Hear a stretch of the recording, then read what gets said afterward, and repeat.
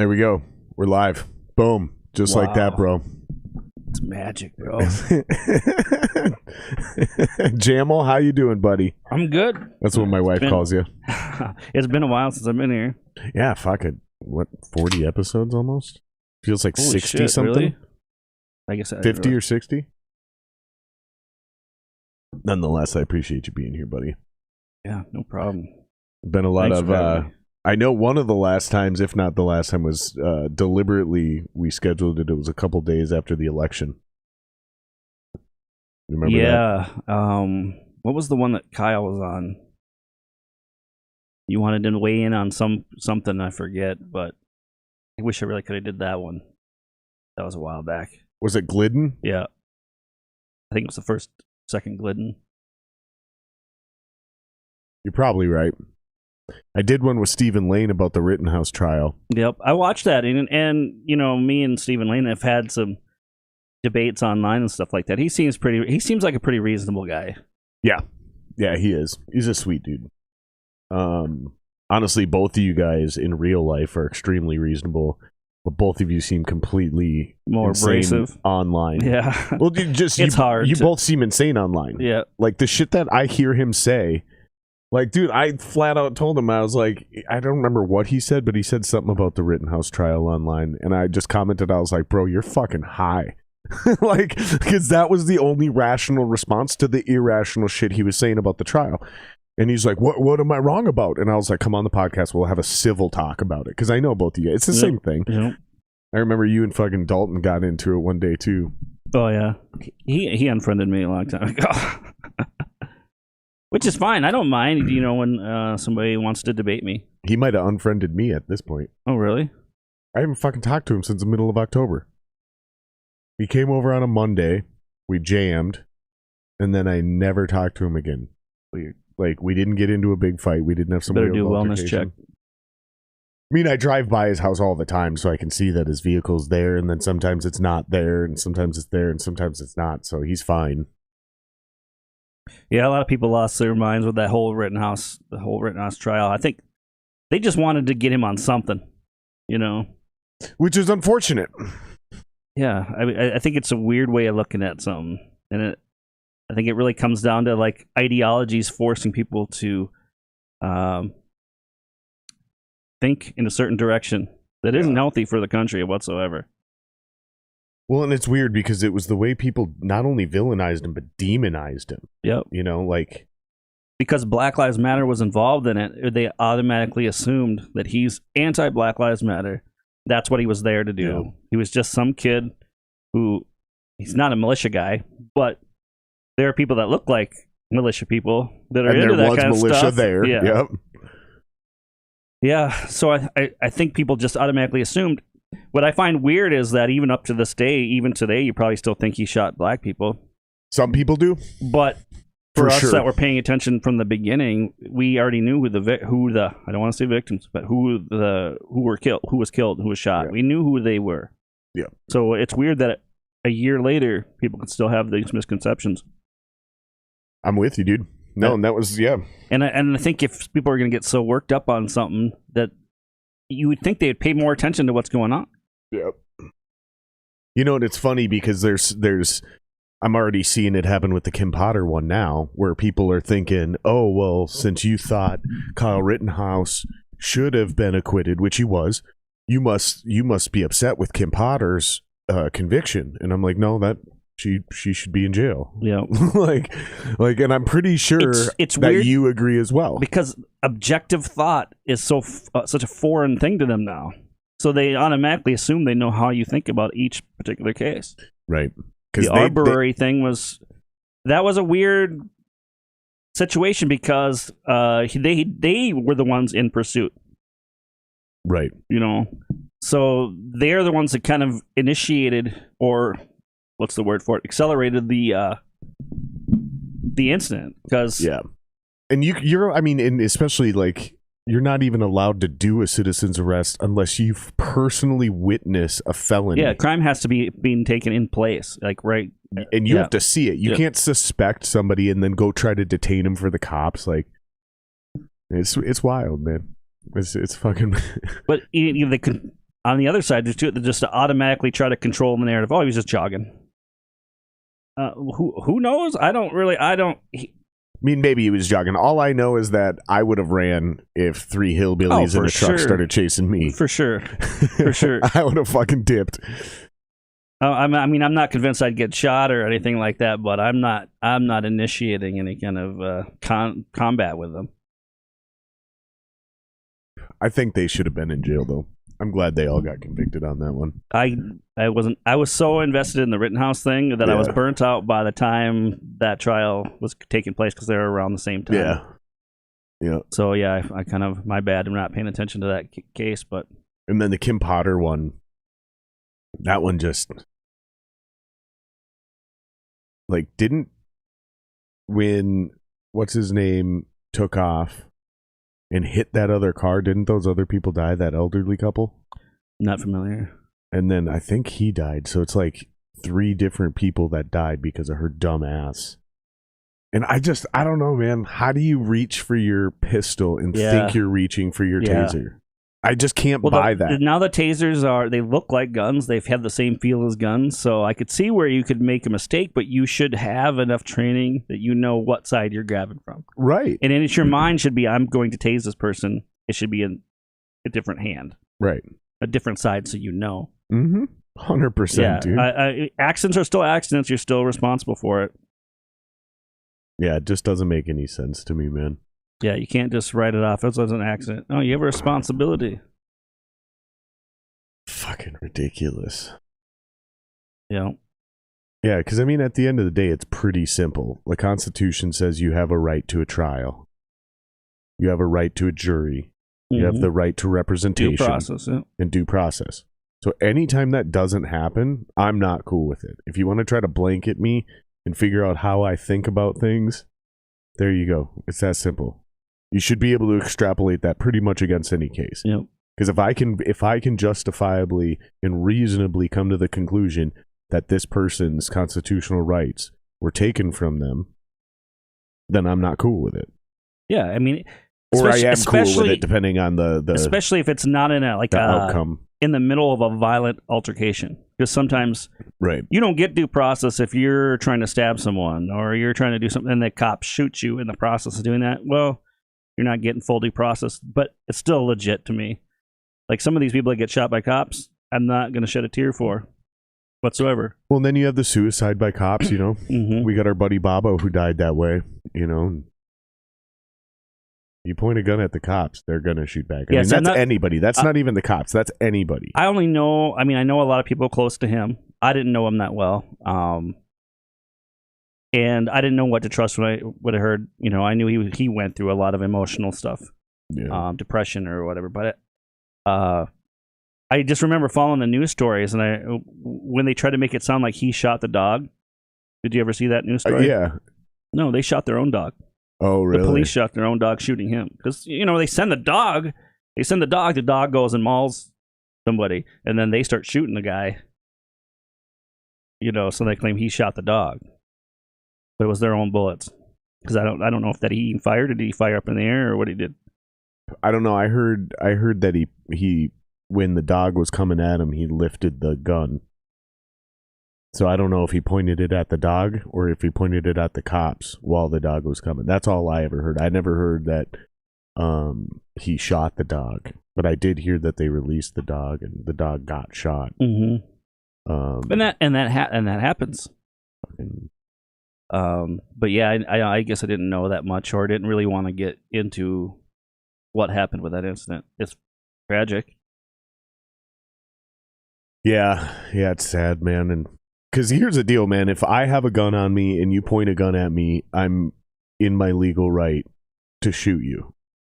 Yeah, because why should you have to stop, pause, and then run the calculations on what's your chances of this is going to be settled peacefully? It seems so obvious. Yeah, it seems common sense, but I don't know. With the Rittenhouse thing, you know, they tried to make it into a real gray area because, you know, Rosenbaum didn't have a weapon. I mean, he was seen earlier with a weapon, but that to me, that doesn't matter. To me, when somebody tells you, I'm going to fucking kill you. Yeah. and then I'm coming at you, even though I know that you can use deadly force on me. I am now demonstrating that I am not in my right mind. Well, and he was taunting him earlier. Shoot me. Yeah. So it's like, yeah, you're. As far as the other two gunshot. The biggest argument about the Rittenhouse thing that pisses me off, dude, is when people are like, he had no business being there. Yeah. Like, then who does have business being there? That's then who the does? dumbest You tell me ever. who does, though. Yeah. Because the government officials who we hired, the cops, to do this weren't doing it. And number two, they're the reason the riots fucking started in the first place, man. Which there shouldn't have been riots over that particular incident to begin with. I mean, even Jacob Blake admitted he was going for a weapon. So what are you going to do? So to me, it's like there shouldn't even been a riot over that particular situation. There's so many. There are more. Yeah, I don't think there should have been riots over it, but I do think that cop should have gone to jail. Because again, whether he's going for a weapon or not, shooting a dude, what was it, like fucking 13 times in the back or some shit like that? I don't know if it was that much, but I don't know. I mean, basically, or 6 times or 7 times, basically unloaded unloaded his magazine. And I might be speaking, ignorantly, but I think part of the training seems to be unload. Yeah, and that's not cool with me. Like, I have fundamental issues with the cops. Well, I think that they show videos of people being shot with a .45 and still coming forward. You know what I mean? And so when you're showing people this stuff, you're putting it in their mind that they need to stop this guy until, they need to unload until he falls to the ground. It's no longer a threat. Right. And so, and then if you're taught that, any traffic stop could end up with you getting shot, you're gonna make your officers more hyper aware and maybe even react more tensely. Sure. I think it is a part of the training, but then what's the solution? Because officers do need to be aware that any stop could be their last one. It is a dangerous job. But at the same time, like... I mean, for me, it's a simple answer. Stop doing routine traffic stops for petty offenses. Right. Well, and I would agree with that, because whenever we have more and more and more laws, you're creating more and more possible instances of something happening. Yep. And if I can get in trouble for just about anything, well, why should you care about laws at all? Right. You're going to have more people breaking laws just because. Yep. It's the same thing with me. Like, if somebody's all of a sudden, because we know that, like, without the right permits, that a fully automatic weapon is completely illegal, right? I mean, yeah, it's pretty much impossible to get a truly fully automatic and semi-automatic. Just to clear it up for anybody who's not a gun nut, all guns are semi-automatic. But I'm gonna tell you right now, everything's if you semi-automatic. All of a sudden now said semi-automatics are illegal, well, what the fuck should I care whether I have a fully automatic or semi-automatic? I don't care. You just made me more likely to break a law. Yeah, and you still see mass acts of violence and serial killers and shit in other countries where they've banned guns. It doesn't, they just build a bomb or they take a semi-truck or a van or whatever. Does. Yeah, I mean, the thing that just happened in Ohio, it was in Wisconsin right after the Rittenhouse trial. Not even that far away from the other incident. And look at how that was treated in the media. Completely different. Yeah. It didn't have all the high value points that they like to use for a narrative. When it's a black dude committing mass amounts of violence on white people, suddenly you don't hear that racism is terrorism. Nope. Which isn't, by the way. Racism is not terrorism. Like, y'all gotta quit doing that shit. Yeah, terrorism is more political based, but...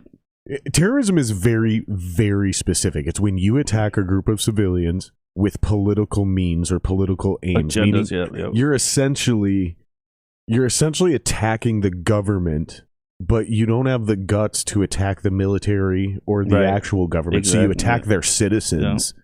That's what terrorism actually is.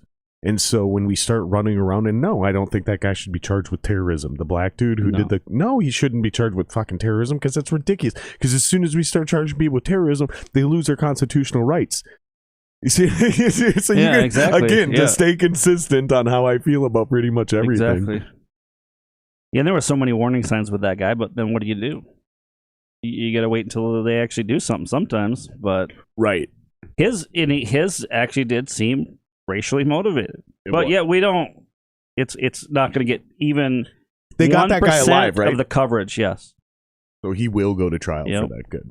Yep. And he's been complaining about how he feels like less than human and all this stuff. It's like, man, jail will do that to you. Yeah, I mean, I'm sorry that you feel that way, but you killed people's kids in front of them.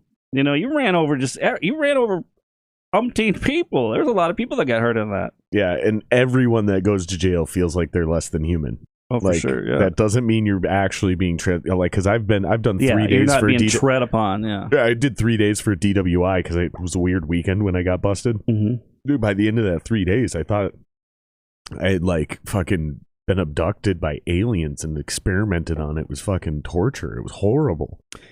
Yeah, I watched that show. What's that? 60 Days In.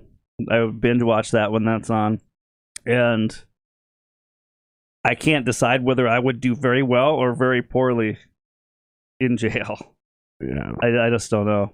I mean, I think pretty much everyone. Well, no. I see what you're saying. Yeah, because like, I think you'd be fine. Yeah, because in the long run, the first couple months, you'd probably be fucked. I think I'm wise enough. I just don't know. You know, it's finding that balance of who to push and who not to push, and when to act and when not to act, and how violent are you willing to be? I don't have a criminal mindset, you know. So I do. Yeah. It really boils down to like how, because I've also done long-term time. I was in boarding school for a long time too, and so even though that's not jail, it's still like kind of hard to explain because the inmates often run the asylum type vibe, you know, and there was times where the students would do some fucked up shit to each other, and basically to survive in a group scenario like that, it really boils down to how violent are you willing to be from time to time. You know, when shit hits the fan, are you gonna fucking let them steal your shit? And you can't let people punk you, otherwise it keeps happening. Yep. And you know, I graduated at 115 pounds, 6 foot, 115 pounds. And so I got picked on, and I went to different schools all the time because my dad was military. So I would have to deal with the bullies at every school change. And I learned pretty quickly that you have to fight that person who's bullying you. You have to get it done with, stick up for yourself right away. So that's what you would have to do in prison the same way. Otherwise, it just keeps happening. First bully I ever fought became like one of my best friends after that. Oh, it is funny how that happens. And he was just like, you're the only one that was willing to fucking fight back, dude. He's like, you're fucking crazy. And he's like, I wanted to be your friend. I was like, oh, fucking thank God. Because I didn't want to do this for the next 2 years of elementary school. Especially at that age, they're really not looking for somebody to fight back. I mean, they're looking for an easy target to make themselves feel better for whatever reason. Yeah. And the minute you have, I mean, unless they could easily take you. Unless they could easily take you, they're really just, the minute you give them any kind of pushback, they're done. We got some comments already. See the hate come in. Cloth says, for reference, the Uniform Code of Military Justice considers more than 2 rounds per target engagement in a combat situation overkill. That's what the military suggests. And that's a great point, Cloth. I appreciate you bringing that up because honestly, man, that's kind of how I feel about the cops. You know, when you join the military, you give up your constitutional rights. Oh yeah, it seems like it's not the same as being a civilian. I mean, you still technically have some, but it's a different deal. It's different, yeah. You don't have freedom of expression and freedom of speech. That's not a thing anymore when you're in the military. You can absolutely be punished by the government for saying the wrong thing. You can't even show political support if you're in uniform. Like, you can't be in uniform and show political support for a certain candidate running for office or whatever. It's real strict. And same thing, when they fuck up like that, what he's referencing, dude, their courts are fucking serious. And they self-police very, very seriously. And they don't fuck around. I guess in high-profile situations, they've definitely tried to cover shit up and let things slide. And, who's the football player? Pat Tillman? Yeah. I mean, that was a friendly fire situation that they tried to lie and say, Yeah, but wasn't that like an accident? I'm talking about like malicious crimes. Right. Well, I still think that sometimes people get away with it. I guess it depends on where they're at. If there's any kind of political power that's at that existing place they're occupying, then they might, to appease that side, do something about it. You know what? I think you're right, and I think I got a great example of what you're right about. Gitmo, when we were torturing those terrorists, and then like had them in a fucking human pyramid and shit. Yeah. You're totally right. No, we do some fucked up shit, and then we covered it up, and it only got exposed because I think somebody went in there for complaints about human rights violations, and I think it got leaked to the press, and finally... I mean, sodomizing people's children in front of them. That's the shit that was going on. Really? Oh, yeah. I didn't know about all that. Yep. That's super dark. Super dark stuff that went on there, yep. And that's the stuff that, like, WikiLeaks would expose. You know what, though? That makes sense, though, dude, because, like, that Stanford prison experiment, that was less than, like, 24 or 48 hours, and those motherfuckers were abusing each other. Oh, yeah. You give somebody power, I'm convinced it's only a matter of time before they abuse it. Oh, yeah. Yeah, I think it's in all of our psyches. Not say 100% of people, but I just think there's a built-in component in our psyche that allows that shit to happen. And it's not new. This is an old adage. Power corrupts absolutely. Absolute power corrupts absolutely.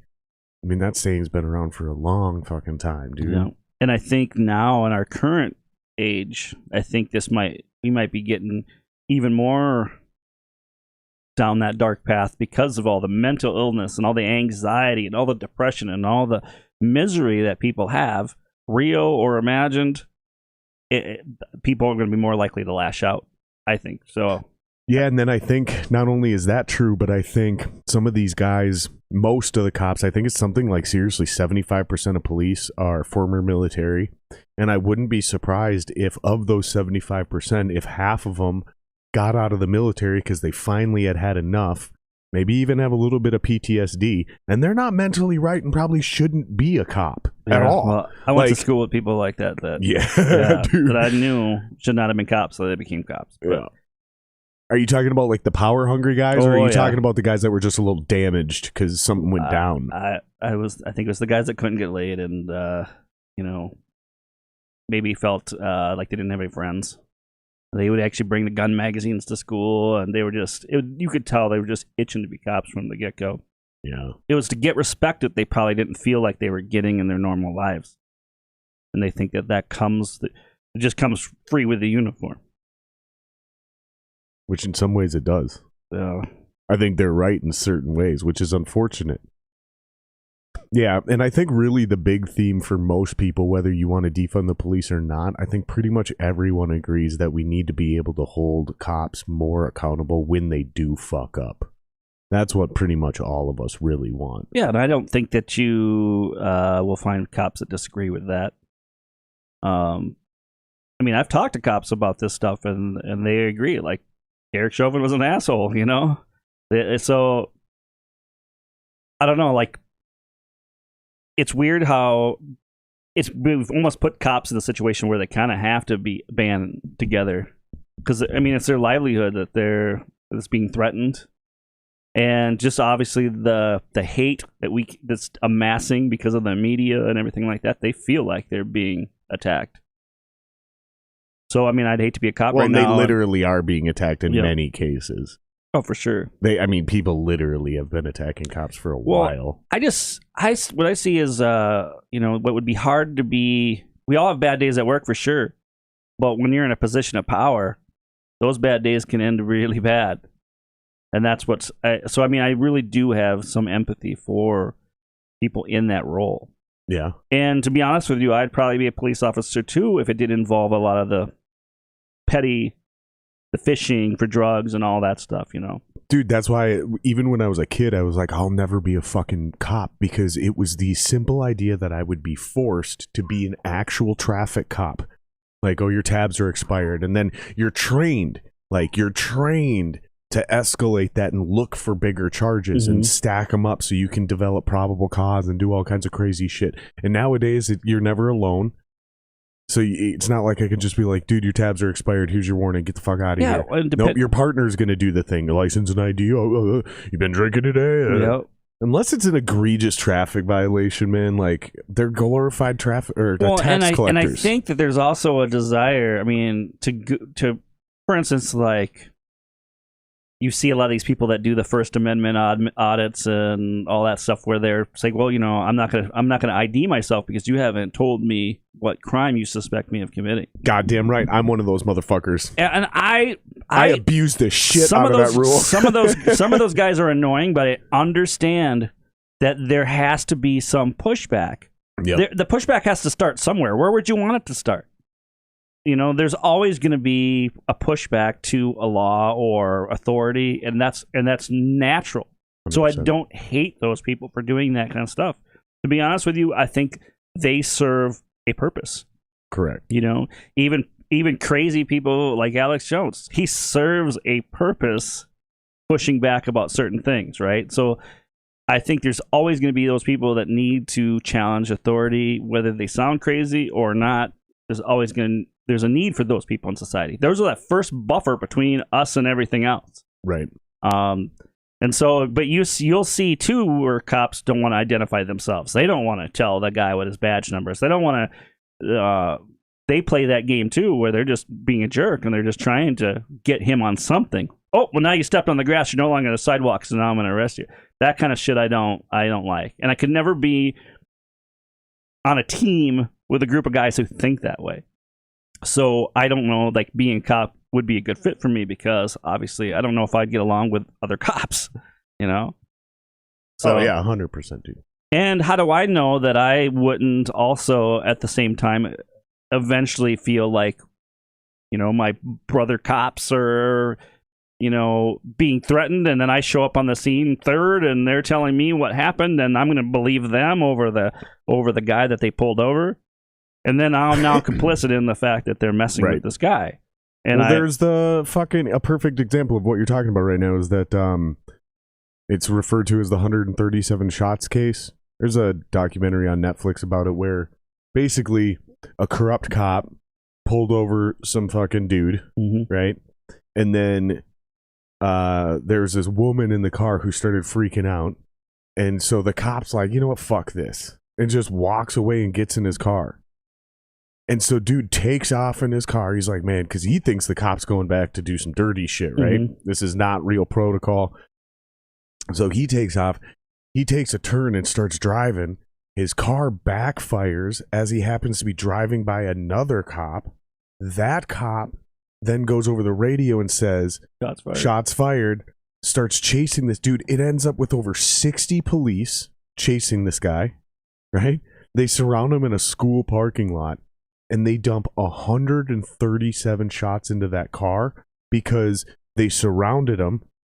And when one shot, the bullet went through the car and came towards the other police officer on the other side. So he thought they were shooting from the car. So and dude, it lit up like a fireworks display. And then it ended with this one dude jumping on the hood of the vehicle and emptying 15 shots. Duh, duh, duh, duh, duh, duh.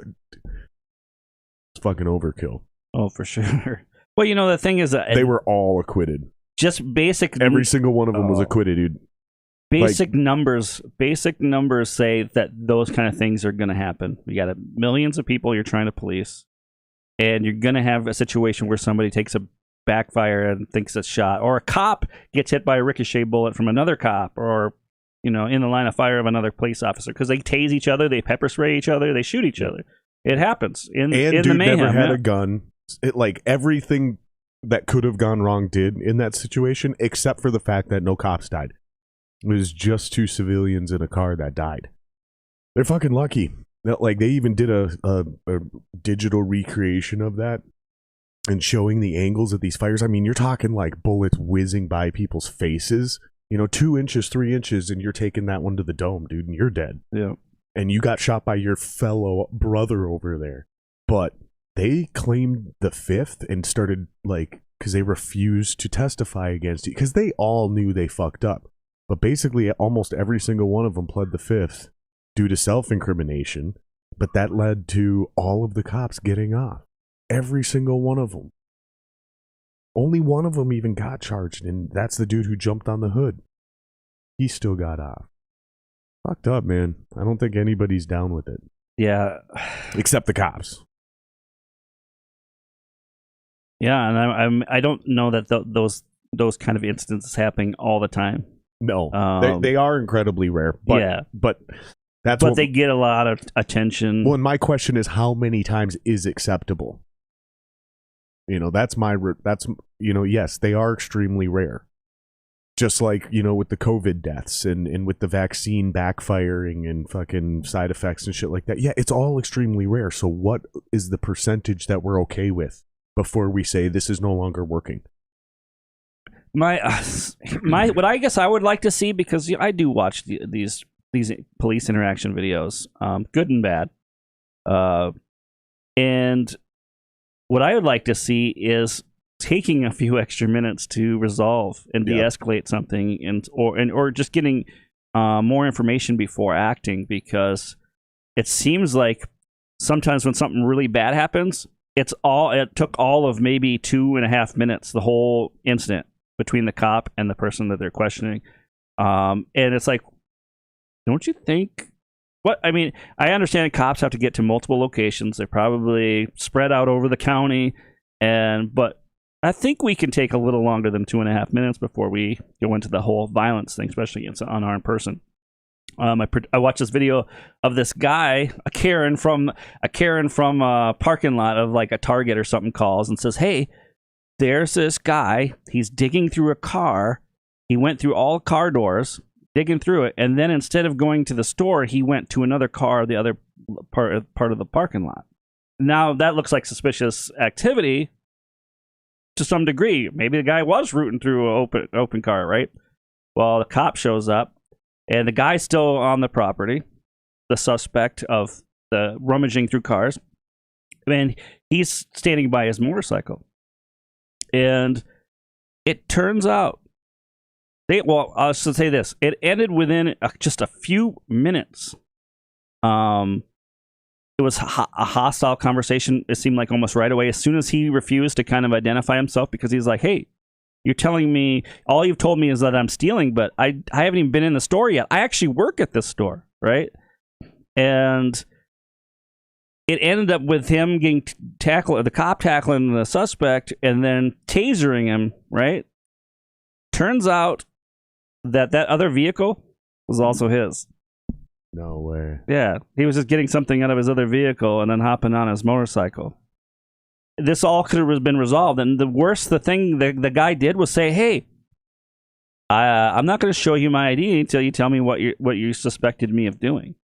And all this took place within 2.5 minutes. There's no reason why that needed to be escalated. Well, yeah, a situation like that the first question should be like, "Is that your vehicle?" Yeah, and then if he goes, "Yeah, it's mine," I need you to prove that. But the weird thing is, the cop didn't even mention that it was a vehicle that he was in. So there was a misunderstanding by both individuals, because the cop showed up and the most he said was stealing. Well, the guy thought, "Well, you think I'm stealing from Target?" He didn't, because he was rummaging through his own car, so why would he think that automatically? He was doing nothing wrong. Right. So, yeah, I'd like to see, and I'm sure plenty of interactions don't go down that way, but I would definitely like to see not a rush to end a traffic stop or whatever so fast that you're not communicating correctly. Mm-hmm. And I understand a cop's job is hard, but I honestly think it should be. Yeah, no, I agree. Yeah, it's not supposed to be an easy job. It's not supposed to be like, "Oh, well, you can just do what you want." And that's what you literally want. Stuff. It's going to be. You have to go through the steps. This is just what it is. It's the same. It's the same treatment that they would want to receive if they were in that situation. I think everybody says, not everybody should be a cop, right? Mm-hmm. And so there's a lot of people now saying less people who are cops should be cops. Like, there's guys in the force that shouldn't be cops. Well, they say that about who should be running the country too. Like, you don't. You don't want some egomaniac sociopath who's been on the power climb his whole life to become a president or a congressperson. You don't want them in charge. You want the guy that's the reluctant hero guy or the reluctant, king freaking archetype character to have those roles. Moog brought that up a while back, and his thing was, I'm not sure I want my president to actually be a good guy. And I started thinking about that, and I was like, God, what if he's fucking right? Like, what if the only people who can actually run a country are borderline sociopaths? And when you get somebody in there who's like a real human, they can't take those fucking critical decisions all the way to the end. I've been thinking about that for a while. I think there's got to be some balance with humanity, because you can be an asshole and be like, well, the ends justify the means.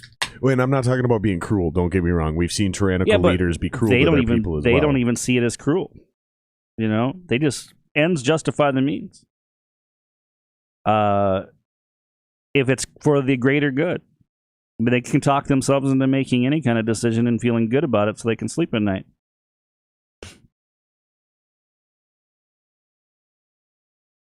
I don't agree with, I guess we do need some humanity in there. All right, Cloth, this one's for you, buddy. I'm lighting up one of your Alec Bradleys.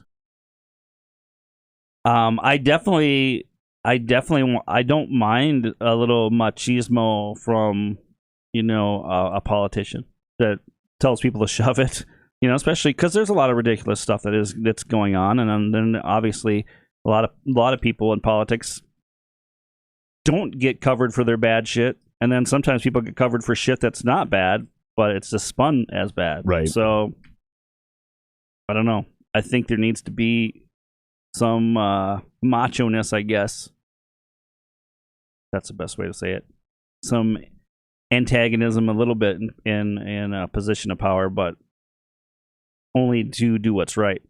Because then they actually look like real people then, as opposed to, when Nancy Pelosi, is a stooge. She's a stooge. They're all I think stooges. everybody knows that one. Yeah.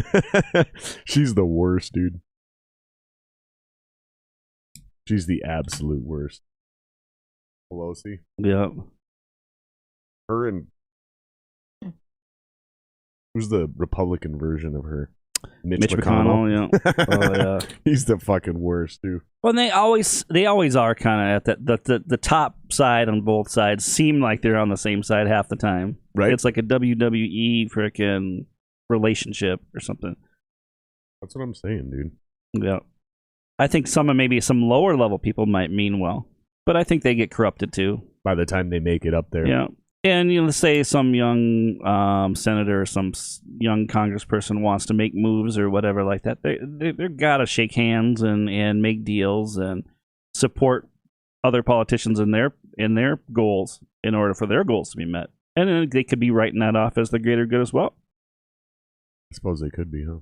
And then, I mean, obviously, look at AOC. She's living the good life right now. She has more money now than she's ever, known what to do with. She went to the Met Gala. Yeah. With a dress that said "Tax the Rich." Yep. If you don't understand how that's an amazing contradiction, then bless your heart. Because I think this was definitely a way. I'm gonna be praying for you. It was definitely a way for her to kind of write it off, what she was doing, and make it seem like it was more of an activism thing than it was an actual hobnobbing, rubbing shoulders with or elbows with frickin' the elite. But you could see her being a Nancy Pelosi type fucking 30 years down the road. Well, and taxes have never been the problem. The problem is when we let you tax us, whether we're rich or poor, you don't know how to fucking handle the money as the government. Oh, they don't spend it well at all. No, man. The $800 hammers and the $400 toilet seats and the $10,000 tent, the $100 coffee mugs. Like, If you guys don't know what we're referencing for the listeners, we're talking about that famous report that came out with the private contractors billing. Was it the remodel of an Air Force base, I believe? This has been a thing that's happened multiple times. So this is standard operational freaking procedure. Government is redistribution of wealth. And I think that this whole pandemic thing has been clearly an example of that. You know what's funny though is the richest people made even more money than they ever had during the pandemic. And so it's the wealth gap has increased. Is it weird? Like everything that these people that are opposed to these things, everything they back right now seems to just be helping everything that they oppose. Yep. And yet they still don't understand that they've been fooled. You know, another great example of that is the homeless crisis, dude. You go to LA, you go to San Francisco, now it's in Minneapolis, you're seeing it in Seattle. Wherever cities continue to go, we have a homeless problem, let's throw more money at it. The homeless problem continues to get worse in those cities, not better. Yeah, and that's the same thing with anybody, even with the race baiting, the people that have made their money off of race politics. You're going to get more racism because of there's money in it. Yeah. And if I could find more things racist, I mean, it's the same thing. If there's money in drugs or fighting drugs, you're going to get more drugs. I mean, why would you end any of that stuff? We are unintentionally exposing the problems with capitalism. We really are. Because what we're talking about is the monetization of an idea, not just a product or a service anymore, but now you can make money off running your fucking mouth and being part of an ideal, like an idealism shit, having an agenda where you're not actually serving or selling anything, but you're monetizing a feeling almost. Like the racism is terrorism thing. Capitalism is not silence is violence. That kind of shit. Capitalism is not a flawless system. And neither is just anything. There's not. But the problem is once government gets involved in these ideas, that's when these flaws really kind of come out. Because it's not that somebody's being a greedy capitalist. It's, hey, I own this politician. I can get my laws passed to do this. I get money because doing homeless things, and I'm going to keep giving money to this homeless. I'm not going to want the homeless problem to go away because I can make money off this. Right. If there are people making money off debt, they don't want debt to go away. So it's not organic. It's because it's the government helping create these systems.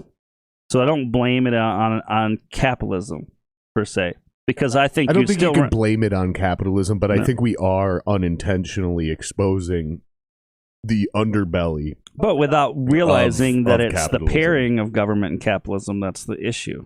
Right. Because when I think of capitalism, I just think of the free market. Those are. I'm glad you said that, because the free market and capitalism are two very separate things that work beautifully when they go hand in hand.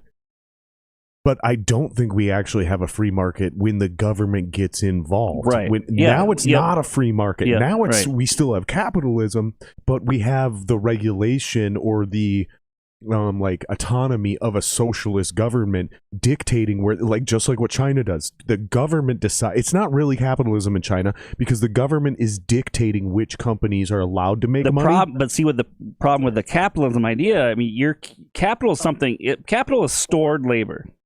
That's something that either you or you paid someone else to do. You've created something that's stored labor. To me, that is still a free market. That's still a free market idea. It's when that government gets involved and directs how that capital is going around that it's no longer, to me, in my opinion, capitalism at all. So, but see, it's funny because it's capitalism that gets the blame. It's not the government.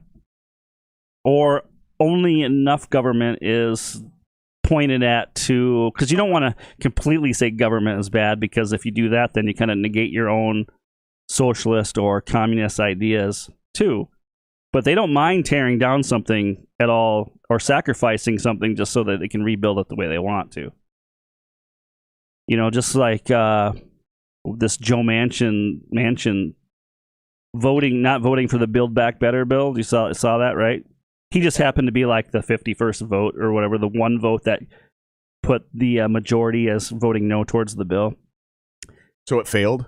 So it failed. Thank God. Because of him. Now, I think it failed. That's what I saw. But then you saw all these people tweeting and posting how one man should not have this kind of power over the whole country. It's not one man. He just happens to be the tiebreaker if he's the last person that voted. I would argue that that's exactly how it should be able to go down. Is it all it takes is one man to kill a bad idea? Because that's how you fight corruption through democracy. But it wasn't one person. It was like 51 people or whatever. Right. Whatever it took to make a majority. You could always single one person out of that voted no and say they're the one person that changed it instead of this particular guy. Sure. But he was a Democrat and he didn't vote with the Democrats on this.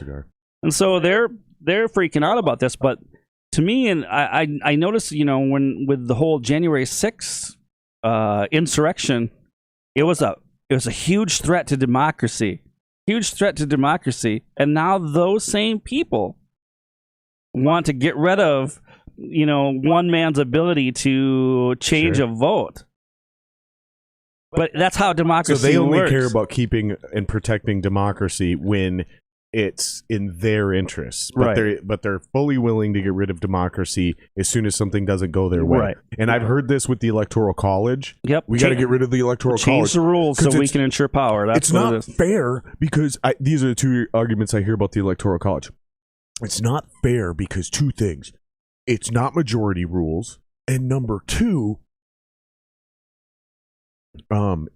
if we would have never had a Republican president in the last 30 years, except for the Electoral College. So we would have got rid of the Electoral College. We wouldn't have. And I go, those are the exact two reasons to keep the Electoral College, is to keep some semblance of balance and restoration of, not restoration, but some semblance of a balance of power in the administrative branch into the White House. And number two, and this is the most important thing, is we are not a country of majority rules when it comes to that election.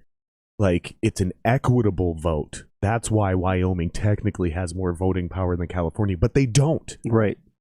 That's the one that drives me mad. It literally drives me mad because people go, the voter in Wyoming has more power than the voter in California. It's like 5 times the voter of somebody from California. But they still only have 3 electoral votes. And how much of their shit gets ignored all the time, too. Right, dude. So it's like, quit bitching. And those numbers, those votes, move back and forth between the states based on where the population concentration is. Minnesota's about to lose an electoral vote. I think we have 11 or we have 12, and we're about to go down to 11 or 10 or whatever. Yeah, no, it's clear and evident that it's not about intellectual integrity or anything like that. It's just about politics. Yep. And that's what scares me about all the identity politics too, because it's just a way to get political power. But they don't really care about the real issues, only enough to change politics. That's it. And I'm not saying obviously everyone, but as a movement, it seems like that's what's happening. Mm-hmm. I just wish that people would be able to understand that there's a level of cognitive dissonance there, that they know they're being intellectually inconsistent. Or dishonest. Or dishonest. Because it's what, honestly, a lot of people are just naive. They just are surface level. If anything, they're lucky to have any kind of surface level understanding of anything that's going on. Yeah. I mean, I don't think reading headlines and then basing a post on headlines is even surface level understanding of what's going on. Yeah. But that's frankly a majority of people probably. A lot of people don't have time to look at the stuff or read up everything and know all the ins and outs or all the nuances in a particular story or every side to a story. It's just easier to go, hey, CNN is my trusted news source, so I'm gonna think of whatever they tell me to think. It's just easy. And obviously people don't say that consciously to themselves or out loud. I'm just going to do whatever CNN tells me to do. But that is literally because people get confused. They get overwhelmed. They feel stupid. And they're afraid of being told that they're stupid. And I've been a victim of this too. From different times, at different moments. Yeah, everybody has. One that comes to mind is when that white kid was... that native dude was banging the drum in that white kid's face, and I literally heard Covington, the Covington kids. I literally heard one of my buddies say about that kid. Well, him and his punchable face. Yeah, I'm going to keep my buddy's name out of it. I'm going to keep my buddy's name out of it. And I looked at my buddy and I was like, "You're disgusting." And he was like, "What?" And I was like, "That's fucked up, dude." He's like, what, a 17-year-old kid? Stop acting like you would have handled that situation better at 17. Any of you motherfuckers that are running around acting like you would have handled that. That kid handled that shit like a champ. Yeah, and at you know what? 17? I watched it objectively, and then I watched the whole 20-minute video that happened all prior to that. And so when I watched that, I saw a kid who was nervously smiling at this guy being in his face. Yeah, because he didn't know what to do. He didn't know what to do. And he didn't want to be disrespectful, so he just kind of stood there and smiled. And anybody that understands any kind of behavior, human behavior, that is evident. But if you just look at the headline and go, oh yeah, he's just disrespecting this guy. Well, because he happened to be wearing the MAGA hat. Yeah. It's just because that's guided their whole freaking thought process. And we gotta get away from that. You know what's funny is, like, when we have these conversations, we sound like Trump supporters. Yeah. Neither one of us fucking voted for that guy. We both hated that guy vehemently, just as much as the Libbies. I didn't have any particular animosity towards him. I just, in the beginning, like, I just saw us go down the same road regardless of who, because I was fooled by Obama. I voted for Obama, and he was a very Both times? No, just the first time. He was very, very likable, and he said all the things that I wanted to hear. He's a constitutional lawyer, and we shouldn't mandate this, and we shouldn't do that. And the drone strikes, and warrantless spying on citizens. I mean, he was speaking the libertarian language. Private prison industrial complex. Yep. And, and like I've said in this podcast before, I defended Obama. My Republican friends attacked the shit out of me, and I defended him for a year and a half before I said, you're right. I can't defend this guy anymore. Nothing he said he's done. He's totally 180'd on almost everything. So, but at least I was capable of seeing that. I wanted to give him the benefit of the doubt in the beginning because I also didn't want to, think I was fooled or I would think that I was an idiot. And so now every president since Obama, there's only been two, but I'm going to say, even if I like this guy, or I'm indifferent to this guy, I'm not going to trust this person, regardless of what they say. It's going to be an issue. I'm going to watch what they do because you can say anything. It's what you do that matters. I don't with Trump's mean tweets. I don't care what he says. Me, I care about the policies that he's doing. Right. So that's another great example of the hypocrisy you were pointing out earlier.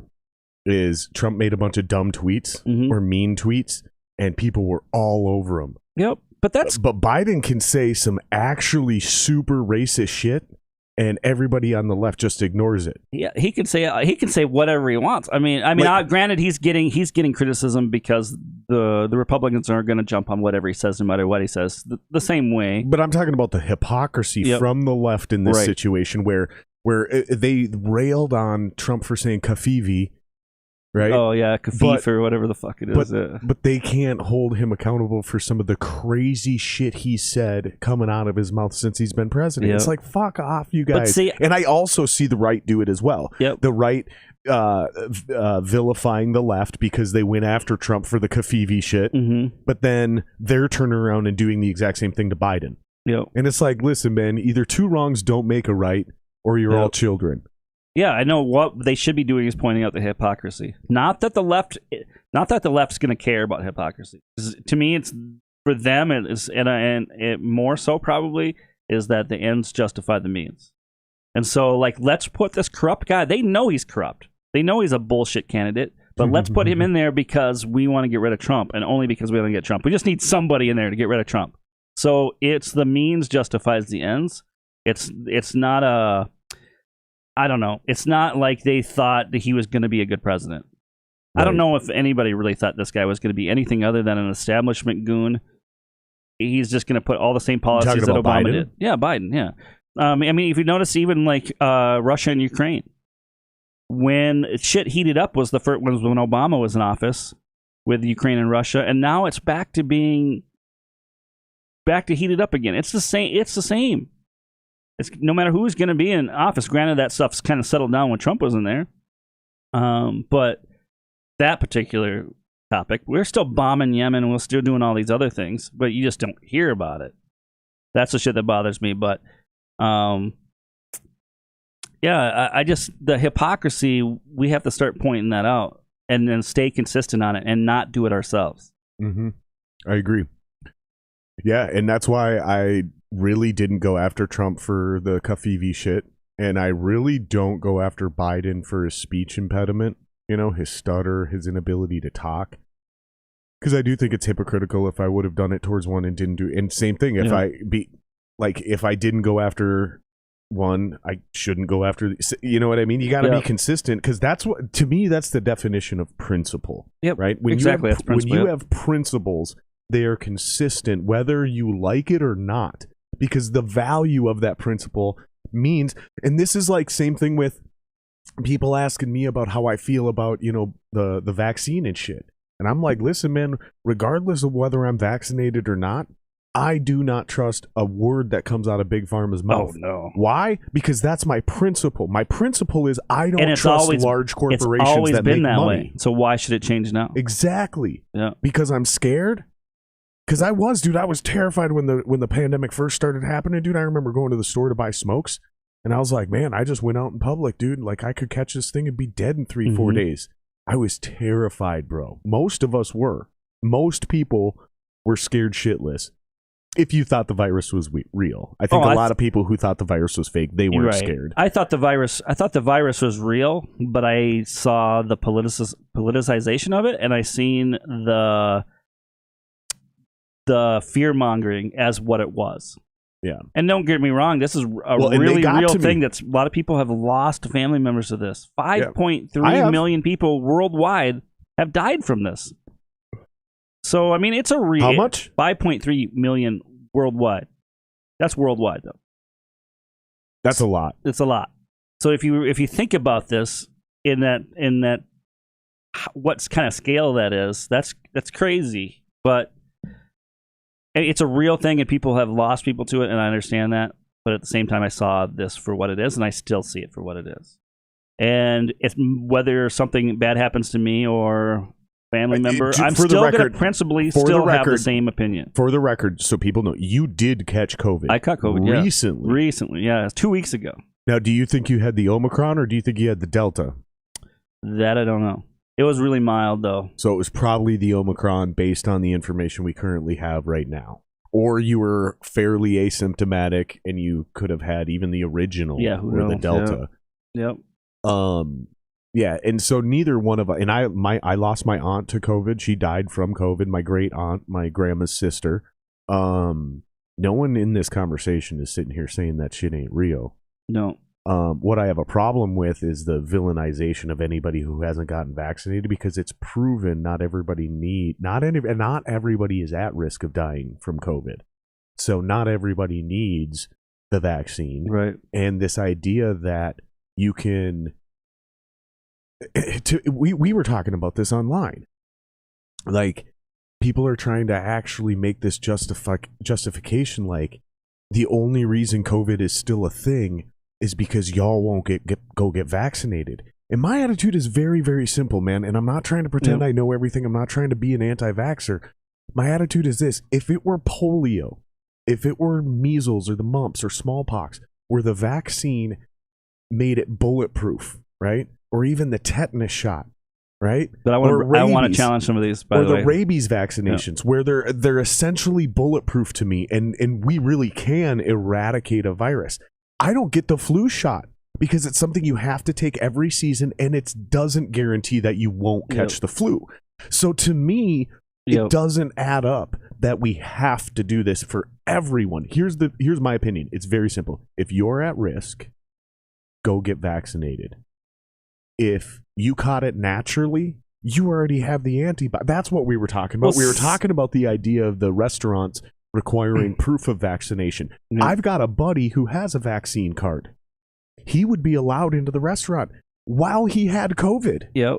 While he had COVID, because the vaccine doesn't not not get you COVID. And I'm saying he did have COVID. Yep. Like he told me, he's like, yeah, it doesn't make sense, Jared, because you're right, because I have COVID right now, but I have a vaccine card. I'd be allowed to go into that restaurant.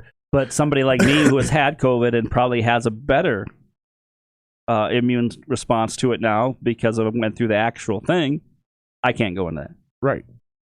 Because they're not testing for antibodies, which is what they really should be testing for. It doesn't matter if you're vaccinated or not. Is what matters is, are you currently immune to the virus?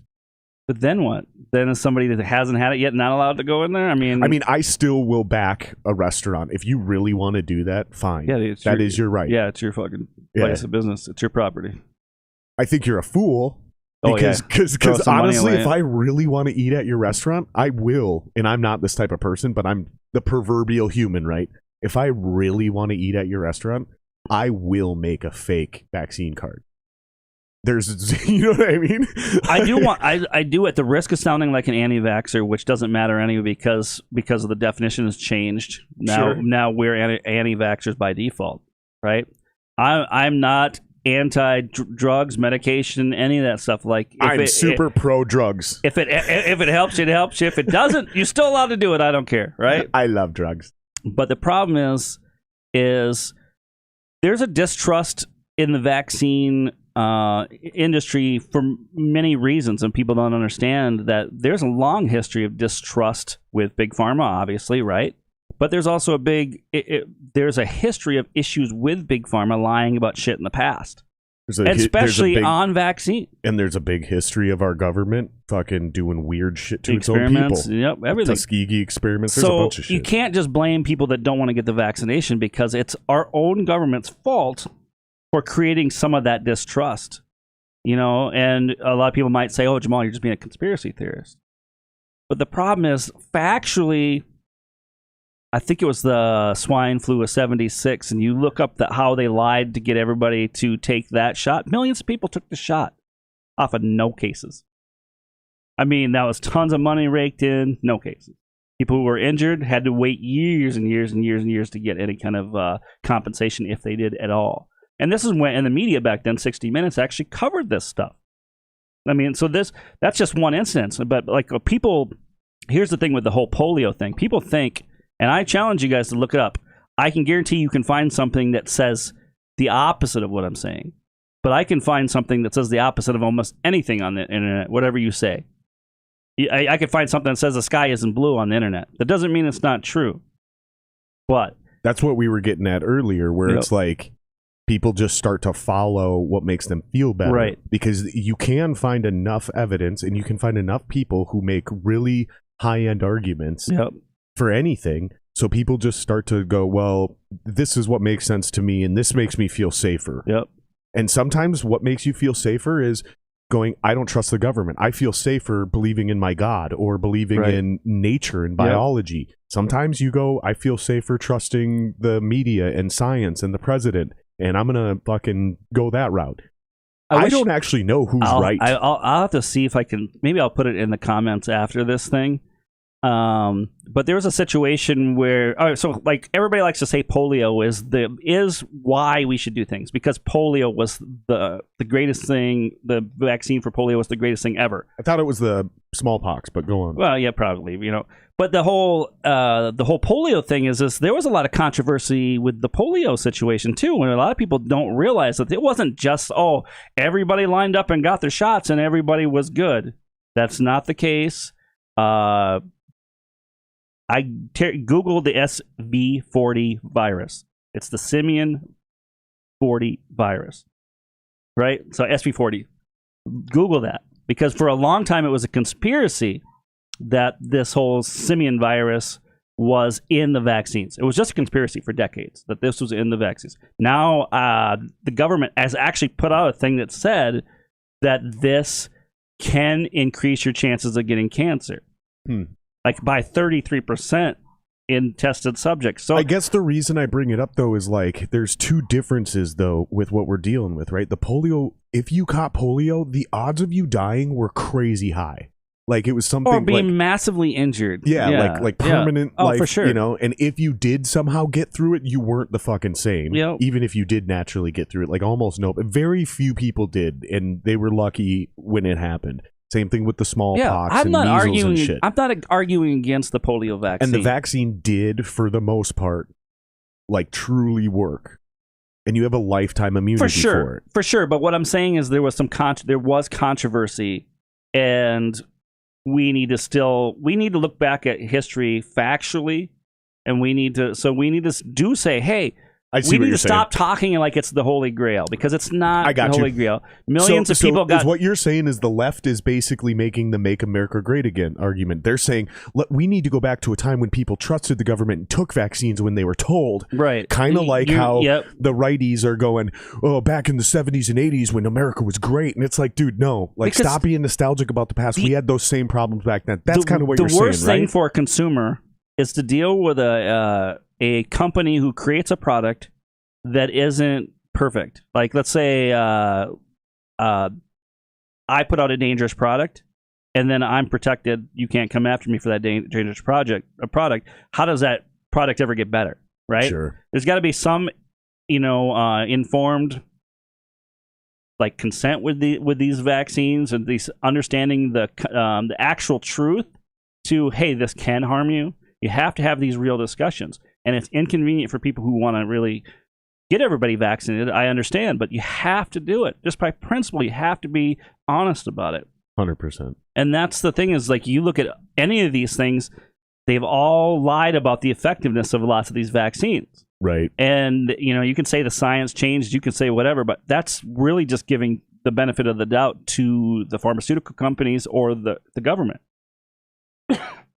So even with like the whole measles thing, when people get when there's some big measles outbreak, and the news story is about this one guy who was patient zero. He got all these people, and he was unvaccinated. But the story is never about the 33 people that were vaccinated and got it. So the problem is, then we got to understand that some of these vaccines aren't as effective as they should be. And if we admit that, then we can put pressure to these vaccine companies to put out a better product. If we just sit there and pretend like nothing the vaccine companies do are bad, then we're never going to get the safest product that we can get at the time, in my opinion. Right. If the Sprite was going to freaking have a chance of killing me, don't you think I want to know? Like this. Which, I mean, it's got sugar in it. Yep. So there's another, and that's the other thing too, man, is like, I got in an argument with somebody, and they were trying to make this crazy argument about, like, it just really boiled down to, they just cared about me. And it's like, bro, care about yourself. Like, you're overweight, you eat like shit, you smoke, you drink, but your biggest thing in this world is to make sure that I get vaccinated. Mm-hmm. And I'm not confirming or denying whether I'm vaccinated or not, because I refuse to confirm. That's nobody's business. You know what I mean? It's literally nobody's business. I still sanitize everything. I still act as if fucking it could kill me tomorrow, right? I sanitize because, again, I don't ask my guests. It's none of my business whether you're vaccinated or not. That's your own deal. I act as if nobody's vaccinated, and the best thing to do is clean everything crazy wise, right? And I turned on contact tracing, so if people get sick, like... Are you a germaphobe? No. But I want to make sure that I'm not being reckless. I was just trying to see if there was some kind of link to that. 'Cause sometimes that's what it is too. I know people that have become germaphobes because of the pandemic. Oh yeah, like they were never worried about it before, and now they like have attacks. Well, because attacks going into society. I think there's, we've obviously got that little primitive or reptilian part of our brain, and we respond to that basic stimuli, right? Threats and fear and whatever. And some people are more governed by it than others. And it's really easy to fall into like I told you, like I didn't want to believe that I was wrong about Obama. And for a year and a half, I sat there and debated people online about that shit, right? And I look like a dumbass after a year and a half, when none of that stuff changed. It's interesting how we can look back and go, I was being a dumbass, but we can never go, I'm being a dumbass right now. Yep, right. And like 3 years from now, you and I might look at this podcast and be completely embarrassed about our opinions right now. maybe. But I think one of the things that I've tried to do is just try to be consistent with my beliefs so that doesn't happen, right? That goes back to the principles argument. I could totally come back and say, oh, I'm no longer a libertarian, and I think that government is a necessary evil or something, right? Like, I could come back to that and maybe change my views a little bit, but that's really probably not going to happen. But I try very hard to be logically consistent. Is there stupid shit that I believe in that doesn't coincide with something else I don't believe in? Like, I do think about that stuff. Like, especially if something irks me, because I don't want to be irked by it. Give us an example. I don't know. I don't know that. Maybe it'll come to me later in the podcast or something. But I've been on this path for a while. You know, Sure.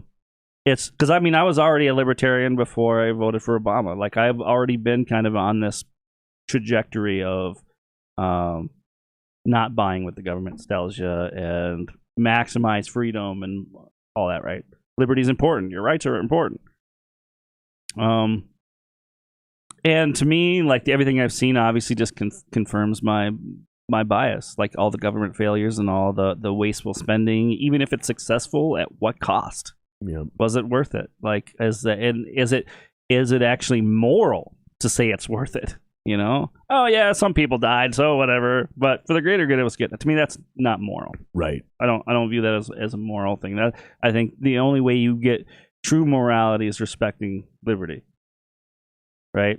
And obviously, like, you could say, like, well, you don't think any cops should exist, or you don't understand any government. I think you can have some level of government, but can you control that level of government to keep it where it should be? Right. There's a reason why we have a jury of our peers, community, and everything like that. Is government. That thing. But as soon as it starts to get outside of that, then I can't be on board with any of it. Right. I just think. I mean, I know, like, you and I differ on views of public schooling and stuff. Like, I just think it does a horrendous job. But somebody else definitely does a shitty job, but it's better than no job. See, but that's a necessary evil idea then. And to me, because then, at least at a minimum, every kid has access to the ability to learn how to read and write, and that makes our society stronger. Right? It, according to some metrics, like, when you look at metrics, having a government, it increases the chance that you will be able to contribute to society in a productive way if you can read and write and do math. If we agree on what's productive and what should be productive and what our roles in society should be. Well, and I think it's to me, I agree with you, and I don't want to like argue with you to make it uncomfortable, but like, we need to like have these detailed discussions. So by definition, the way I'm looking at that is, if you can read, write, and do basic math, and then the more math you can do increases the chance that you will offer up a productive idea to society, meaning you will either be able, and it's just increasing the chances that you will be able to come up with a new idea and properly communicate that to others, which will improve the quality of life for people around us. And that can be as simple as starting a lawn care business and hiring 30 people. You're providing jobs. Mm-hmm. That increases their quality of life. The odds of you creating any business without being able to read, write, or do math is slim to zero. Well, doesn't mean it's not possible. I believe that. Business has always existed even before public schooling. Business, correct. Business is a pretty natural thing for mankind. I mean, really. But the odds of you succeeding are dramatically better if you can read, write, and do math, because you can communicate more effectively. You can audit things yourself. You can see certain things you couldn't do without those skills. The more education that you have can definitely benefit people, and it can definitely benefit society. And definitely benefit society at times, right? Possibly. Right. Because we all know people that graduated high school with high IQs and could have gone out, and they didn't do shit with their life. Shit with it. But I think there are few people like that, and there are more people who, if they never, like, let's go back to medieval times, when people would go their entire lives without ever learning how to read, write, or do math. Right. They could count on their hands, and that was about it. And they were those people were less likely to do something great with their lives. That's all I'm getting at. It's the same thing if I was a lord and I grew up training you with a sword, there's a greater chance you're going to be a great military. Without metrics, it's still very subjective. These people did very little great things. That's kind of subjective. Like, what's great? They conquered France. I mean, like, what's great?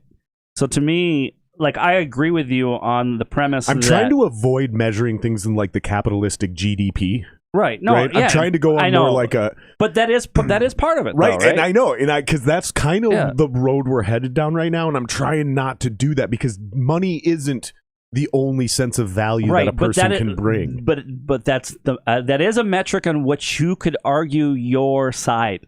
That is a metric. So, and I will agree that some metrics will favor your argument. So to me, you can say it's a necessary evil but we can't say that this has no negative effect, because are we just pushing out a whole bunch? One of the biggest complaints about our education system, yes, please. One of our biggest education things that we're just putting out drones who are just good enough to work assembly lines and so forth, right? Because most people are going to do that, right? And so there's some trade-off where now we're pushing people to be conformed into lines of thinking and thought that people outside the box may also be taken out of any ability to do great things in society as well. Sure. Because sometimes it's those people that are outside the box and allowed to thrive outside the box can contribute greatly the same way. But that is also still a subjective thing without metrics. But I think in that example, the answer becomes pretty obvious, right? Providing these people with the education gives them a greater opportunity. What you're talking about is the system that's currently in place, creating a system of conformity and how that limits people's potential. So all we're talking about is changing the way we go about schooling, not whether it should exist or not. Because I do believe our society is stronger with, again, just a minimum standard of education that's guaranteed to everybody, no matter where you live. Doesn't matter. Because, again, think about this. The way they're paid for is through property taxes. That means homeowners and property owners. It's weird. But that doesn't mean that you only get to go to school if you're a homeowner or a property owner. That, to me, is the right ethical thing to do. Because, again, I'm pretty certain that the science is in on this, that if we give people public school, the society is better. It's safer. It's more profitable. It's more comfortable. People are more innovative. Communication is better. Okay, so because there are some metrics that show that. And again, I'm trying to stay away from the economy side of things. Right, but I'm not even. That's just too easy. I'm not mentioning even just the economy about, is low hanging fruit. But when you say safer societies, that has a monetary component to it too. You have metrics to support your argument. What people don't understand, my argument isn't not about those metrics as being held to other metrics or the unforeseen consequences of the trade-off that we're getting for those metrics. Gotcha. So that's my only beef. Like, I can't, to me, I have to stick with, is it moral or immoral? Like, I have to have consistent logic. I have to not make exceptions for stuff. Right. Just because I see them as it being beneficial. Absolutely, I'd love to see people educated. But I don't, honestly, I see a lot of idiots that have the same education as me that don't do anything but read headlines. I do know a lot of people that are more educated than me, and they're basically worthless. But then, I don't know. I know people with college educations that are fucking morons. And it's funny because we seem to cherish the celebrities and the peoples that never finished high school but yet became a billionaire. There's those stories, and we always seem to hold those people up, right? We treat them so differently.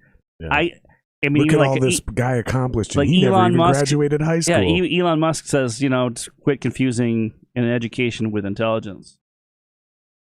Because he knows, he says, because some people with bachelor's degree are idiots. Yeah, that's you what know. I was Some people thinking, never yeah. even finish high school, or some of the smartest people I've ever met. So to me, it's like whether or not the state should use force in order to shape society, is that moral or not? That's how I look at things. Sure. And you know what? If we're looking at it as in games and like who's going to win this game, obviously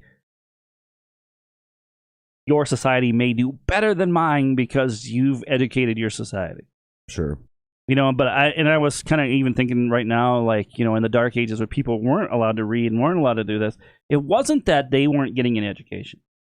They were still getting an education through their families, through their communities and whatever, but it was limited in education. Sure. We might learn more topics, more things now in school, but they're still controlling what we learn. Yeah, I think the You know what I biggest mean? problem I see with the public school system is the way they try to force you to think and Yeah. act. It's like, no. Just get me to learn how to read, write, and do math. But this kid is probably not going to be an engineer. This kid's probably going to be an Right. actor or a musician or a writer or some crazy weird artist type. And Yep. yeah, he needs these things because, again, if he knows how to do math, he can make sure that he's not getting ripped off by his art agent. You know, Well, and less corruption is a better society. I think we hamstring some people too. 100%. You know, with We do need school reform, not just on Yeah. how the money's being spent, Yeah. but on the actual, like, the way kids are being handled and taught. Yeah. And that's why, and this is why I'm still all about the capitalistic version the option should be there. of private education. If you got some crazy weird art kid and you can afford to put that crazy weird art kid in a crazy weird art school and your kid becomes John Mayer, Mhm. do it. Fucking do it. Yeah. I'm not about this idea that everything, like, people who can afford nice shit, like, let them do their thing, man. Because if I could afford it, I probably would. But I also know that I would have never been able to. It's just one of those things where it's like, We're the thing is we're do a one size fits all society. We you know, with schooling and programs and stuff like that. It's like that is not how people are. right. You know, some people are creators. Some people may learn how to play a guitar and they are a badass guitar player, but they only know how to play songs they hear. Correct. Will never write a lick ever. We know a lot of those people And personally. there are some people who can be still great guitar players without knowing how to play anybody else's shit, but just writing their own stuff. All they want to do is create. Well, and then you got guys like Kurt Cobain where the riff is the riff, but it's the way he played the riff. Yeah. Like, there's a slop in there that becomes part of his art. Hendrix, like, yeah, there's the flaws are some of the greatest things about it. Yeah. You know? It becomes the style. Yeah. And guys are trying to mimic that. Yeah. Like, I want to And play it's like, just and never it's the same technically no matter what you shitty. do. Yeah. You're trying to actually play worse Yeah. to get a sound. That's what Yeah. art is. Yeah, because Kurt Cobain doesn't even have a good voice. Right. And he's not a good guitar player. No. But it works for me. I'm a fan. I can't help but like Nirvana. I mean, they were overplayed for a long time. That was really tough for a while there. But the older I get, the more I'm back to appreciating some of the simplest things. Yeah. Like, this is a great 3-chord song, and I will remember this song till the day I die. Me too. I So agree with to that me, 100%. I have to place value on that song. Me too. As opposed to something that I'll hear a couple times, never really touches me. Right. You know? Yep. Yeah. How's your potential podcast idea coming? Because you mentioned Alex Jones earlier, and I thought about it. I'm like, because, you know, I think guys like Alex Jones do serve a purpose. I just think he went too far off the deep end with cocaine and drinking and shit like that. Well, and like, if you got to think about he built kind of his own little empire, and he surrounded himself with people that kind of kiss his ass. You do know, actually, you probably don't know, because I found out almost no one knows this. He's Jerry Jones's nephew, the owner of the Dallas Cowboys. He came from big money. He didn't build that thing from scratch. Well, he was a rich kid. Yeah, but see, he went to a big time college. And you're probably right. That I don't know. So Alex I'm not going to Jones, for the listeners, just so everybody's clear, Alex Jones is Jerry Jones, the owner of the Dallas Cowboys' nephew, which means Alex Jones' dad is Jerry Jones' brother. Through marriage, right? You don't have a fucking, I guess so, but no, because it's Jones, the name Jones, right? So well, maybe a sister, an unmarried sister, I guess, is possible. But regardless, not likely. And when you have an uncle that's that rich, the odds of you truly doing something from scratch, authentically, I'm going like 1%. Right, but there's no proof in what you're actually saying. I could probably audit it and prove it. I just haven't. Yeah, I mean, I prefer to speculate recklessly and wait till somebody else makes a YouTube video. I will defend him, like I will defend anybody, even if somebody I don't like. And I'm not saying I'm an Alex Jones fan. I'm just saying I'll defend anybody if I don't know the details are there. I'm going to defend him until I know that there's some details there that you may be right. Maybe he is a fake this whole time. No, I'm not saying he's fake at all. I'm just saying this idea, like guys like him and Trump came from nothing. Oh, I don't think Trump came from nothing. I don't Neither think one of them did. Yeah, Neither one of them did is all I'm saying. Because and here's what I'm saying, just to clarify. You brought that up a minute ago where like we celebrate these guys that like didn't even graduate high school but did all these amazing things. Yep. Just to be clear, Alex Jones is not one of those guys, even though he seems like he is, because he started off in like public his access. bedroom on the internet before it was popular. I get that perception, but he did come from fucking big time money, like some of the richest people in the world. Well, I don't know enough about his family, nor do I really. Jeremy's got a question for us. I got to piss anyway, so let's take this question. You can rap on this while I go take a leak. Jeremy says, all those memes about people haven't used algebra since school and it's a waste of time. I always see algebra as the foundation of critical thinking. Perhaps more people should have. I agree with that 100%. 100%, because we do that all the time. Right. Well, it's a variable. Right. Yeah, definitely I gotta piss you. Riff on that. You're right, because I totally agree with that. And and even then, we're still looking at percentages. What's the likelihood that this is the truth? Like, for instance, like where did COVID come from? Did it come from the wet market or did it come from the lab? What did it, To me, I look at all the circumstantial evidence, and to me, this I see nothing that says just some lady ate some fucking bat, in some wet market, and that's how it all started. To me, that just to me doesn't seem as likely, because there's a lot more circumstances and circumstantial evidence that shows that it actually came from a lab. And I'm not saying, of course, that it was intentionally spread or there's a conspiracy to get everybody sick and control the world, whatever crap that they're talking about. But I do think that it was unintentionally released from a lab, because there is money in researching viruses. We've researched viruses for decades. Why wouldn't we? I mean, that's science. We are gonna make animal and human hybrids because that's science. We are gonna bring back fucking dinosaurs, like for Jurassic Park or something. We're gonna do that because science is there. And why wouldn't we do that? I think should we bring back the woolly mammoth? Fuck yes. I think that's cool. I'm pro science. Let's see if we can do that. Let's see if we can bring back something that's extinct. I'm totally for that. I'm totally for researching viruses and stuff like that.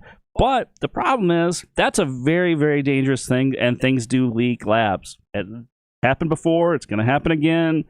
We just have to be smart about what we're doing. Now we make things more contagious. They can jump species to species. What do you think's going to happen? Yeah. I think the COVID thing is the most common sense to me. Like Occam's razor, simplest answer is it's both. It was developed in a lab, but because of crazy corruption in China, somebody stole a fucking ape, right? Brought it out of thing, sold it on an unregulated wet market, and then it made its jump from whatever they were experimenting on to I think both are actually true. See, to I me, think it was created in a lab, and how it got out was the black market going into that wet market.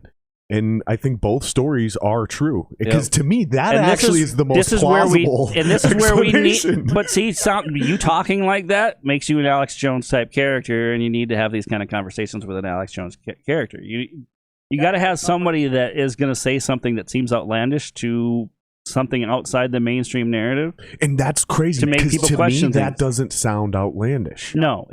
But who knows? With if you've seen Trump talk about interdimensional beings and all this crap, it's like it's the same thing as David Icke talking about reptilian lizard people. How George Bush is really a reptile alien or something. You know what I mean? These people are fucking crazy. But they've been right about the pedophilia problems with in the royal families and the Epsteins and all this stuff like that. So even if people are crazy, they still serve a purpose in society. We got some more comments here. Fucking Jeremy followed up. He says, not just a quantifiable standpoint, but the practice of solving the unknown by using the verifiable information we do have. It's funny because there's an old statement Dalton used to say that he learned in the Navy. There's two types of people. Those that can extrapolate from incomplete information. Yep.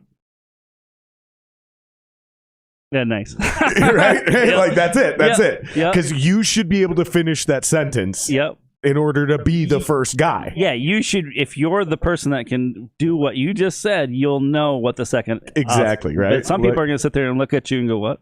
Yeah, they're waiting for me to finish the sentence. Yeah. It's like, okay, so you're the second guy. Exactly. And it's true, because if you've ever been like, if you've ever trained people for work, in your industry or whatever, you will see some people pick up stuff pretty easily because they can understand or hold some information and then draw lines between everything and go, oh, I understand why I'm doing this now. And there are some people that just will never learn. And you need to keep showing them stuff over and over again. Yep. They can't put it all together. Yep. You know? Yeah. So back to my question though, because we brought up the Alex Jones thing, and yeah, I do think he went off the deep end with a lot of his shit. But he did offer an alternative perspective on certain stories and ideas that were coming out. And I think there's a lack of, and again, I think he went too far with his sensationalism. Yep.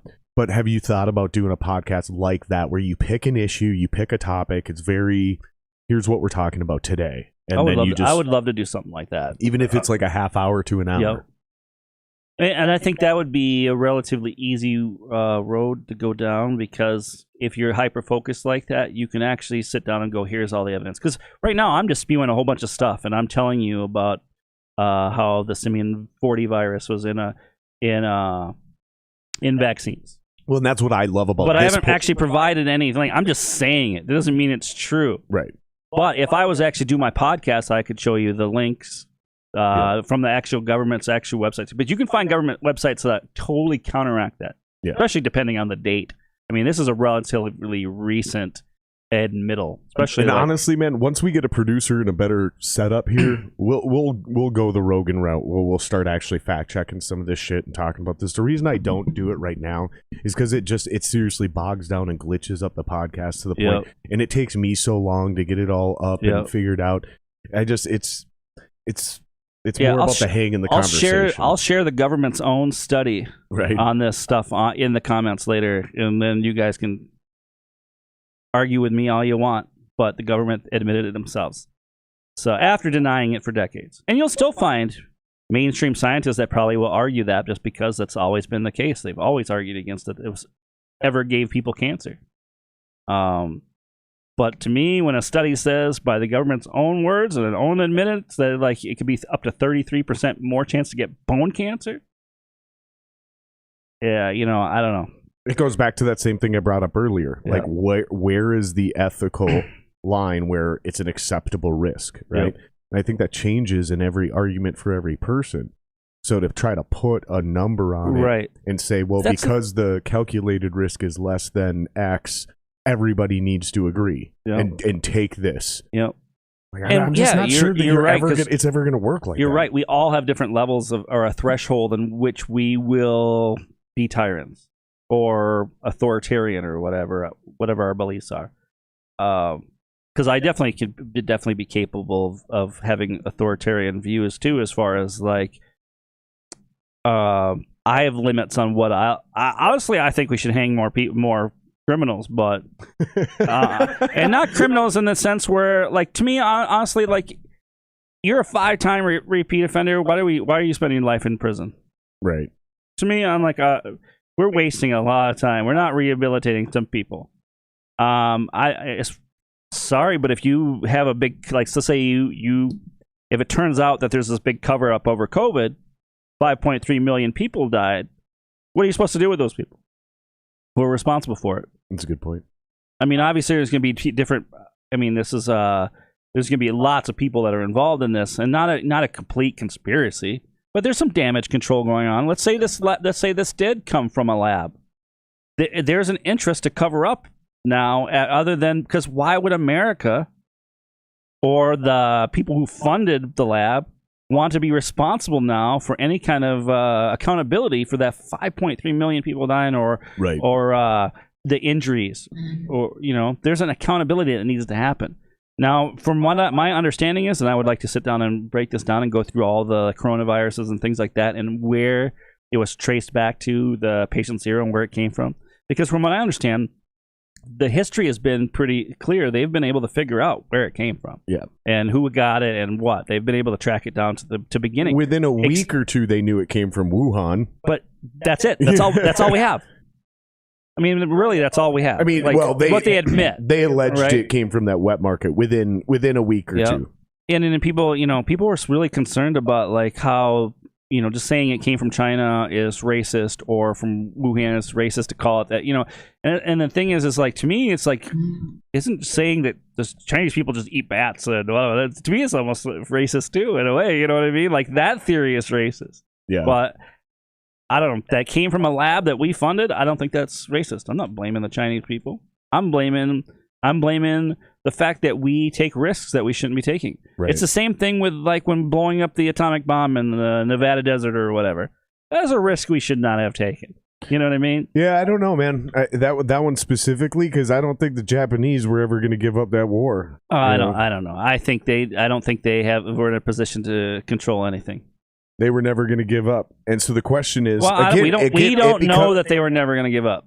We have enough evidence. We have enough evidence to make this argument. Because I would want to see this. How many more American young men are worth sending onto that island to end the war? Like, this is the dilemma, right? This is the ethical problem. That is a separate argument from what people not giving up, though, because people it's not though. No, it's because not, you though. can't sustain a war forever, right? What you're saying is, we could kept throwing more men at this thing and it would have been a problem, but you're saying that they would never give up. Right. That's not necessarily if true. They're never going to give up, right? They were arming women and children. They said, there's a phrase and I'm going to fuck it up, but it was like to the last man or something to that degree. And we had already suffered huge catastrophic losses. The question is, what is it going to take to get them to admit defeat? And how many men is it going to cost us to make that happen? And so all information points towards they were never going to stop fighting. And if you can drop a couple bombs and it's over. Yeah, but see, here's the thing. Now we're saying that throwing lives at stuff is worth it or whatever, and then also not throwing lives at is that worth it. To me, it's like you're picking, like, not you particularly, but people that make these arguments are picking and choosing when it was justified and not justified. To me, yes, they did arm women and children. They thought they were going to be invaded. We do the same fucking thing. My kids, my whatever, they would have guns in there. We would do the same thing. It doesn't mean that I'm sending my kid over to Japan. No, those I would those understand. Women and children weren't going to come over here. There's a reason why they attacked us the way they did. But I would understand if Japan ended up dropping 2 nukes on America, because you're right, we were never going to give up, and the only way we're going to give up is if you do something like that, because and if you're from Japan's perspective in that situation, how many more Japanese kids need to be sent over to America and die for the sake of this war? We want to end it because we didn't start the war.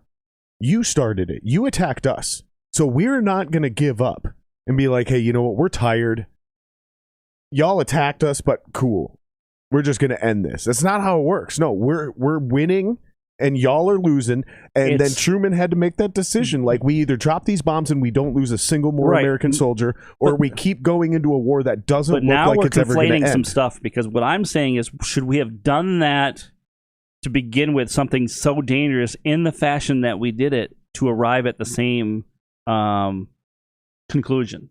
Meaning, what do you mean?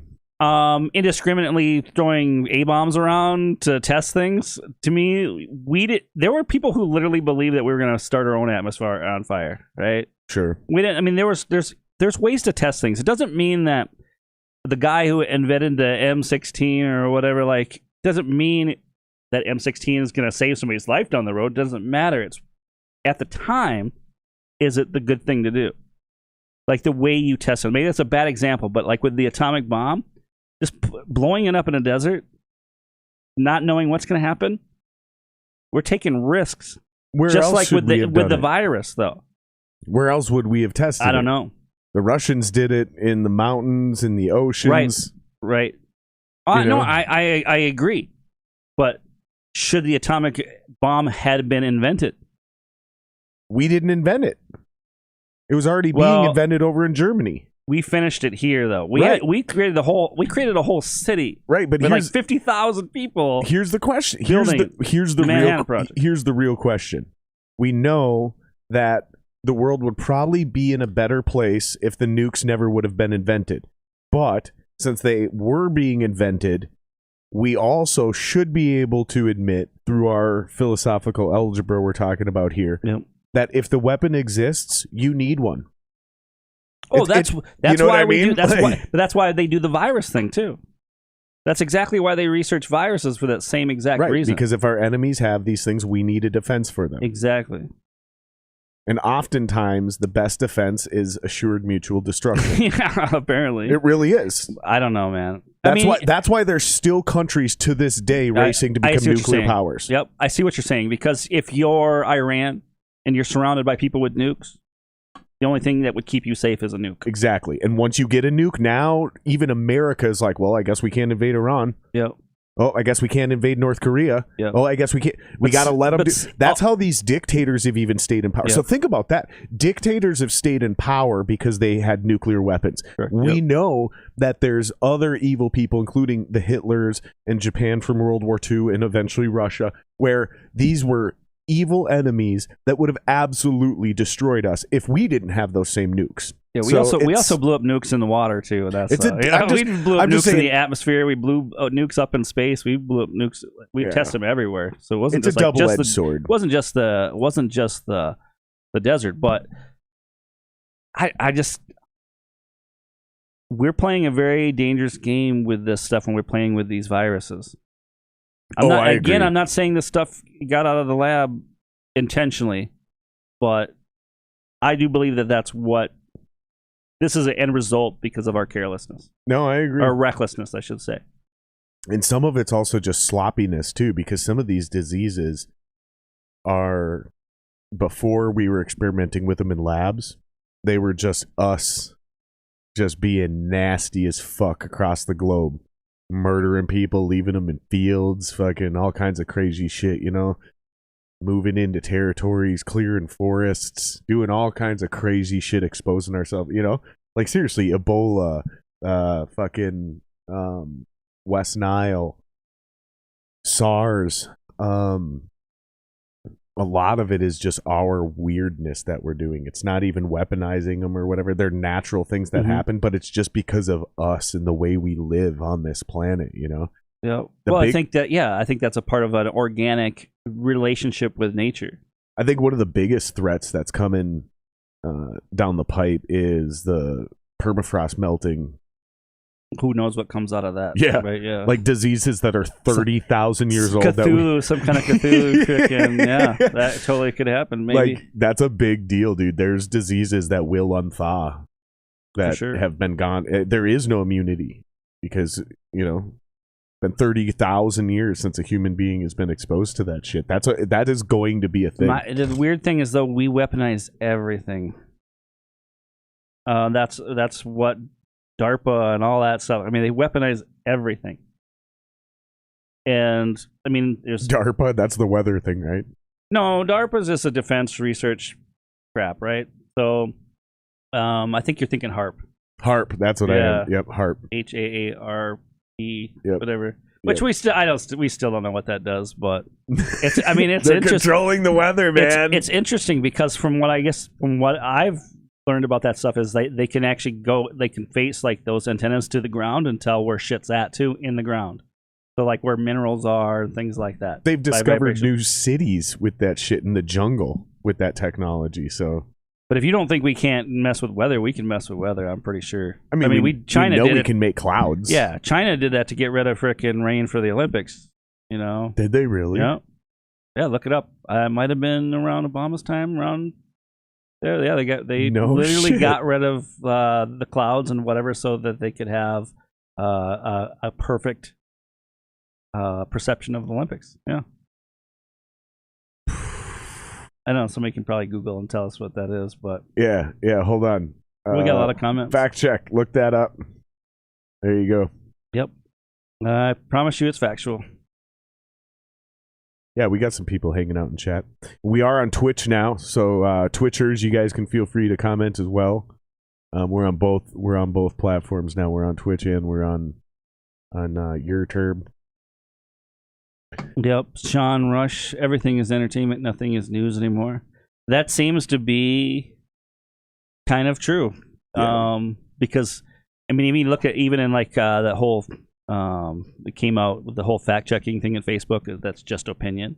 Right. That's the legal the defense of the legal team, just so they can get out of actually having to justify why they're politically gaming everybody. Yeah, they literally built into their system. That's just like your opinion, man. Yeah. What kind of bullshit is that? You know. So I wouldn't say it's just entertainment, because there's a level of intent there besides entertainment. Obviously, to keep certain people in political power or to sell products. Jeremy Blake said he fact checked it, and Yep. oh shit! Shout out to Sweaty Pedals. Looks like fucking Joey Moy is joining us. He goes, "This is why I can't have a podcast, because I'm not even close to smart enough to keep up with any of this." Jeremy said he did find it on a few sites, even Business Insider. So Yeah. and I assume that's what he means is in regards to the China manipulating the weather shit. Yep. No, I don't. It was clearly news. I remember it being news. Not saying that news is all real, Right. but You didn't make it up. Yeah, I didn't make it up. The only assertion made here tonight is that Jamal doesn't make shit up. I He try reads not it from to. somewhere. Yeah, They try may not have to. made it up. Yeah, it could be. Well, I mean, the thing is, like, even with the whole Wuhan thing, I'm saying it's circumstantial. Like, just because something under the circumstances looks like evidence, it doesn't. It could not even be evidence. Just happens to be a coincidence or whatever. But circumstantial. I mean, there's enough of it saying, "Hey, we requested a certain amount of money to research a coronavirus with this particular spike protein." Right. And guess where it happened? The same places they requested this research. You know? So it's like, that's kind of like, I'm leaning towards the fact that this was actually a lab thing, because I heard it described basically saying the same thing as if some company or government department was looking for approval to create like a horse with a horn on its head, and then all of a sudden 2 months later we got a unicorn propping up in Wuhan, we would say, where'd this fucking come from? Now, granted, I'm not saying that a virus is as mystical as a unicorn, but what's really weird about this particular virus is it seems to jump all kinds of species, which is one of the things about viruses, is they just generally don't do that. It takes a lot to leap to one and be successful, let alone many and be successful and keep staying around, or to be transmittable. And the same thing with this Omicron thing. Like, how do we know?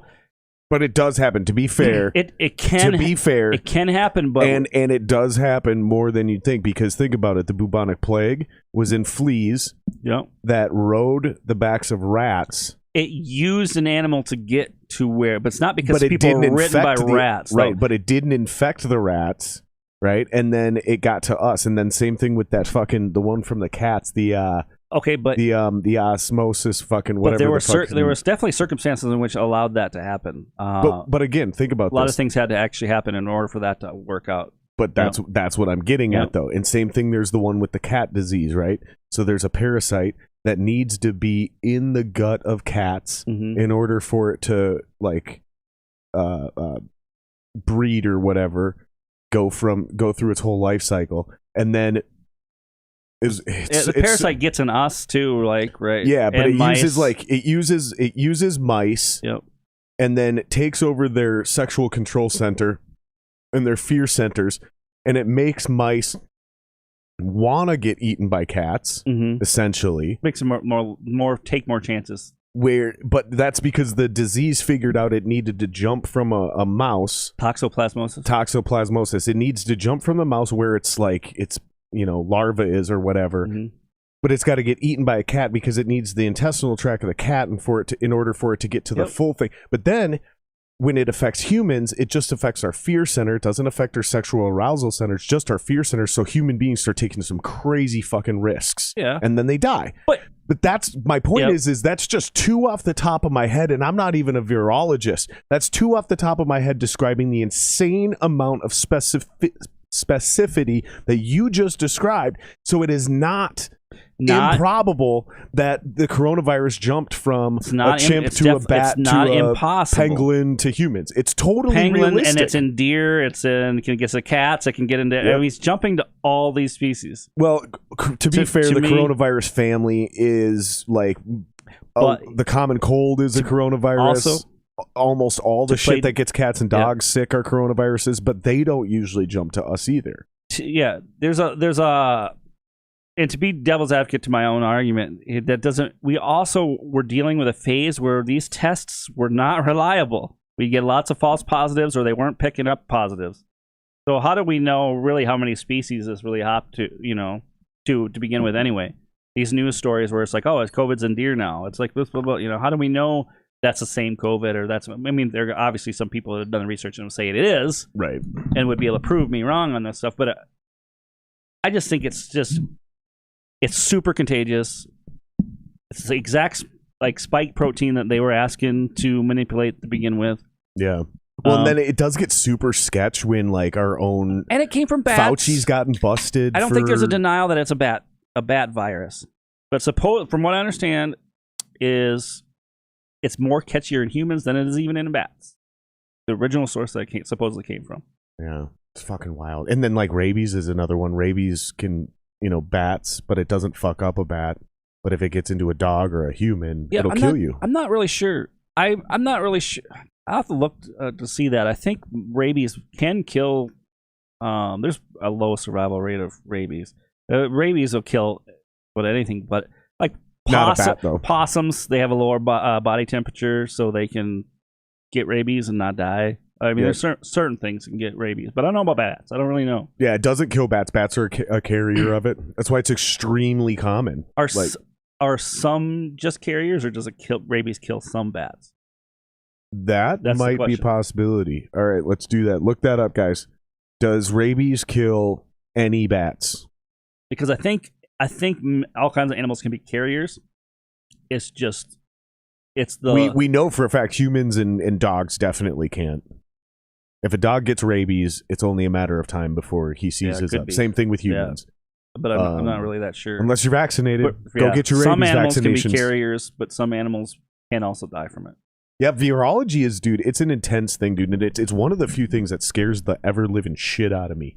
And I don't like fear-mongering, but Trump was kind of right when he said that, it was an invisible enemy. That is kind of what we were fighting, is because we didn't know how deadly it was. And it seems like we can make it whatever we want to make it. I mean, to our own ends. Did you know Ebola made it here more than once?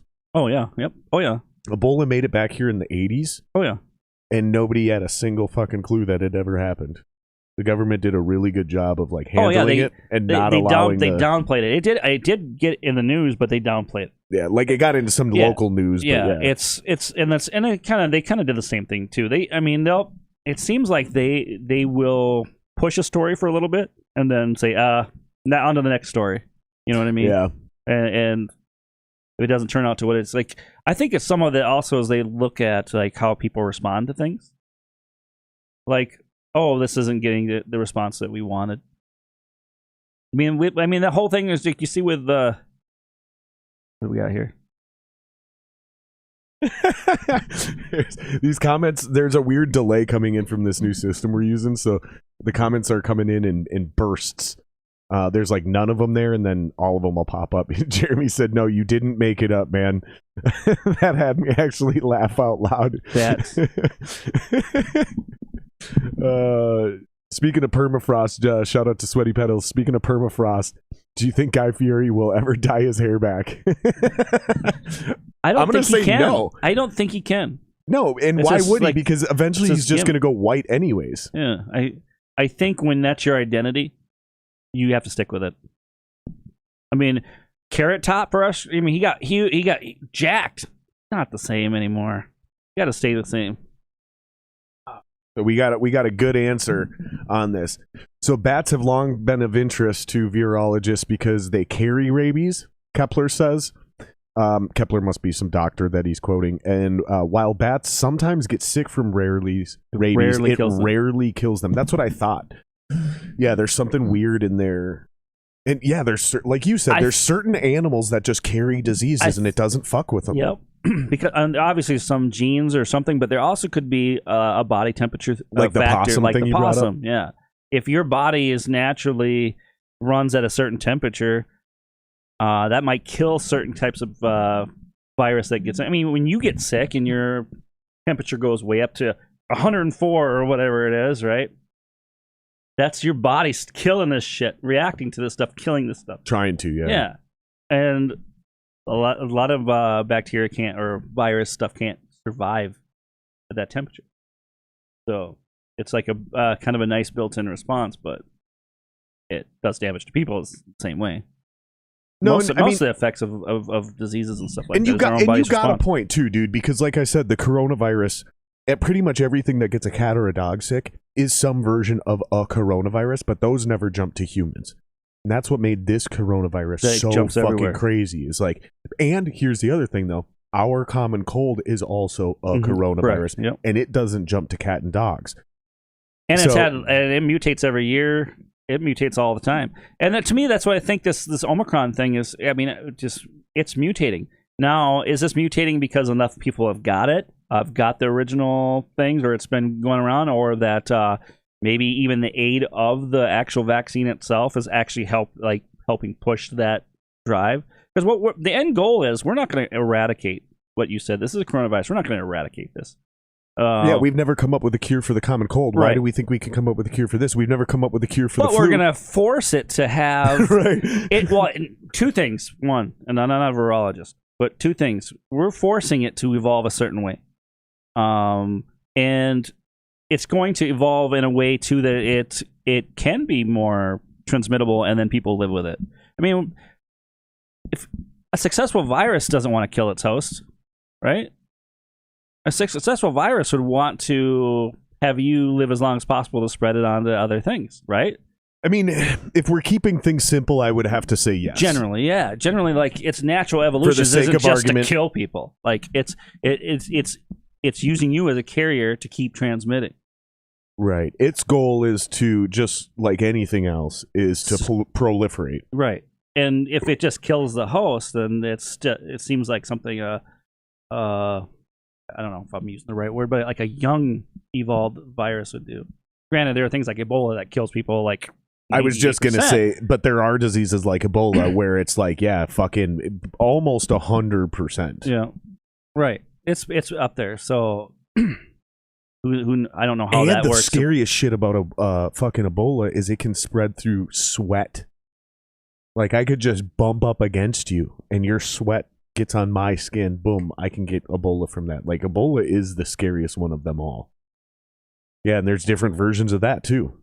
There's 2 or 3 different Ebola strains. But clearly there's also a weakness that it has too, because it hasn't spread crazy. It can't spread as easily as this, because otherwise we would have these epidemics too. Yeah, there's. How many of us are vaccinated for Ebola?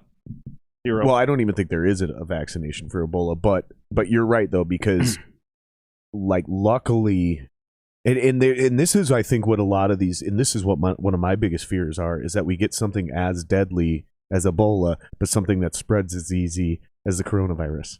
But when it happens, then we're fucked. But to me, when that happens, it's not going to be. To me, the most likely scenario is that's going to be engineered and not actually a natural thing that happens. You think so? Yeah. I don't. I think it'll be natural. I think it'll come from the fucking permafrost, dude. I really do. I don't think it's going to come out of Africa or the Middle East. We both could be right in this situation, though, because it could come from the permafrost, and then it's fucking researched in a lab, and then gets out the fucking thing, too. There you go. It could totally happen that way, but I definitely think... And again, that's actually probably the most realistic version of it. We took anthrax, a naturally occurring thing, and then we weaponized it. Did we? Yeah. Well, you know, when those politicians and those news anchors were getting those letters, those Ebola, or not Ebola, anthrax letters, that was traced back to an American lab, military lab. Oh, God. They had the suspect. He killed himself. But yeah, that was that, because all that stuff has a fingerprint. They can tell with its DNA. They can tell where it came from. Now you can definitely Google this, but that was an American weaponized anthrax that came from within our own country. This wasn't 9/11 terrorist jihadi. Fact check that, guys. I'm curious to see if we can find any proof on this. I'm also correct on this. The guy killed himself. And this was just after September 11th. So, like, yeah, type in like early 2000s anthrax scare traced to American lab. See if that pops up anything. That's what I military grade anthrax weaponized. It was full blown AIDS. but that's what I'm saying is we do that with everything. Why wouldn't we do that with everything? If we have that logic that, hey, if we don't do it, somebody else is going to do it before us. Like, why wouldn't we do it? Or why wouldn't China do it? I don't think it's... And I think you have to. Because if you're not prepared... I mean, isn't that the main role of a government, is to protect its citizens from a foreign force? Right. And if a foreign force is going to use biological that justification warfare... to be the aggressor in every situation. Well, we got to fight over there, so we don't have to fight over here. We have to, it's... Which is an argument, dude. Yeah, it is an argument. We have to sell the drugs, so they can't sell the drugs. We have to do this stuff. And I don't like that argument. I don't like it. So what's the answer? We create an AI and just give it all the decision-making power? No. Because then I would just talk about the humanity. The humanity still has to be there. Welcome to Westworld. Otherwise, what's morality then? And I'm realizing that one can be too moral and get killed because they are being moral. And they can put people at harm. Yeah, because they're too moral. Yep. And there's definitely it definitely has worked out for some people to be the aggressors, certain tribes or certain countries or whatever. It's worked out for them. At some point, though, I don't know. So to me, it comes down to philosophy. Then it's a question of philosophy. Like, what's your truth? Is your truth like? Oh no! We can't do this. We can't do the live your truth. No, I'm not saying live. I'm not saying live your truth. What's your truth? Your principles are guided by this. True. So I don't know. I don't think we should be playing God, but at the same time, I guess that would be one of the contradictory things. I don't think we should be playing God in the sense where, we tell people what freedoms they can and can't have, right? Right. As long as, obviously, with the caveat, you're not hurting anybody else. But then again, that can be stretched to, well, just being you not having your 10th booster shot, you're a danger to society, so therefore we can oppress you. That would be silly and absurd. But I wouldn't mind seeing the scientists create fucking take a embryo of some fucking fossil and find DNA to create fucking T-Rex. I think technically they already did. I think that's controllable, though. I mean, didn't you see they made a chicken with teeth? As to where... This is old. This ain't even new. Oh, yeah. They made a chicken and they gave it teeth. It looks like a fucking dinosaur. Well, I think in some... and all they did was gave a chicken teeth, and it immediately went from looking like a chicken to a dinosaur. See, I wonder how much of that DNA is already there. And because some things are switched on and switched off, and I don't know. I wonder how much of that's there already. I mean, because it is. They said that was they said chickens are like they're in the raptor family, and which are birds. Birds are, I think it's birds. I should know this, but I don't. I think it's birds and like crocs and alligators are the two closest branch descendants of what actual dinosaurs were. And they're not literal, right? But they're like about as close to sharing a DNA lineage with specifically birds. Can't they track people even before primates? Like they can track us down to a fucking mole. Yeah, I think a vole. I think a vole. Yeah, something like that. What it is, but or a shrew. A shrew. I think is what it is. Yeah. Yeah, shared DNA, something up the chain. But they gave a fucking basically. They're also realizing they've also come to a strong theory that even the dinosaurs we think of, like the T-Rex, very good chance it actually had feathers. Yeah, yep. Like an ostrich. And that would make sense. Yeah. That would make sense because there would be a transit. There would be a. Obviously, there can be leaps in evolution, but like from non-feathered to feathered, just like that, without a transition. Yeah. Right. Yeah, definitely could see feathers be there. Makes sense. Yeah, nature rarely has a rabbit. It's usually like thousands of tiny little mutations that happen over millions of years, and then you end up with something. Yeah, and there can be from what I understand, there can be a huge gap, but it's rare. Yeah, it's not going to be like feathers from your whole body. No feathers to have feathers over your whole body. My mom always used to get confused about this, and she'll still get confused and ask me. She goes, "I just don't believe it because, like, if we came from monkeys, how come monkeys aren't giving birth to humans in the jungle?" And it's like, because literally that's not how it works. That's not how it works. And it's not saying that we came from monkeys. We came from the same thing as monkeys or something like that. You know, that's true. Yeah. What you just said is factually true. Something we like didn't that. come from monkeys or apes. Both us and apes came from a similar ancestor. Yeah. Yep. More importantly, it's the same. The reason apes aren't giving birth to humans is the same fucking reason that wolves aren't giving birth to chihuahuas. Seriously. But every dog on this planet came from a wolf. It came from a wolf, though. There's only one canine ancestor, and it's the wolf. And all of your little chihuahuas and Mpls and teacups and all the corgis, all these adorable, ridiculous looking animals, they're so close, came from a wolf. They're so closely related; they can still breed. True, but all I'm saying is it's like a perfect example of the thousands of little steps, because it's you could take it. Here's the point: given enough time and enough concentration and focus, you could take a Chihuahua and breed it back up to a wolf. Oh yeah, with time, for sure. Yep. I know that sounds preposterous, but that's and there's your proof of evolution. Yeah, they keep like say they have a litter of something and then it exhibits a personality trait like timid or mean, or they like the spots that it has, so they keep that puppy out. They breed it with another one that has a similar situation, and they keep doing that. So basically, I want the tallest, meanest, fattest Chihuahua with a gray coat, pointy face. I keep going towards those traits, and over time, that's what's going to happen. Yeah. The only difference is we're deliberately doing that. Yep. Versus it happening randomly through nature over time.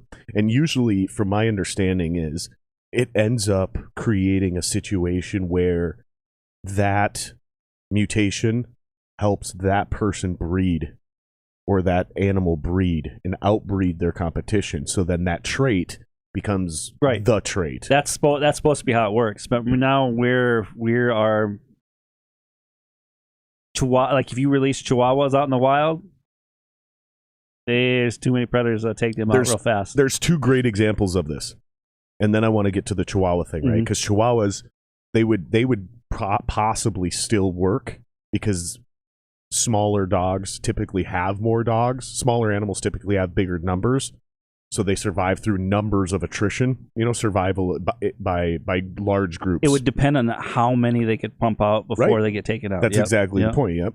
So then they would have to evolve to even breed even more and faster, like rabbit. Like I mean, they naturally have larger litters than Rottweilers, and it makes sense because it also takes less food to keep those 8 Chihuahuas alive than 8 Rottweilers, right? And then 8 Rottweilers aren't really going to be competing with 8 Chihuahuas because the Chihuahuas can survive on things like scraps. So the 8 Rottweilers are really only competing with the 8 Pit Bulls and the 8 Doberman. You see what I'm getting at? So like the competition hierarchy also starts to shift a little bit. But rabbits, I was going to bring them up because they can get pregnant twice at the same time. That's why they say they breed like rabbits. Because a rabbit can get pregnant with a second litter before it's given birth to the first litter. Yeah, I don't know. Is that true? Yeah, I'm pretty much 100% sure. Look that up, guys. If that's true, I learned something today for sure. Look that up because I'm almost 100% positive. I'm like 99% sure. It's weird. I also know that it could be true. It's extremely rare, but humans have done it as well. Women have gotten pregnant again.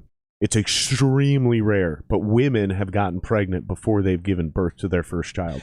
They'll have children 6 months apart. Did you see that story where the condors or something like that gave immaculate birth? Like a condor asexually gave birth? I think it was a condor. Yeah, and it laid an egg, unfertilized egg, and it produced a baby. Well, it couldn't have been an unfertilized egg. It had to be a self-fertilized egg. Self-fertilized, yeah, right. It was self-fertilized. I meant, fertilized by a male. Yeah. Yeah, I mean, I guess it's possible, you know. And I think they even have more than one incident of that happening. Like it happened twice or something. That wouldn't surprise me though. So they think that, but who knows? That could all be bullshit. They told us that there was junk DNA. Well, there's no such thing as junk DNA. But there's another great example of this where there was this moth. It's a white moth, and it survived on birch trees because the color of it was so perfect it blended in with these birch trees. And then the grove burnt down, and like within a month or two, all the moths were black. And so it happened so fast, we don't have a lot of facts. So there's two theories, right? There's the theory of like intentional genetic mutation, like what an octopus can do, or a squid or a cuttlefish or things like that, right? But then there's the other of the traditional theory of evolution, which was the randomized. So within just one summer, one of those, because they were getting picked off and eaten because they were white against a black background, and then one of them mutated randomly. So how many babies? And then how many eggs does a moth lay? Right. If it's 10 or if it's 100 or 1,000 or whatever, and then 990 of them are white, and then there's a few black ones. And then like within 3 years, those black ones trees. Well, and then the birch trees came back, and all of a sudden the moths were white again. Yep. And so their breeding cycles are so fast that evolutionary mutation, advantage. And that mutation happened to where if they were white moths on white birch trees, they had the reproductive advantage and were able to outbreed anything else. But then as soon as the white trees were gone and it was a black charred forest, as soon as one of those white moths ended up with a mutation that made it black, it survived longer than the other ones, which was able to make it outbreed. And so but then again, within a year or two of that grove growing back, the moths went back to being white again. Fascinating shit, dude. But there's again, I don't care how it happens, there's your proof of evolution. Yeah. Adaptation is evolution. Yeah, I think adaptation is the short change. Yeah. But that's to me is like, whereas evolution's a long-term change. Right. Yeah, but with adaptation, I think that can also be No, I said that wrong. Adaptation, I believe, is within a self-contained generation. So you and I can adapt to a diet within a single lifetime if we move across the planet, whereas an evolutionary change is something, it's a gene that takes time over several generations, I think. Well, like you could take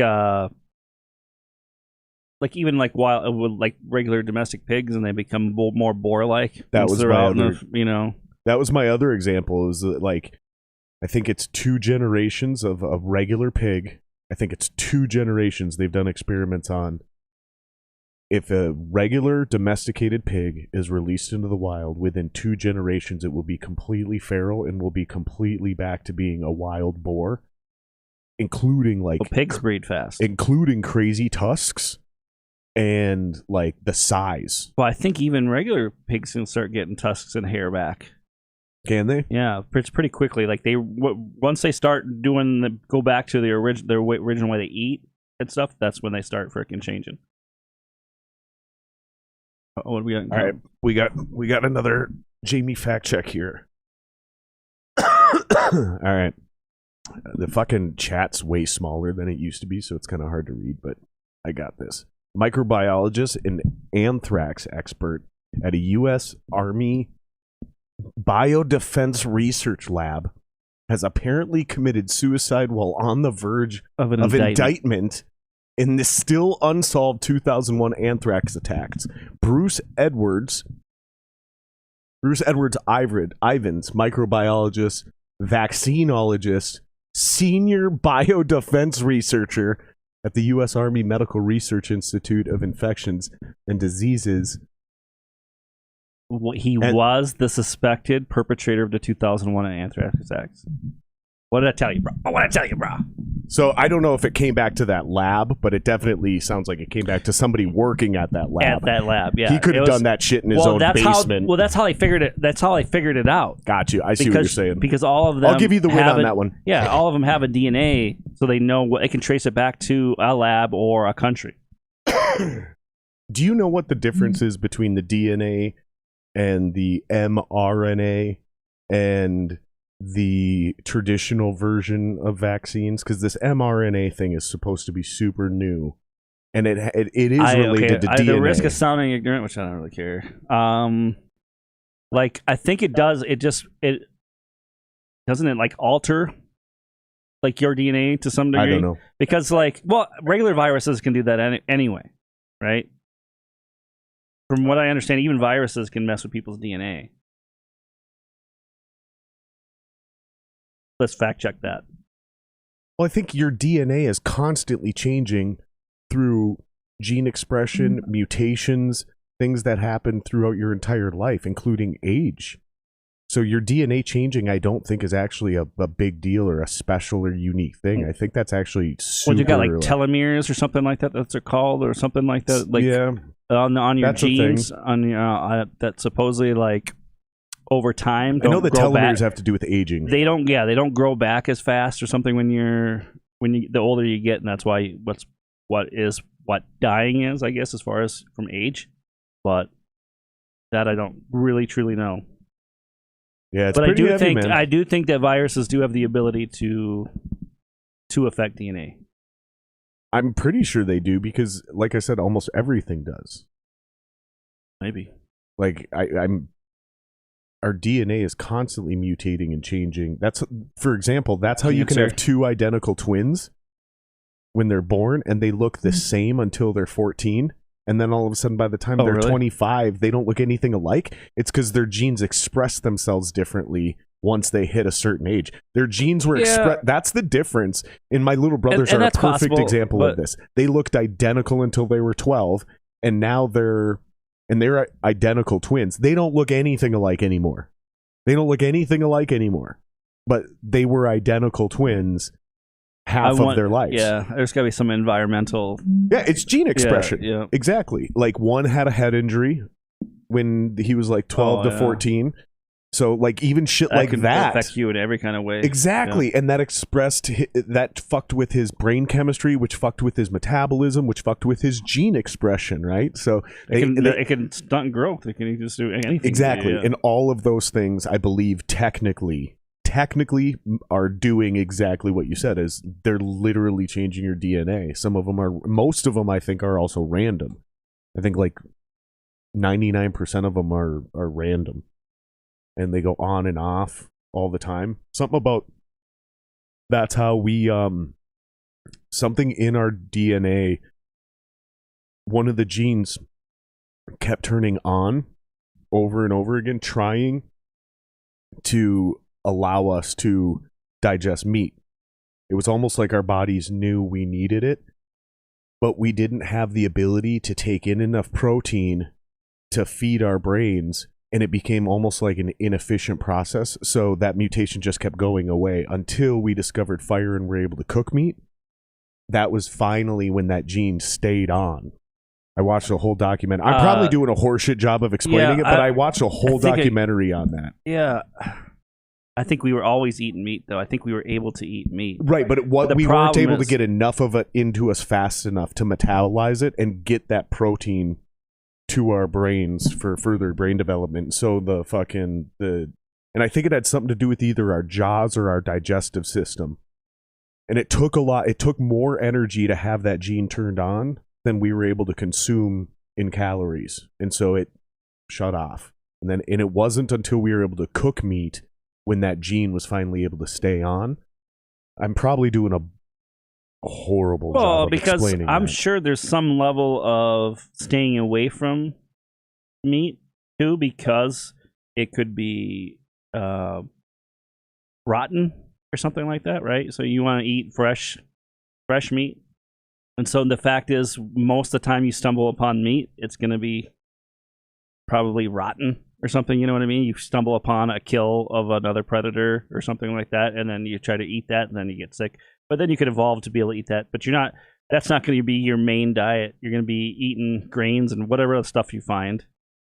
You know, that makes sense. Yeah, I think you're right. And once you can start cooking stuff, that means you could take it.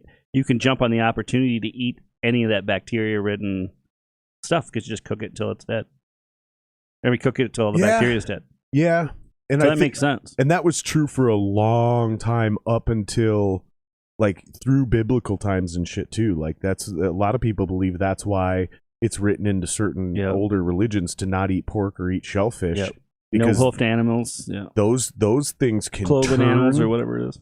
Well, specifically, it's two specific ones, like lobster, shellfish, shit like that, right? Crab, shrimp, any type of shellfish, and pork, because specifically both of those two meat categories can seriously turn within 24 hours of being killed. So you need to, from killing them, they need to be cooked super quickly. Whereas like red meat, chicken, things like that. Well, I think also penning pigs in their own sty and that kind of crap too, great, kind of a problem.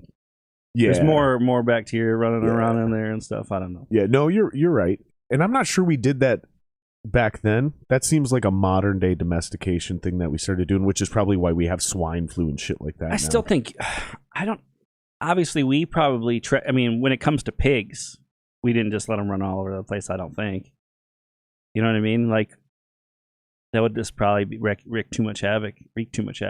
Well, they were with wild boars. They were, wild boars are like some of the most dangerous shit out there to hunt. Could kill you, You know, they'll hunt you while you're on a hunt for wild boar. They'll turn around and hunt you. Well, I know that they've killed people who have wounded them. So, exactly, and you'll think you're hunting them, and you don't realize there's 3 or 4 of them out there in a pack. Because fucking pigs are smart. I didn't know they hunted it as a pack. They can. They don't always, but they usually roll in groups. Like it's rare you'll just have one random fucking hog. They're not a pack animal, but they have like families, and they're smarter than dogs. Like a lot of people don't know this either. Yeah.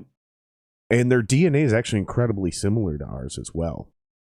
And so I think back in the day, the idea was they were hard to catch, they were hard to kill. They're built like tanks, right? I always thought it was related to like disease. I do think it is related to disease, but what I'm thinking is they were so hard to catch, they were so hard to kill, that by the time you got one out of the jungle or out of the forest, the meat was already turning. So then by the time you quarter it and do all the things you do to any other animal you hunt and kill, by the time you even get it on the grill, you've got parasites, you've got all kinds of crazy shit in that meat. It might be because what they ate. Since they ate anything, they were more of a threat. Yeah, if they, like you said, parasites. Whereas a grazing animal just ate stuff. Well, you can still get parasites that way too, but I don't know. Yeah. But like with fish, you can eat fish raw if it's caught fresh out of the ocean, right?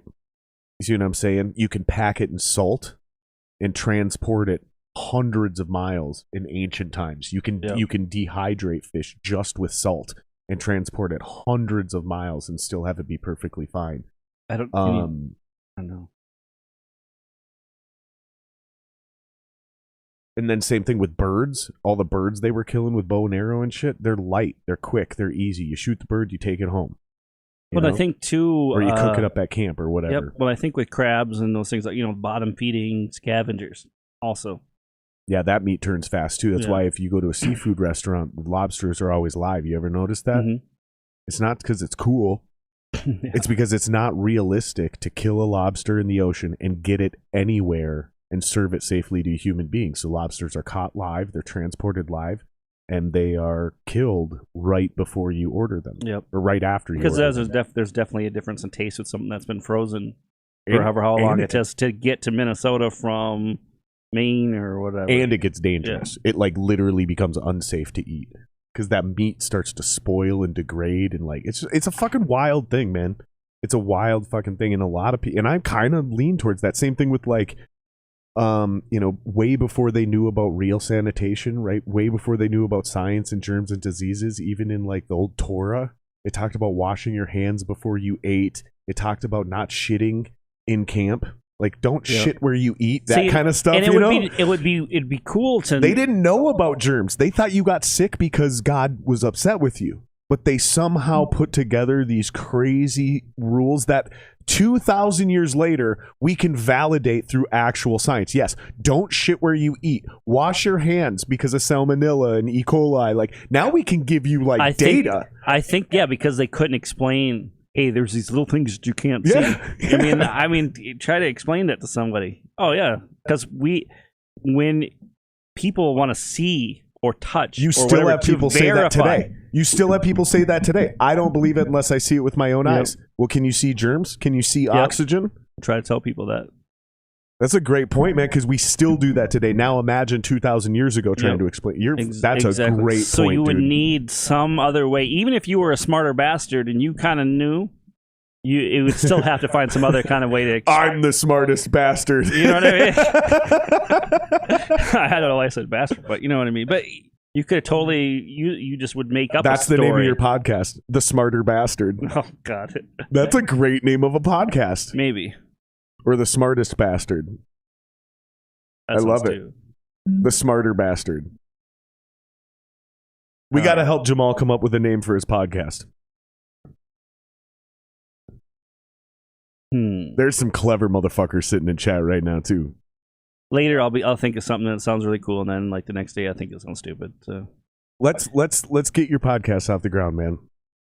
I know I do have to do that, and my whole thing is I was always waiting until I can get to. So I'm trying to buy a house, and I want to kind of get situated somewhere because right now I'm in. I kind of feel like I'm in a little limbo, like a little transition area. Yeah, so. Because this whole COVID thing shot my income to all hell, and so I mean, it really sent me back. I started to save money and everything like that, but then you go through all your funds and everything's shut down. And I had a second job that I was working that got shut down because of COVID. But eventually, well, here's the thing, man. I'm not in a real hurry because by the time you figure out what you really want to do, though, you're going to be several episodes in. Yep. So it's better. It's going to change. Yeah, and same thing, like literally just between camera angles and how you want your set up. And are you going to have guests? Maybe you say no at the beginning and then later decide yes, or vice versa. You start with guests and then you're like, this sucks. I'm going solo. They evolve. I know somebody that's on their like 6th or 7th podcast. They just keep rolling and rolling. One doesn't work out, then they just start another one.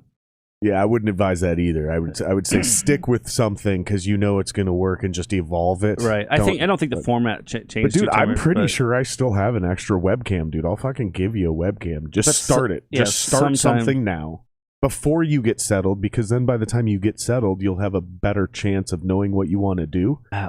There's some truth to that, but I also feel like if I have another distraction right now, I'm fucked. Like I just don't. I can't. I feel you on that one. I have to focus. I have to buckle down and get my shit figured out. Yeah. That has to happen. If that means something has to wait 5 years, or it has to wait till I join another, like before I can join another band, I want to get this stuff figured out. That's a good point. Yeah. I think a lot of people don't get traction because they're focused on too many things, or they're not focused on any one thing. Mm-hmm. No, I agree with you. Well, I mean, that's part of do that again recently. Part of going into a trade now. Now I will have a more valuable or an always needed skill set. That was part of the thing, because I can't obviously you would always need somebody running offices and stuff like that, but tons of people do that. So I might as well just learn a trade, and that's what I'm doing right now. So yeah, that's smart, dude. I think especially if virtually all trades. Yep. I mean, people running out of plumbers and electricians essential. and all this stuff. And if you look at like the retirement, like the average age of a plumber, the average, it's up there. So people who are smart right now are going to jump on those trades. Yeah, because those motherfuckers are going to start making bank again. Yep. There was a time back in the probably up to the 80s where if you were a plumber, you actually made really good money. And then that was not the case. But it's going to come back because they're going to be few and far between. And when you need a plumber, you need a fucking plumber. Yep. and they're going to be able to charge whatever they want. You know, like you want to get mad at Amazon or any other corporation because they're too rich. Yeah, get ready for plumbers and electricians to come back with a vengeance. It's not even that they can just charge whatever they want. It's when there's only so many, and then you start seeing. I'm learning this myself. You get so many calls, and you can only be in so many places at once. That starts to affect how you look at your prices too. And then you can be more selective about the types of jobs you do. And you'd be like, "Fuck! Well, I don't want to do this portion of the work that I do. I don't want to do that. So I'm just going to tell this guy a higher bid, so maybe he just goes somewhere else." And then they say, "Well, okay, we'll pay that." Then you're like, "Okay, well, fuck, I'm going to do it. It's worth my time now to do something I don't want to do." Yeah, we used to build that into jobs when we were doing like shop work, right? So when I worked at the shop and we were talking to dudes about side gigs and stuff, or when we were bidding out a job or whatever, we would build in variable, going back to Jeremy's algebra thing, it was the suck factor, you know? Yeah. And it was, how many percentage points do I increase this job because of how bad it's going to suck? So because I don't really want to do it, but if they are willing to pay, name this price, I will fucking still do this no matter how much it sucks. And so you scale up the suck factor, and sometimes you would literally double the job price. Yeah, because you didn't really want to do it, but if they were willing to pay it, I'll fucking do it because they're paying me double. Otherwise, it does. I mean, that's the suck factor. Run into all kinds of complications, and things aren't. Not everything's easy. Sometimes, so you show up to a job, it's just like, oh, this is what's wrong. Fix it. Move on. And other things, it's like I'm scratching my head. I don't know, And the guy I work with, he just been doing it for a long time. It's like I don't know what it is. What's going on with this thing? Because everything, especially when you deal with machines or anything like that, some shit can be really fucked up. It could be multiple things, and you're like, I think I fixed it, but it could be another thing that's also in tandem with the other thing that's causing the problem. And I mean, I'm still a rookie at this stuff, but it's easy though. I'm actually picked a good trade. I'm actually enjoying learning a trade though. Yeah. Yes, it'll save me money in the long run too. And it's fulfilling, dude. Like you feel like a man when you go home at the end of the day because you really did something. You did do work sometimes. Yeah. Sometimes it's really. Sometimes it is. You are moving heavy stuff, and sometimes it's Dude, and as genuinely as frustrating as it gets remodeling my own house, because I do my own electrical, I'll do my own plumbing. I've sweated in shit, I haven't touched the HVAC because I'm not comfortable moving shit through yet. But I talked to my buddy Dusty, who's been doing it for a long time, and he's like, "Oh, we can totally do that." I was like, "Okay, cool." So you got to create a plan in the long. But dude, I'm telling you, I genuinely enjoy it, and I fucking feel so good when you do something. It's just like with electricity, though. Like if you do something wrong, you could kill someone. True. And so, like it's the same thing with the HVAC. True, stuff. But the only way you're going to do that is if you're an asshole. This is what I've noticed. Like, just slow down, take your time, take it seriously. Yes, electrical is dangerous, but it's actually not that complicated. Right. I agree with you 100%. It's assholes that are in a rush that make problems. Or you just put something in the wrong spot that you didn't realize is going to have, you're going to need to put something. Like we run into a problem where when we're building houses, everybody else has got to get in there at different times. The plumber's got to get in there, electricity, and sometimes we put shit in each other's way by accident. Or it's only a way, that's the only way we can get the shit in there. Right. And everybody else that's after us or before us, we have to change what we're doing. And it works. It seems to work out every time, but I think for the most part, that's an experience deal. Yeah.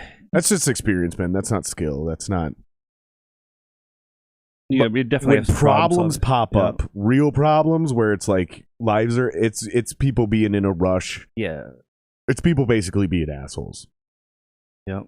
Problem with HVAC stuff, you're dealing with the carbon monoxide and stuff like that, so you gotta be you gotta do it right. Yeah.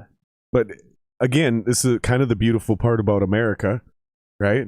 Like we have codes, we have regulations, so you just follow the instructions. Don't start with the government regulations bullshit. You just follow the instructions, man. Just build it to some code. Regulations you're good to go. Just cause a lot of fucking problems too. No, they're all great.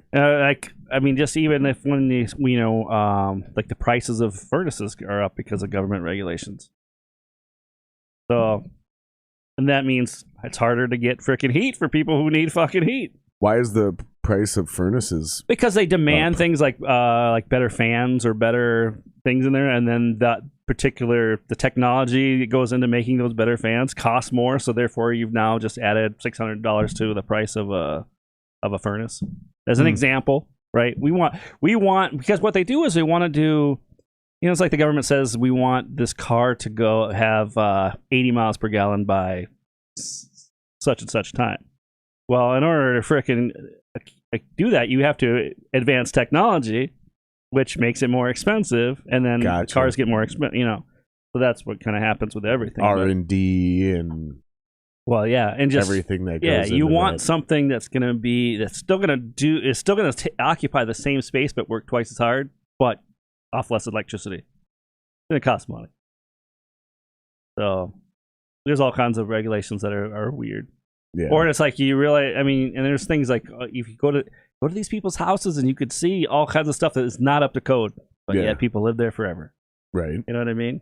Nobody died from carbon monoxide.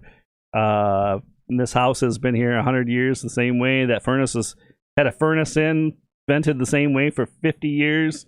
So I don't know. Yeah, I wonder if they do that shit just to stimulate the economy, you know? I think it's a multifaceted thing, just like that. Some of it is to push a product.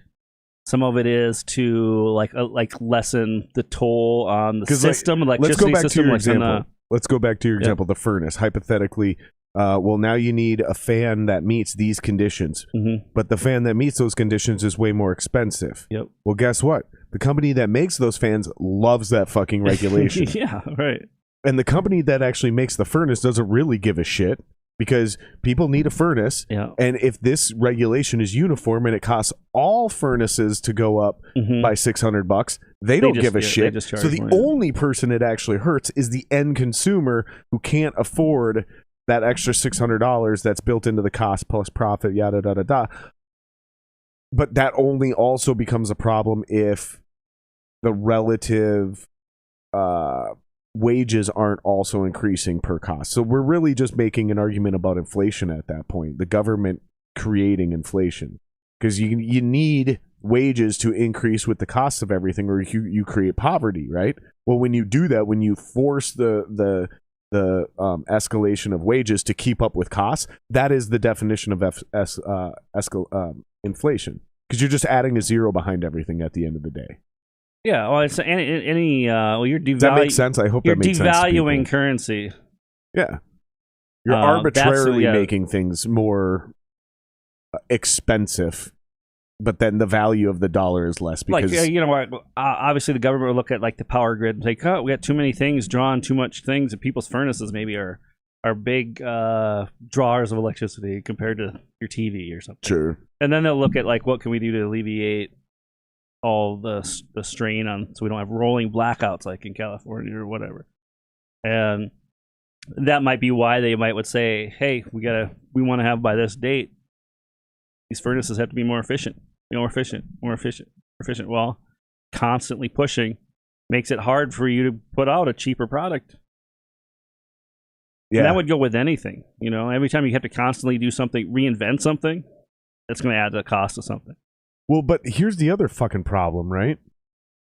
And this is a problem with like the unregulated capitalistic market, is planned obsolescence. They make shitty products built out of plastic to quote unquote keep the prices down. My argument. All they're really doing is keeping the cost of their own product down, but they're building in the idea that this is going to fail on you and you're going to be forced to buy a new one because of the planned obsolescence, right? So I agree that's a problem. There used to be an idea that we want to create the best product for the lowest price so we can capitalize on the market until you flooded the market. So then you got two options, right? You either come out with a 2.0 that has a new feature and is even better, and you see this with something like Manscaped, right? The famous ball trimmer that every dude uses. They're on like Manscaped like 4.0 now.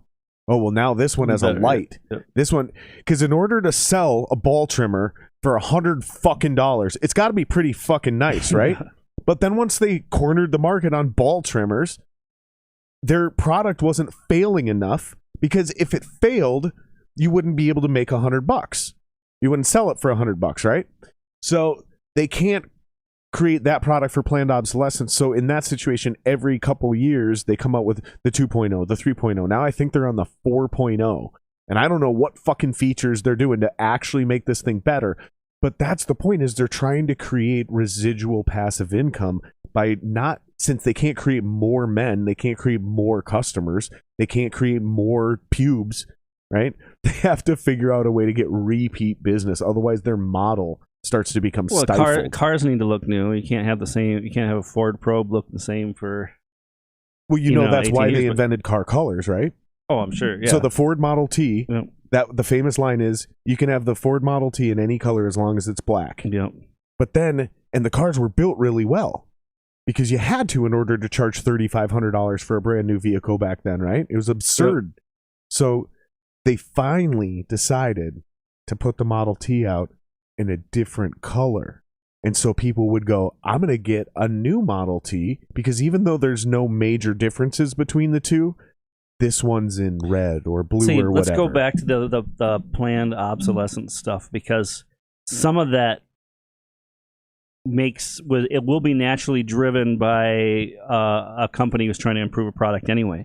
So let's say for instance, you're Apple and you have a operating system, and you maximize with that coding all the shit that you can do before you have to scrap it. You know, like, how long do you support that in order to provide somebody a better computer later on? You know what I mean? So you have to write a new operating system with new code, and then you maximize that, take bugs out of it and stuff. And then there's only so much you can do before you have to say, well, man, we can't just keep, like with online games, for instance. Like, we're on to GTA 6 or whatever. How long are you going to support GTA 5? At some point, you're going to have to say, well, we're more money with the new one than the old one, and we have to get rid of it. We can't no longer support. So some of that obsolescence is just natural free market occurrence. Some of it, there is, like you said, when you can't sell enough product and you can't entice them with something, then maybe having something that only lasts so many years is the way to do it. I'm sure that would happen. But the whole thing is the market's supposed to rise up and fill that void. Meaning some other company could say, well, your shit dies after 2 years. Our shit lasts 3 years. Hence warranties and all that crap. Well, this is one of the most legitimate conspiracies that's ever existed, is the light bulb conspiracy. What was that? So when light bulbs were first invented, they eventually figured out how to make them last, like, essentially forever. Like, literally, there's a light bulb in some firehouse on the East Coast that has been on for like over 100 years. It's not very bright, but it's been on for like 100 years. And then all the light bulb companies got together and they're like, we're not selling enough light bulbs. So they all agreed to create light bulbs that would die after a certain period of time. And then those companies got together and created a regulatory body to police themselves, to make sure that they were doing it right. And doing it like in line with each other so they could sell more fucking light. They literally got into it, dude. I'm telling you, it's a legitimate proven conspiracy. It's just not a crime, you know, because there was actually no laws broken, but it's an actual conspiracy. There may have been no laws back then. I don't know what the laws are, but there is laws for this now. We've had banks get together to set rates. So that's been a problem. And people supposedly got in trouble. So that's the same thing. How about the right to repair? What's that? How about right to repair? You know, these companies create, like Apple creates an exclusive proprietary product, and then they don't allow you as the consumer to repair your own product. They don't allow you to go anywhere other than to Apple in order to repair it. And then they put the cost of repair so fucking high that they literally basically go, you might as well just buy a new one. Yeah, I'm not sure what it is. I know, like, court right now. That's in federal court right now, dude, because that's some fucking evil shit. I think Tesla cars are kind of like that too. They are. Yep. It's Elon Musk's one downfall. The only reason I give Elon Musk even a temporary benefit of the doubt pass is because the technology is so proprietary Like, there really isn't anybody else truly doing an electric vehicle like he is, whereas there's dozens of cell phone companies. You see what I'm saying? But so didn't he offer up some patent for the car or something like that, though, at some point? Yeah, I gotta be very careful talking about this, because, like, I'll probably make myself sound like an arrogant idiot, but the Apple shit is an ethical violation of the free market. Is basically the point. Sometimes it seems like and it's in federal court right now, dude. But the thing is, too, is that it's usually when governments get involved or there's some regulatory body, government thing, that's usually when it's a real big issue. Didn't GE, I mean, GE just did a whole thing, didn't back, I think it was also they were part of the light bulb conspiracy. At the same time around, I think it might have been close to the Obama administration, they also tried to pass something to make all light bulbs pass a certain thing. So, of course, then they can get rid of all the old light bulbs, all these new buildings have to get new light bulbs, so sell more stuff. Sure, yeah. Yeah, I mean, it's to me, it's when the problem gets in there, because when the government gets involved, that's the problem. But the government, I mean, I think when a company leaves the door open for competition to come in, that is kind of a natural regulation process. Because a company might try to get away with whatever they can get away with. What's the best version of capitalism that you can think of? I got to take another leak while you explain this, because I have the most beautiful version of capitalism.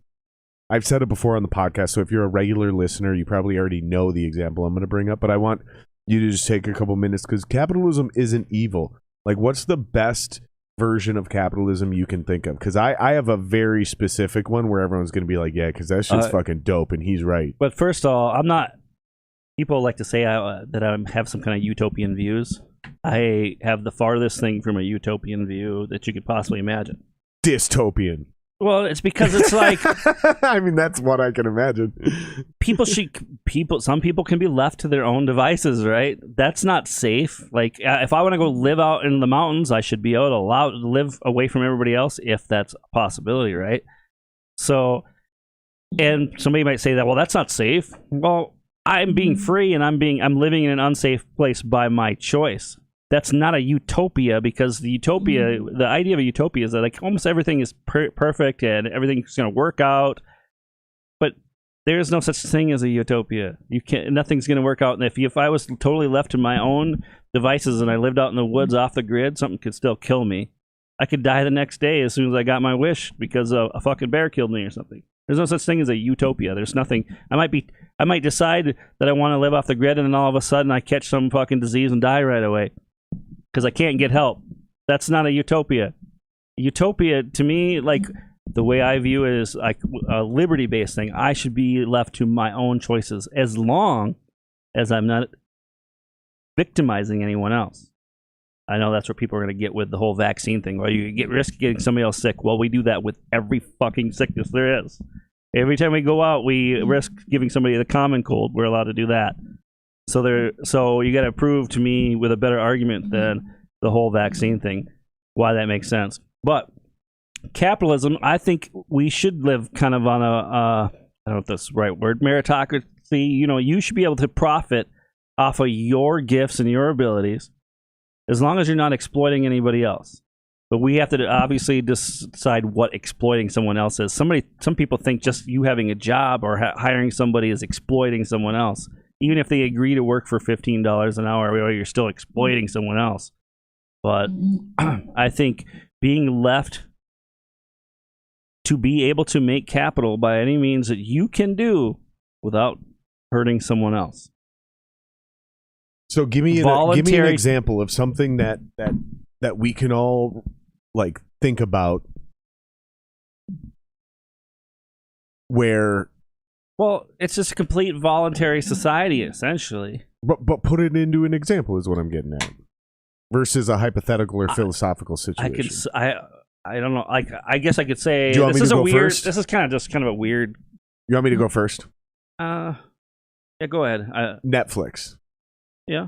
Okay. So the disruption idea, right? The idea that the market for consuming content was free and open to competition. Mm-hmm.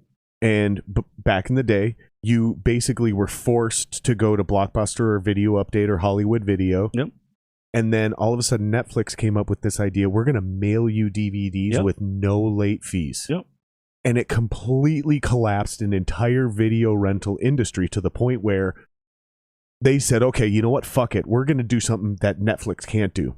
We're going to mail DVDs just like they do, but we're going to allow you to still enjoy the experience of doing it in the store. Bring your girlfriend, right? And then Netflix was like, all right, fuck you guys. Here's what we're going to do. We're going to allow you to take the same library that we'll mail you DVDs of, and we're going to allow you to stream that shit directly on your computer. Mm-hmm. There is no more Blockbuster. There is no more Hollywood Video. There is no video update. Is what they did for us is they invented, and this is post-internet when downloading music was already a thing, so I don't want to do the music analogy. Yep. They made it so fucking convenient for you and I to get elite level 4K HD media in the fucking palm of our hand or on our big screen TV. And it is absolutely cheaper for me to pay $8 and get an entire month's access to everything on Disney Plus, or pay $12 and get everything over on HBO or whatever the fuck channel you want.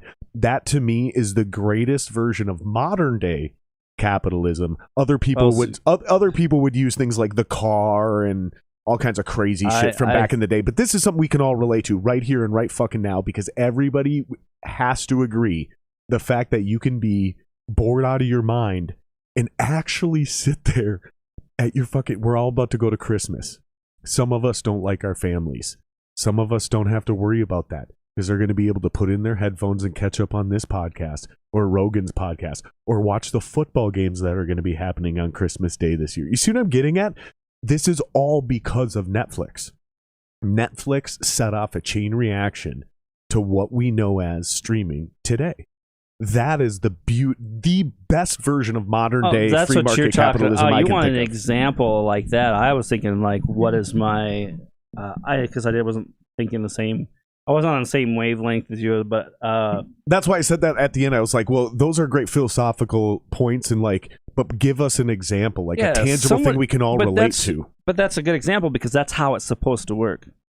You know, like when the car was invented, I'm sure the horse and buggy, the buggy maker was like fucking sweating, right? As soon as it got cheap enough to do it, we switched. It's exactly correct. The candle industry. Yeah. I remember a famous quote when they invented light bulbs and electricity. They said, we're going to make electricity so cheap, only rich people can afford to burn candles. Yeah. That was an actual thing they said out loud. I think that was either like Thomas Edison or one of those motherfuckers back in the day that was, or maybe it was Rockefeller, somebody who was involved with making money off that shit. I mean, the shit. We're going to make electricity so cheap, only the rich burn candles. Yeah, no, I think that's how the free market's supposed to work. But to me, I get an issue when I have an issue as soon as the government gets involved, because then you're not actually looking at a real. You're seeing a lot of leverage and a lot of unorganic ways to achieve that end goal, and we might benefit from it because we're getting cheaper, whatever it is. But it doesn't usually happen when government gets involved, unless it's like gasoline. But then there's the unseen costs of oil prices and whatever, right? The causes of the oil increase and the gasoline pumps, even though a lot of it's heavily subsidized. Like we would see it, if we saw it at the pump, we would, and we knew what we were really paying, we'd probably be flipping out. But right. Yeah, the only reason it's still only $3 for you guys, or Cloth, one of my Californian subscribers, it's a lot more out there, probably $4 or $5. But the reason it's not double or triple that is because the United States federal government subsidizes big oil to keep the costs of our consumption low. So you're actually paying. But the weird thing is that our activities also help create why it's expensive in the first place. If we just drill our own oil, we could get it for even cheaper. You know what I mean? Yeah, and then what's also super interesting is there's another, because you're 100% correct, and there's another weird, ironic contradiction there, which is the invention of electronic vehicles has actually decreased the demand so much that in order for these oil companies to maintain their infrastructure, not even just their profit margins, but their infrastructure, they're actually reactionary. They have to increase the cost of the oil the gas that they're selling, because otherwise they'll start making less money each year. You see what I'm saying? If they just keep it all the same place, but nobody would ever be in a company where you lose money. Yep. Like that's like, think about it. If you and I started an outdoor services company right now, mowing lawns and snow blowing, and we make, let's just say we made $1 million profit in a year. Yeah, why would we want to make less? Yeah. And then we split that. So now you and I are making 500 G's a year each. And we're accustomed to that. Each year that $500 means less, 500 grand means less and less because inflation goes up, the cost of living goes up. But we deal with it. We're like, hey man, it is what it is. We've scaled this thing as far as we can go. And then all of a sudden the next year we only make 900 G's, which means 450 each. And then the next year after that it's 400. How low are you willing to go where you go, this isn't worth being in anymore, and you bail? Yeah. Well, that sounds cool and ethical to be like, yeah, fuck big oil, until there's not enough of them in the industry, which means there's not enough oil at all. So suddenly, even at a subsidized price, gasoline is $20 a gallon. You really want that reality? I don't. Yeah, exactly. Yeah. So it's like, fuck, dude. How do we figure this thing out? That's how things work, though. Eventually, things just don't either get worth it or they don't get worth it, and then things die, right? Get worth it or don't get worth it. Yeah, because either things get cheaper or things get more expensive. Klaus says $5.25 a gallon out there, and I'm not joking, brother. It'd be $10 or $15 a gallon out there if. But here's the thing. Is you are paying 10 or we're all still paying 10 or $15 because we're subsidizing that with our taxes. The government doesn't have any money. Yep. The government is subsidizing oil companies with our tax dollars. All the billions that ever went to Saudi Arabia, we paid for that. Yeah. So, and there's how many taxpayers in this country at any given time? So yeah, we're paying that subsidies. So well, according to AOC, there's only about 400 tax-paying Americans in the country, and all the other rich people are fucking everyone over. You know what's funny about that? If you do the actual math, this blew my mind. Technically, yes, the upper like 1% is they have like the majority of the wealth, but not only are their actual taxes the highest, even after all the crazy write-offs and tax fraud they do with like buying art and doing all the weird shit, they still pay the majority of the actual dollars in taxes. So, you know, pick a number. $1 trillion a year in taxes are paid in. Right. The majority of that is also paid by the 1%. Yep. So all you're saying is that the 1% needs to pay even more. Yeah. That's the thing is like, yeah, if you have like New York City or whatever, like most of that stuff is paid by the rich. Most of the rich in New York City are paying most of the bills in New York City. So, I know exactly what you're talking about. And that just that's how it is in the country. That's how it is in the world. That's how it just works.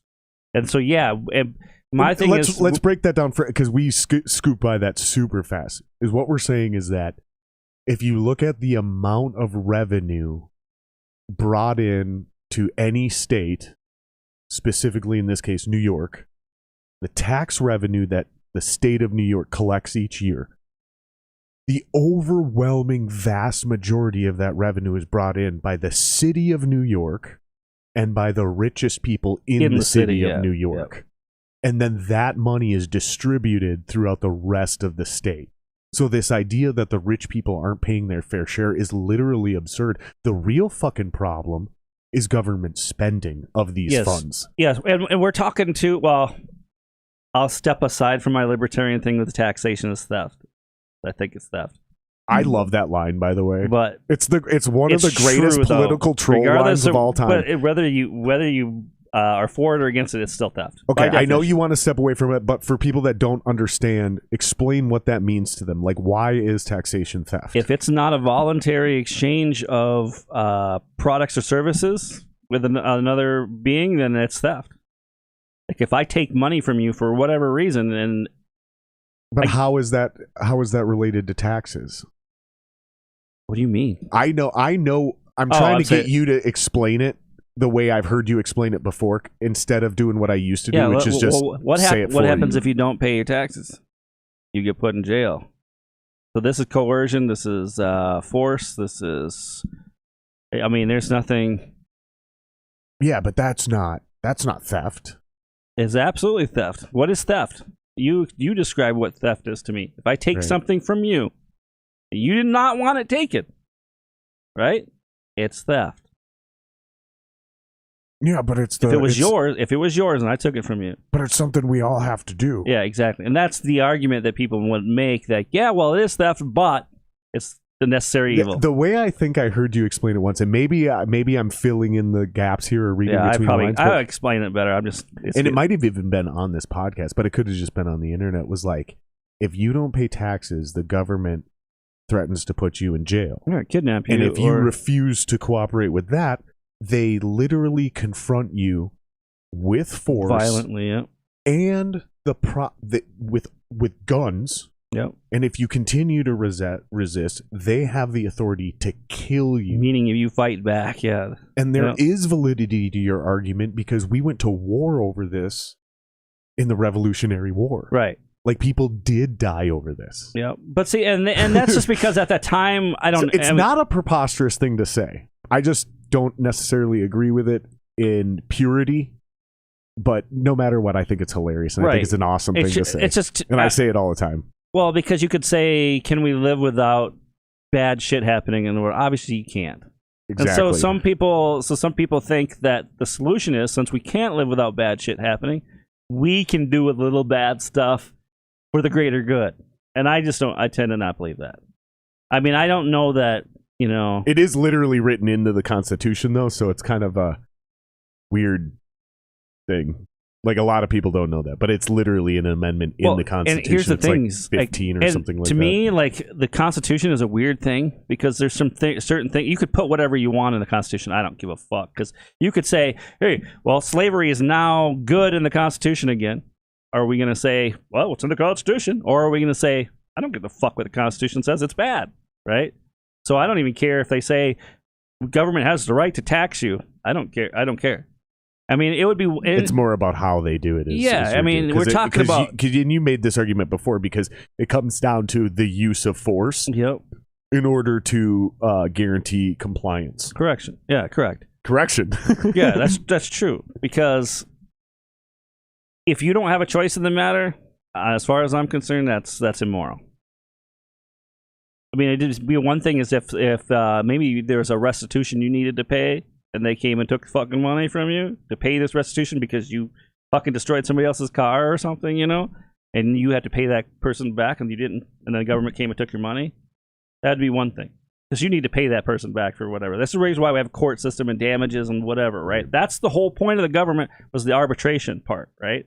It's just gotten contract enforcement. It's gotten so broad, and to fight wars, that it doesn't even have to. The original idea of the government, for anybody that's confused as to the point we're making right now, is that the original philosophy was arbitration, contract enforcement, like dispute resolution, shit like that. Yeah. Protecting the rights you were born with, making sure that one of the states specifically, because we're really kind of talking about the federal government, so making sure that one of the states didn't violate the rights that are guaranteed to you. And then the third thing was fighting wars. Yeah, there was three fundamental principles of what the government was supposed to do, and that's why it was divided into three principal branches. And laws had to have victims with damages. Like there had to be something. Now we have gotten so far into it that you don't have to have any damages. There has to be no victim. There has to be nothing. It can still be a law. It's illegal. What's the Oh, you're talking about like victimless crimes. Yeah. It used to be our legal system was based on whether somebody was actually damaged. Something was property, whatever. Somebody was wrong. And now it's just like, you went down the wrong side of this road.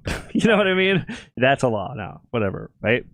But not that saying you should just drive down any road, but I mean, they literally. I think there's still a law in Ohio somewhere where you can't ride a white horse on the east side of the street on Wednesdays or some fucking dumb shit like that. Like, oh yeah, there were all kinds of stupid. But that's stuff, that's an exact example of a victimless crime that you're talking about. Or just even like there's sanitation laws. It's still to this day illegal to spit in public. Oh yeah, you can for sure. You know that? I've known that for a long time, but most people don't. Now it seems like, well, yeah, coronavirus. No, this shit has been in place for like 60 Well, they're years. like decency and etiquette kind of laws. But it and was things for like that. sanitary conditions. It was for spreading diseases. Somewhere along the line, they realized that diseases were being spread through saliva, and that's when that law became, because people were spitting everywhere all the time. You know, they were chewing spittoons. That's when spittoons immediately were like, nope, that thing is a disease pit. For cursing in public. That used to be a thing, yeah. Well, I think you can still get in trouble for doing that. They can try. They can charge you, but any half-ass lawyer is going to be able to. Well, that's freedom of expression all day long. Yeah, but there's public defenders, bro. Yeah. Disproportionate, you know. Yeah. I mean, literally, it's freedom of expression. Yeah. You know, because that's the freedom of speech thing is literally I can say whatever I want, including criticizing the government, without fear of the government punishing me for it. I can still get fired from my job, but the government can't bring charges against me.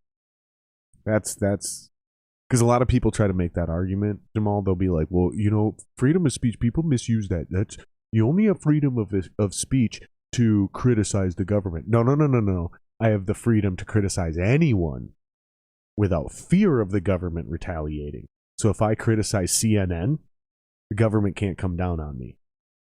That's what. Right. Well, yeah. If I criticize you, the government, you can't call the cops and have the government come arrest me. That's the difference, and it's all in the First Amendment, along with freedom of religion, freedom of expression, the right to assembly. Like, most of our rights are in the First Amendment, and then the Second Amendment is the Second Amendment, and then a lot of that other shit, dude, is like, you know, fucking like the government doesn't have right to like property seizure, searching without warrant, well, testifying against yourself. The third is no quarter for soldiers. Yeah. Yep. It quickly delves into really specific shit in the court systems and with the military and stuff like that. But most of your daily rights that people actually deal with on a regular common man shit, it's pretty much all in the First Amendment. The rest of it got real specific real fast. Like, they cover, I don't think people realize how much is covered in the First Amendment. It's like 6 things, I think. Yep. And then, but the idea, just the very idea, I mean, it seems weird that would be a revolutionary thing, but the idea that you should be able to say whatever you want. I mean, just the fact that was revolutionary act in itself is crazy. It was to a point where I agree 100%. People just couldn't say what they wanted to say. You couldn't criticize King George or that's one of the reasons, Pope and that's one of the reasons we have the separation of the church and state. That's another reason you have freedom of speech, is because people would criticize the church, and then the church would use the king and the government and the military to come down and oppress people. All that, dude, and I'm telling you, man, these motherfuckers were smart, dude. The one thing I don't agree with the founding fathers was, do you know they were 100% down with the wealth and the estate tax? Read what that used to be. They did not want wealthy families becoming lords and super rich and powerful. So when you died, you did give a large portion of your estate and wealth back to the government. Wasn't a large portion. Go back 75%, dude. No, not even 5%. I think it was 5%. I had to look this up. 75%. I think what you read had a little eraser over that. I want somebody to fact check that. Look it up. Check this, because I remember doing a debate on this particular topic, and Google that, boys. People said, "Oh, well, they always supported a death tax," and then you go back and look at how small that death tax or the estate tax was. It was nothing. All right. I gotta reauthorize my chat. I don't know, dude. Moya, Sweaty, if you're still watching this piece of shit, I don't know what's going on with my Stream Deck, but my fucking YouTube chat disconnects. So, like, if I go to hit something, it'll disconnect from my YouTube, and so I keep having to reauthorize this fucking. It's so weird, dude. And the thing is all them founding fathers were recipients They're on of handing down wealth and land and everything like that back then. They weren't given 75% of their own shit. You might be right on that one. We're gonna find out real fucking quick here. Shit would get really complicated when you had. I trust the Jamies. Shit gets really complicated when you have a lot of land. If anybody is confused why I keep saying Jamies, so if you're a viewer, if you're a supporter, if you're a fan or follower, whatever the fuck you want to be called, you're the pseudo producer because we don't have a real producer here. So you're my Jamies. All of you are my producers. You're all my Jamies. So I put it. Now it's finally about to work again. So yeah, that's why I have shit like this that pops in. So is what we want to know is what the original like death and estate tax was, written into the Constitution. I'm telling you, it was a lot. It shocked me when I read it. So maybe I was duped. I was duped, and what I read was perverted information that had been twisted to make it sound like the founding fathers were communists. But dude, what I read was extremely communistic. It was like they you're talking about the same people that only thought landowners should vote. True. Okay, you're right. So not only are you right on that, but I have to now back up. You got me. I have to back up, and I have to correct myself. This wealth and death tax thing is not the only thing I disagreed with the founding fathers are, because they literally did originally write only landowning white men were allowed to vote. That was an actual thing that was truly written in, and you're right. I want to know. I don't know. Maybe somebody can tell me. Was it actually white men, or they just didn't recognize slaves as people? Because there's some weird arguments that were there. I just, and all I have to do, and I will do this because I love doing this every few years, anyways. Is double checking the history of this. But if I remember correctly, it was in order: white men who owned land. So there was white men who didn't own land, and there was landowners who weren't white. Both of those categories still couldn't vote. So it was this, whether it was intentional or not, how it ended up being is you had to be white and own land. And then it got expanded to all men and white people. And then it got expanded to all men and black people. And then it eventually got expanded to all women. Like, women were the last ones to get the right to vote, which was super. Women got the right to vote before black people. Oh, but you're right. I'm sorry. I'm sorry. I'm thinking of credit. I know what you mean. I was talking about credit.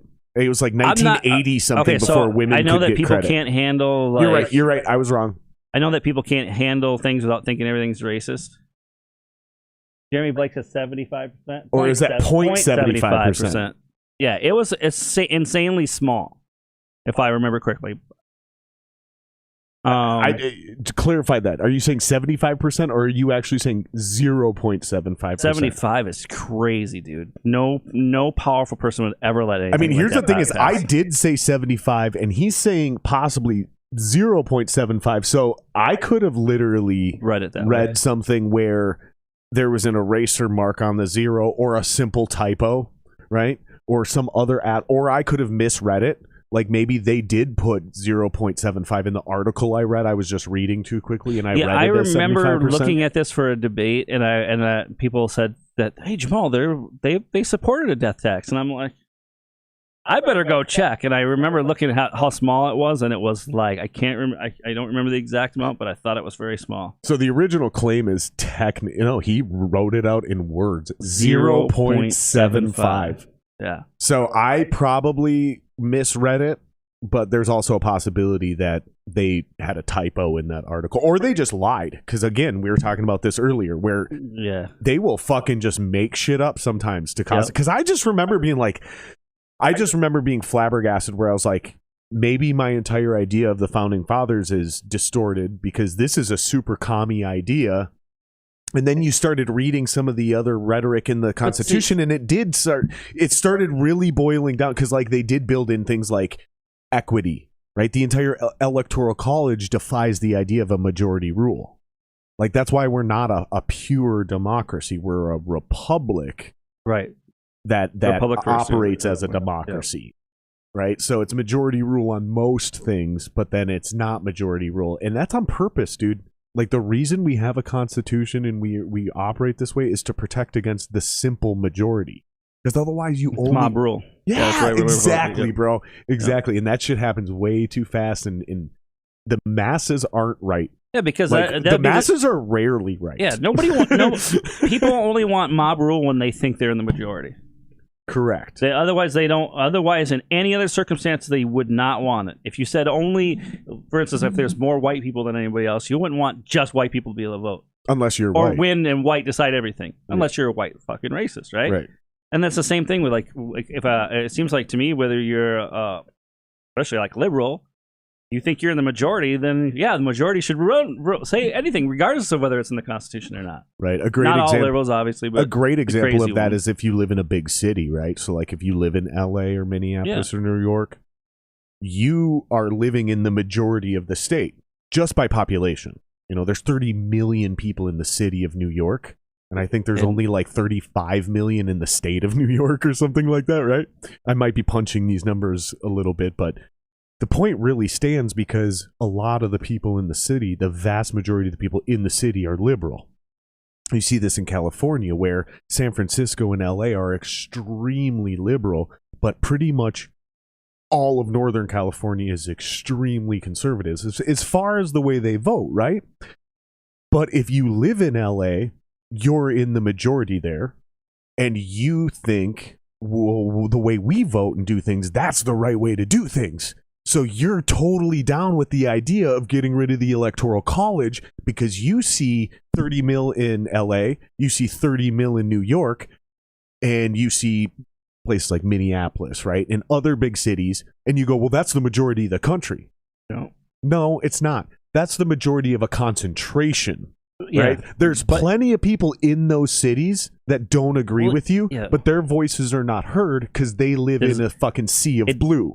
That only matter. The unheard voices only matters when they're not in the majority. Then they're the ones they're the ones unheard. I feel like I did a shit job of explaining that, but hopefully you guys got my point. It's just hypocrisy. But yeah, I mean, like, let's see, if you look at any taxes, right? You say, well, that's mind-blowing. 0.75%. Right, because I don't think the death tax is What's the point? Why even have a death tax at that point? That's the question to ask. That's a smart. If it's less than 1%, because why it probably has nothing to do with what we think it is. We probably don't. It's probably had maybe it was a nothing, consolation. Like, in order to get any law written on the matter, they had to make a compromise with something, and they were like, fine. They negotiated down to 0.75. But if you look at like original income tax, right? Original income tax was like a wartime thing, or the original one, and then only the really rich for paid the Civil War, and only rich paid it, right? You're correct. Yeah, because all the funds gathered for the Revolutionary War were donations. And what percentage was that? A lot less. So as long as you can say sort of. Are you talking about the income tax or the income tax? Okay, yeah, because the Revolutionary War, it was all donations, and dudes lost their estates to fund that war. Right, but the Civil War came around. You know why they did it? Because they had shit on the line. Right. I'm going to lose my place, so I'm going to contribute to this war because I'm going to lose my shit. And they ended up losing it anyways, but they had the freedom to rebuild it afterwards, and they got it all back in the long run because the government remembered. George Washington remembered. You know, like John Hancock was filthy rich. Filthy fucking rich. Well, he put it all, obviously signing the Declaration of Independence was a death sentence if he didn't win. And honestly, here's the thing, is this is what a lot of people don't really know, is like John Hancock, when he decided to join the deal, there's a reason his shit was the biggest one. It was a huge middle finger to the king, because once John Hancock put his money behind it, we stood a real chance, because he just volunteered to do that, man. He just volunteered to do that. The first time income tax was established, what you're talking about, just to catch the listeners up, was the North issued a federal income tax, and it was supposed to die after the war, and it was only to fund ammunition for the war. That's it. And it was supposed to be a temporary thing. Go on. But yeah, see, now if that death tax, they supported the death tax. Why did they? Obviously, 0.75% is nothing. It's not going to squash generational wealth. It's not going to have any impact. We're talking about less than 1%. It's not going to stop generational wealth.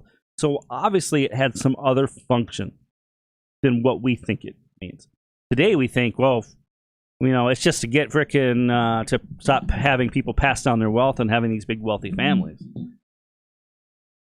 I think we've perverted what that was for, especially with the people that are pro-taxation.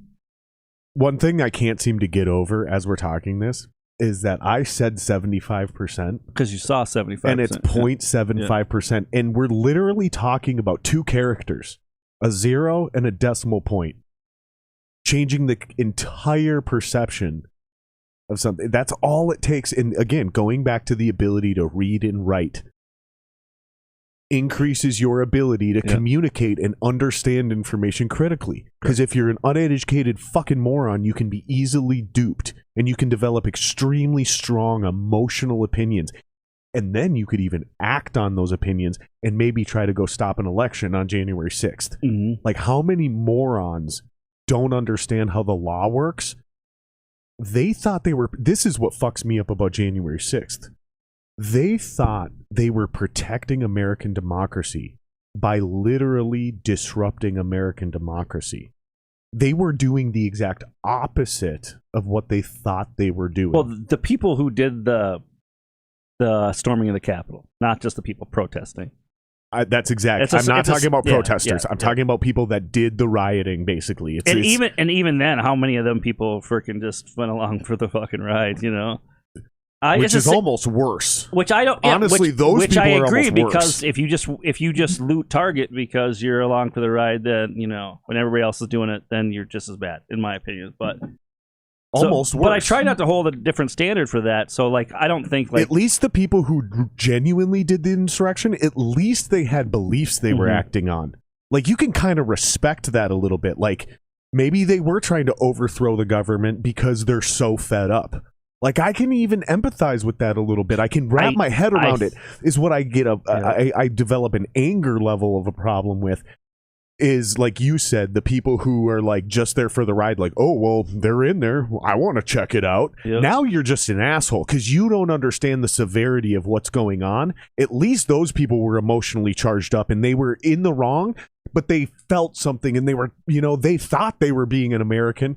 You're just being an asshole. And I could understand the thought of running in there, not necessarily disrupting, but how you can get protesters at our Capitol where they just sit there, they get inside and then they have their signs and they're just yelling. Yeah.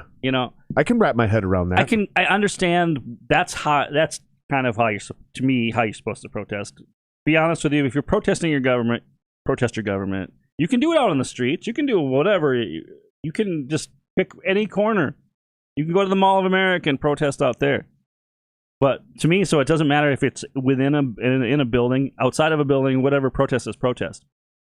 If you're actually trying to stop the government from actually having a fucking meeting, or to decide who the fucking president is, right? To make it official, that seems kind of weird to me. That's the part where you're not protesting anymore. It was stopping the count. Yeah, that's not protesting, and that's insurrection.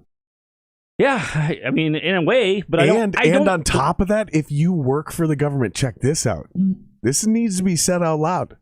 There's another level to this.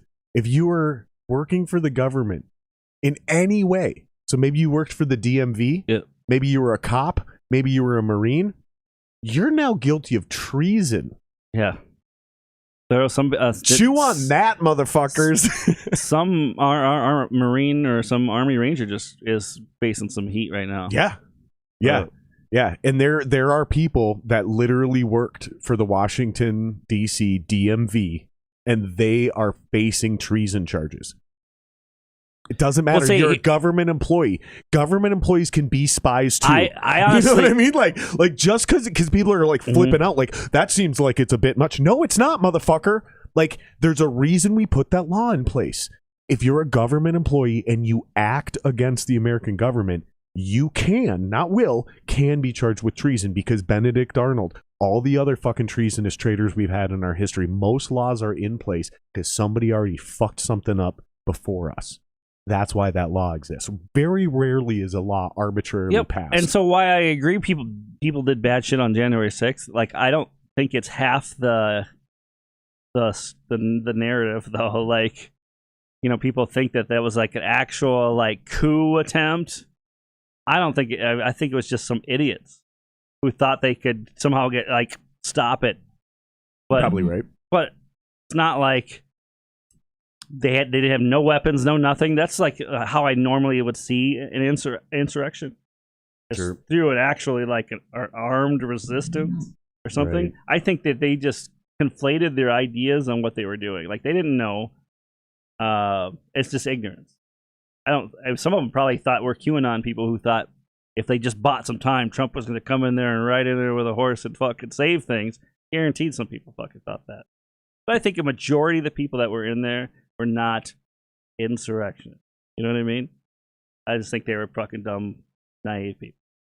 Did you, are you current on It's Always Sunny in Philadelphia? Oh, God, I haven't watched that in years. Oh, my God, I love it. This season. Still on? Yeah, and it gets better. Really? Dude, they this season started with like a 2020, the year in review, and they basically like showed how the gang was single-handedly responsible for most of the bad shit that went down in 2020, including the like Philadelphia recount and the reason it took so long and all the delays that were happening. Put that in there? That was their fault because they started a second ballot outside the voting booth, and it like ballots were lost and miscast and shit, and it's their fault. And then D and Charlie went into business to make masks for the pandemic, but they had a dispute as to what masks they were going to make, so they pivoted into costumes, and they accidentally got a big order without any real knowledge, and they basically made the fucking insurrectionist costumes, you know, like the fucking the Daniel Boone hat and the fucking fur costumes and shit. Yeah, they made those costumes that took place in the X. It's hilarious, dude. It's great, man. I fucking love that show so much. And it just reminded me when you said, you know, most of them are fucking idiots. Yeah, when you see some of those pictures, a lot of them look like idiots, and a lot of them also look like they're either like literally Russian spies or Antifa spies or government. Like there's some weird shit because some of those dudes are wearing like, some of those dudes have like hammer and sickle tattoos, right? And then they're running around with an American flag, and it's like those two things do not go together ever. So you like either when it's convenient, they might.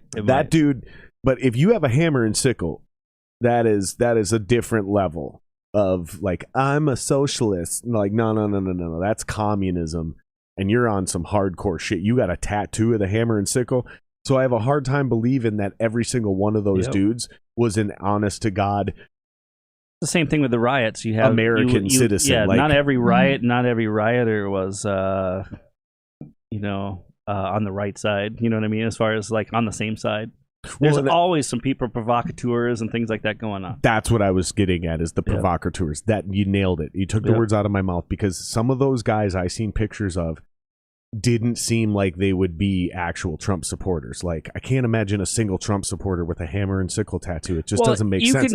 The same reason I don't believe that the man dressed in black with the umbrella bashing out windows in South Minneapolis at the AutoZone was a BLM person. Yeah, no, he wasn't. He was a provocateur. Like, there's people that go in, I'm 100% certain of it, it's been proven, they go in and they take riot or peaceful protests and they turn them into riots. And then there's the aerial footage from the protest turned riot in, where was it, Baltimore or Philly or Chicago or somewhere, where they had drone footage that showed this peaceful protest was never a peaceful protest.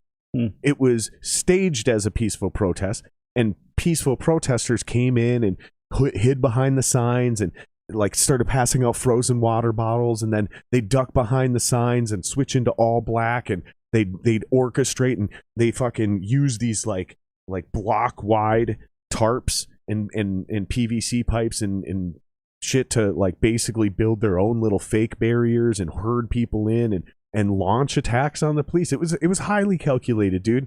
Like, I watch enough football to see enough fucking plays run from the all 22 cam to see coordination when it's happening in unison and in concert, pre-timed things to where I can fucking see what's going on in that fucking. You watch that drone footage, it's super obvious. They knew what they were doing. It was coordinated. It was planned. There were strategic people out there making on-the-fly decisions, and there was a pre-planned deal. It was premeditated. Sure, That's what I'm trying to say. Premeditated. Yeah, there's man, it's fucked up, dude. It's fucked up, and that's why I never went to a single one of them protests, because I knew every fucking one of them protests was going to turn into a riot. I could smell it from a mile away. I ain't trying to be a part of that shit, man. Yeah, I mean, there's bad people on both sides, or there's like, so there of the protesters, there's bad people that agree with the protesters that take it purposely, try to what's the word for it? Escalate the crazy things that are happening. And then there are also people who are against, like, say, BLM, who would provoke a situation just to get BLM to look bad. And the same thing, cops do that so they can bust. If let's say a peaceful protest is inconvenient for a mayor who is going for re-election or whatever, they'll just send a cop in plain clothes. He'll break some windows, start a fire, throw some trash cans. Then now all of a sudden we can shape this into a not peaceful protest, and then they can run in there and stop the protest without people getting pissed off. Exactly. They can go in and start gassing people. They can start violating civil rights. And then they don't look like they're being tyrants. Yep. Exactly. And that happens. That's the oldest trick in the book, but that's what happens. I think on January 6th, I think that same kind of shit happened, because I think it always happens. And especially something so high stakes as storming the fucking Capitol or whatever, right? You know? I don't know. It just seems it seems so high stakes that they didn't see that coming, or both sides didn't try to figure out how to manipulate this to their advantage. It felt very much like they knew it was going to happen, and they kind of let it happen, wanted it to happen so they could politicize it and weaponize it, and monetize it. Mm-hmm. Like, and that goes back to what we were talking about at the beginning of the it takes two to make that happen. Though, conversation is like the monetization of an idea. Like, that's what freaks me out, man, is like everything is being monetized now. If you can make money on anything, it's being done. Mm-hmm. There's nothing pure about anything right now. Except for, well, not even this podcast, not even podcasts like this. Like, we're even monetizing these conversations in a way, half of you guys, I mean, granted, I believe you that you guys like coming down and hanging out and having dope conversations. And sometimes we have beers, sometimes we don't. Now we're smoking gars sometimes we're not. But at the end of the day, it's still like, and you can plug your band. There's still that deal too. We're still monetized. There's still multiple things that are being gotten out of it. Yeah. And for me, like, I think of it as an opportunity to talk about this shit. Some days I remember you said that at the beginning too. You said, because I was like, oh, thanks for coming down. And you were like, dude, it helps me too, because it's practice, because I want to start my own someday. Mm-hmm. So every time I come down here, it's like practice for me. Yep. And some people might even be insulted by that. I wasn't. I was flattered by it. I was like, oh, so this guy has not only like friendly motives, but selfish motives. That's good, because now I understand how this dude's approaching things. And then it becomes almost a collaboration, right? Where it's mutually beneficial, because he sees his own end game as well. It's not just something he's doing. This is all an opportunity. This is people helping each other. And I do think you should start a podcast. I think it'd be a good one. I'd subscribe to it. I'd watch it. I'd listen to it. Yeah, I got to figure out something. I'd figure out a way to build it into my cycle. You know what I mean? There are a lot of podcasts out there, and I fall behind on a bunch and then binge them and catch up. Like, I'll go a month without listening to Two Bears, One Cave, and then I'll listen to 4 episodes. The thing in a row. is I'm always torn between, because I have so many like loves and passions and things like that. So I get torn on like what I want to do, and maybe I just don't. Maybe I don't have it hyper focused on one thing. I don't know, but sometimes being specialized is the better way to go. But then being genuine also. Being a weirdo who likes this or that, right? I don't know. Sometimes people like that too, so.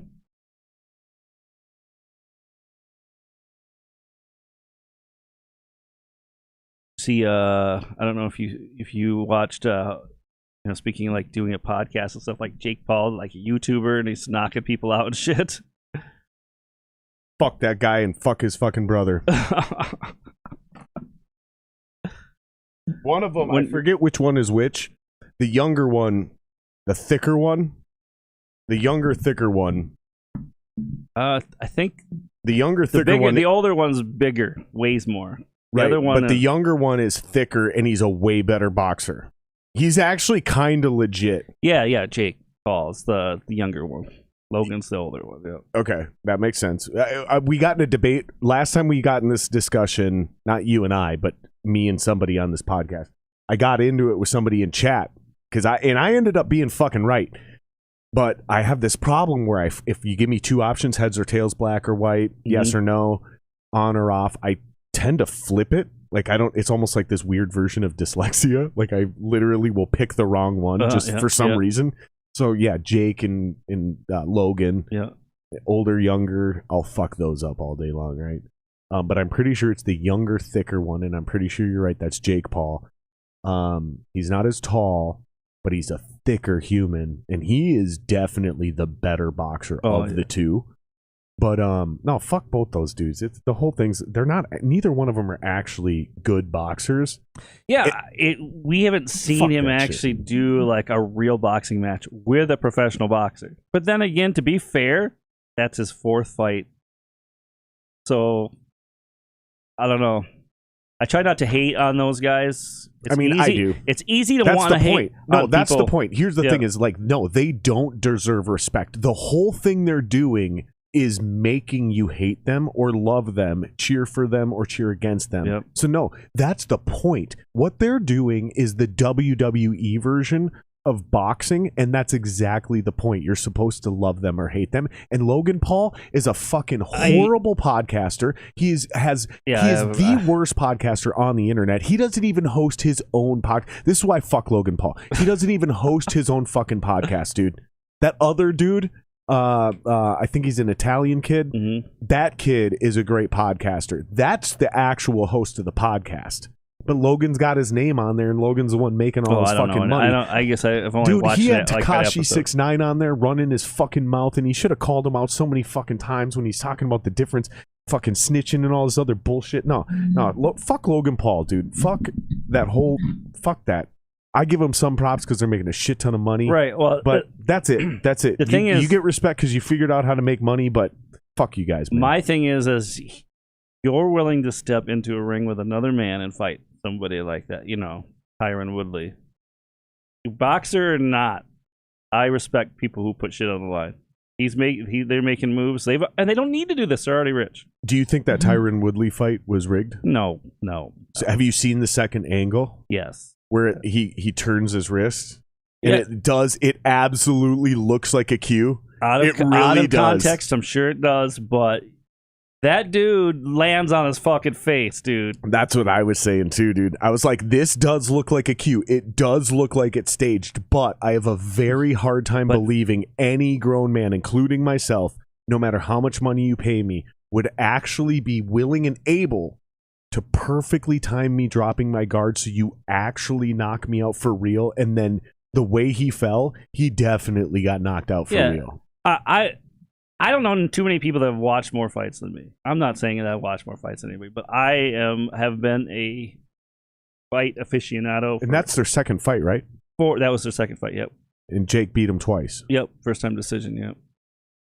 But see, that's the thing is, like, I watch fights all the time. I can't tell you how many thousands of dollars I spent on pay-per-view. I'm not saying fights don't get fixed. Shout out to Cloth. He said, the younger, thicker one. That's the name of my new podcast. But you can tell when people get knocked out. Some people act differently when they're knocked out for sure. Some people could still be on their feet and whatever. That happens. I just watched an ESPN clip of that. That dude was so perfect. Yep. And it wasn't like it was just perfectly over the guard. It wasn't like his hand was completely down to the side. And even then, you got feints and you got you do things to kind of get people to think about Yeah, something. and hit him in the side a whole bunch of times, then come up on it. Yeah, and maybe that's the thing. Maybe you turn that wrist. Maybe that turning of that wrist, and the viewers probably can't see me at all. I'm doing this in reverse now because it was his right hand, but he turned his wrist in, and then went flat-footed, and then turned it again, and then just suddenly cracked him. It does look wonky, kind of like a WWE fight. But I think you might be right, because that twist could be a false tell for I'm about to go for a body blow. Like, I've done this. I've set you up for 4 rounds that every time I do this, I'm going to hit you in the chest. Because I didn't watch the real fight. I watched the knockout. Where I'm going to hit you in the liver, or I'm going to hit you in the ribs, or whatever, right? That does happen. People do give false... And I'm going to... But I'm setting you up to drop your guard. Like, for 4... Because this is how football works. Like, literally football as a wide receiver. You keep running one way. I will set you up like I'm going to do this, and every time I do this, I cut in, and I do this, and then in the third quarter, I do this, and I do the same thing like I'm about, and then I go right fucking past you, and this time it's a touchdown, and it's the nail in the coffin. And the thing is, sometimes he's probably also, if he's not fainting, he's also, sometimes he might want to be pulling the trigger and then stop because he saw something, too. Like, so he might... It's not that... You might be right. It's not... I don't think it was a... I mean, we're talking about... Weird thing is like, because of hand gestures. In a fucking 16-ounce glove? Like, you're going to see hand gestures? Or it's just, he twisted his wrist? Is that what we're saying is a... It's pretty... it's not a subtle twitch. It's a full fucking... For the viewers, sorry. It's a full... Like, he's sitting like this. Like, I'm trying to reverse this, and I feel super awkward as a right-handed person trying to do this. But he's sitting up here like this, and his draw hand is way down here. Like, that's the crazy thing, is it's not in a proper position like a normal fighter would be, right? I'm trying to reverse it. This doesn't look right. If you guys are watching me right now, didn't he say he hurt something in the first round? I don't know, but this is way down here. This is way down here, and he goes like this. Now, again, maybe you're right. Maybe that's a fucking feint. Maybe that's a setup. Maybe that's a false tell, because again, this would look so much more natural if I'm right-handed, or showing you as a right-handed. So he does this, right? And then maybe he's setting you up for the body over and over again, the whole fight, right? Because, this is kind of how football works. I've been in these situations. He claims that he was going for body shots. Right, and maybe he was. I didn't watch the whole fight. I just seen the knockout. But then he does this twist, because normally I twist, and then I come in for that body, and boom, and all he needed was for him to just drop his guard. Now I'm talking about Woodley. Yeah. Woodley drops that left hand, drops that guard just a little, and then, and again, just like fucking a lot of other things, the delivery starts the same, like a pitcher in baseball. And what fucks you up is how I end it, right? So it starts like it's a body blow, but then I come up and I crack you over the jaw, and because you dropped your guard just enough, it's a knockout blow. Yeah, you're right, man.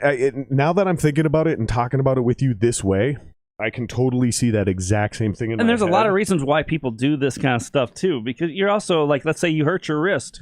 You're doing a thing in a fight to kind of, you're gauging yourself. You'll catch me doing this one. Yeah, I do this one because my wrist is fucked up, so I got to make sure it's like straight. I think it could be anything but a signal for him to. And then you see how flush that shot was, and you. Correct. And not only that, he knocked that motherfucker lands on his fucking dude. Face. I mean, you could honestly, if you said, "I'll give you Jamal, I'll give you this the same amount of money Tyrone really got to fall on your face," I would be okay. I'll do it, and I would try to land on my face, and I probably would not look as good as that falling on my face. It'd be forced, or it'd be weird, right? I don't know. Or you'd like your arm would come up. Yeah, your natural instinct to brace yourself or whatever. You'd turn your head to the side a little bit more. He was out. And he fell on his face. Oh. He didn't like turn his head to the side and brace it. I had one guy say, well, 20 years of fighting and he got hit. That makes more sense. After 20 years of fighting, all the damage and the age. He's lost all his last fights.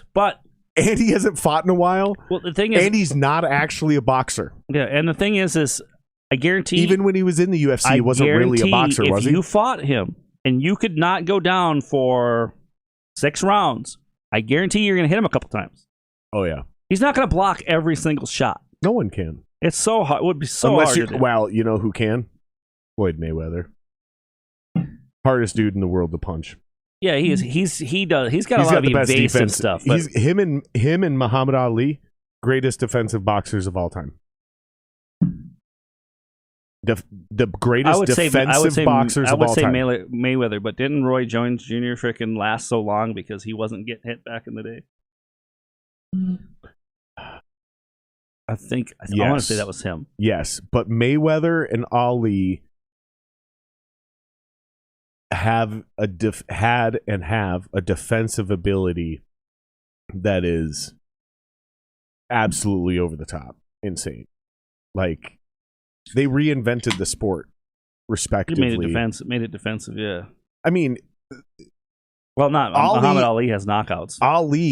Ali took defensive boxing and made it an offensive part of the sport, meaning dodging punches and wasting your opponent's energy on purpose so you can go after, because that Frazier fight is a perfect example of it. And I specifically can relate to this because I've done this in my real life. You're fighting a bigger, stronger person. You tire them out, stay alive long enough to where their strength, which is their strength, is no longer a strength. It's now a weakness because they're fucking exhausted, because it takes a lot of fucking gas to run that engine, dude. Especially if you're not thinking. It's only a matter of time before you get tired, because I'm less pounds. I burn calories more efficient. You know, you're just, it's a mental game, right? And dude, I think, was it George Frazier or was it George Foreman? Foreman? Ali versus Frazier? Or was it Ali versus Foreman that I'm talking about? Where he just fucking, dude, he made it, he basically, it seemed like he was losing the fight for the entire first half of the thing. And then I'm pretty sure it was Frazier, but maybe it was both, who knows? But basically just gassed him out and then just completely annihilated him. It just absolutely dominated the fight by the end of it. It was not even debatable who won those fights. And then Mayweather's kind of the same deal. Like, and I think, honestly, man, I think the best example of it... The thing is, I don't know. I think the best example of Mayweather was when he actually did an exhibition with McGregor, right? It's not a real fight. No. It was like a tutorial in boxing. He did 3 distinct styles of boxing, and every time like every 3 rounds, he would switch it up. So every time McGregor thought he knew what was going on, Floyd would just switch it up. And it was like watching the fundamentals of boxing. Yeah, the weird thing is that the judges would still classify like the first round or second round to Mayweather, even though he don't fucking do anything. Mm-hmm. When Mayweather was purposely not doing anything so he could wear McGregor out. And still, he would still get the round. It's like, what? Yep. And that's part of boxing. Like, I remember when... but still, it shows you how weird the judging is. Well, I remember when Mayweather fought Pacquiao. And my buddy was furious that Mayweather won because he goes, Mayweather just ran away from Pacquiao all night. And I go, yeah, but that's part of boxing. I know, but part of boxing is also not getting hit. I agree though, a little bit, because I do get annoyed with some boxing when it's literally there's an exchange of one punch, there's a clinch, break up, one punch, clinch, break up. To me, that's not. I don't know. I really struggle with thinking that as a combat sport. You're a big UFC guy. Yep. Now, here's the thing, is like, I know a lot about fighting from the real world, from being in fights.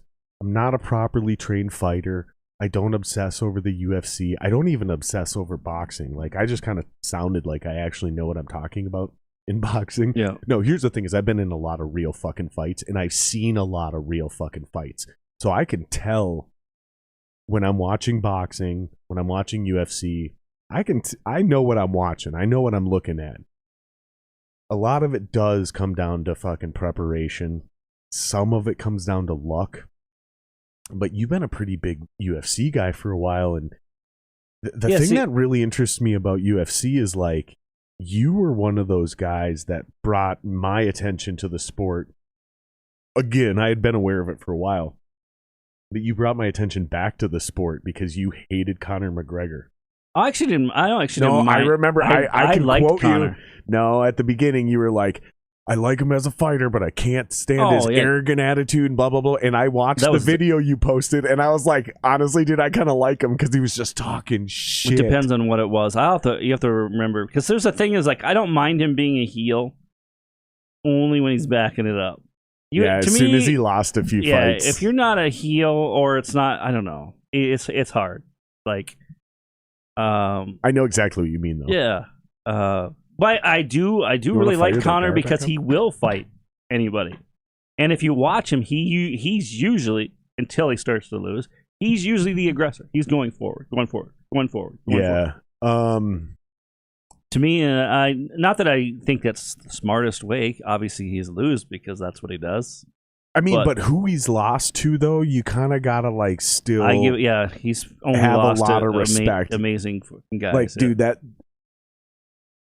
Be honest, and I trust you to be honest because you and I think people can trust me to be honest because we both we're both two of the very few people that go, I voted for Obama the first time, but didn't vote for him the second time. Like, there's very few people willing to be that honest. Mm-hmm. Seriously, I know a lot of people are like, "What an idiot! Oh my god!" Twice? No, they're like, "That's your equation of honesty." No, trust me, that's a thing. Like admitting that you voted for somebody once, but then didn't vote for him the second time, it's a whole thing. With Anyways, the polarization, yes. So then you lose face for being Democrat because you voted for a Democrat in the Republicans, right? And then you lose face because you exactly right. You didn't side with the greatest president ever. It's a It's a credibility argument, and the fact that you're willing to lose credibility and being honest about that's exactly what I'm saying. Yeah, so, I got suckered. Same page. Okay, so who did you honestly pick? Not if it.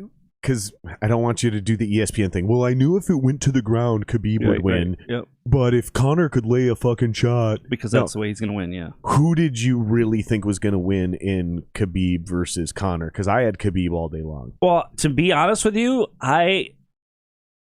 every time I think Conor's got it, he doesn't. And every time I think he shouldn't pick that fight, he fucking does amazing.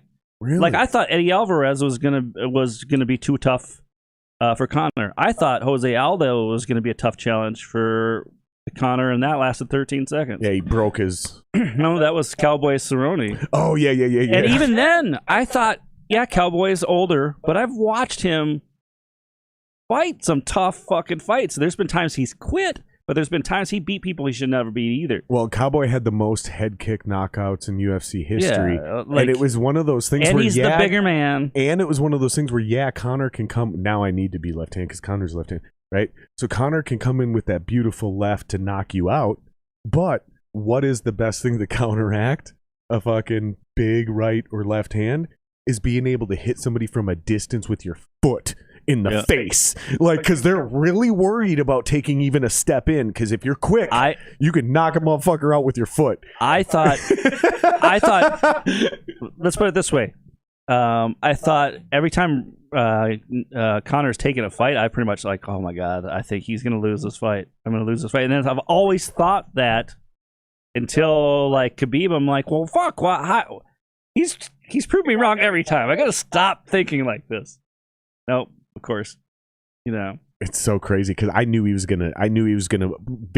He said some shit because again, I've been in a lot of real fucking fights, so like, there's a certain look in certain people's eyes. You can tell when they kind of quit or they know they're in trouble, dude. And I'm talking about the lead up. I'm talking about motivation. I'm talking about drive. I'm talking about like some shit that is on another level, dude. And Conor said some shit that bothered Khabib deeply. And dude, the look in Khabib's eyes looking up to that, and then that video got leaked of him wrestling a bear as a child. Oh yeah.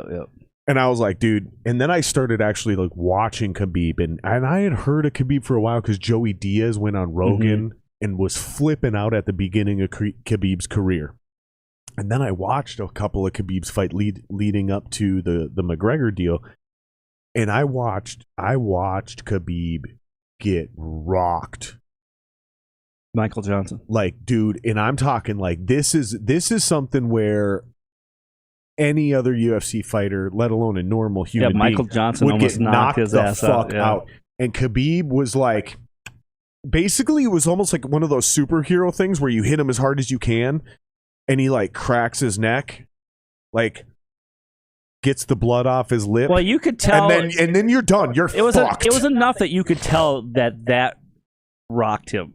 But he still won. It wasn't just a good shot. But yeah. Dude, he came back, and that's when I went, oh, Conor's fucked. I knew it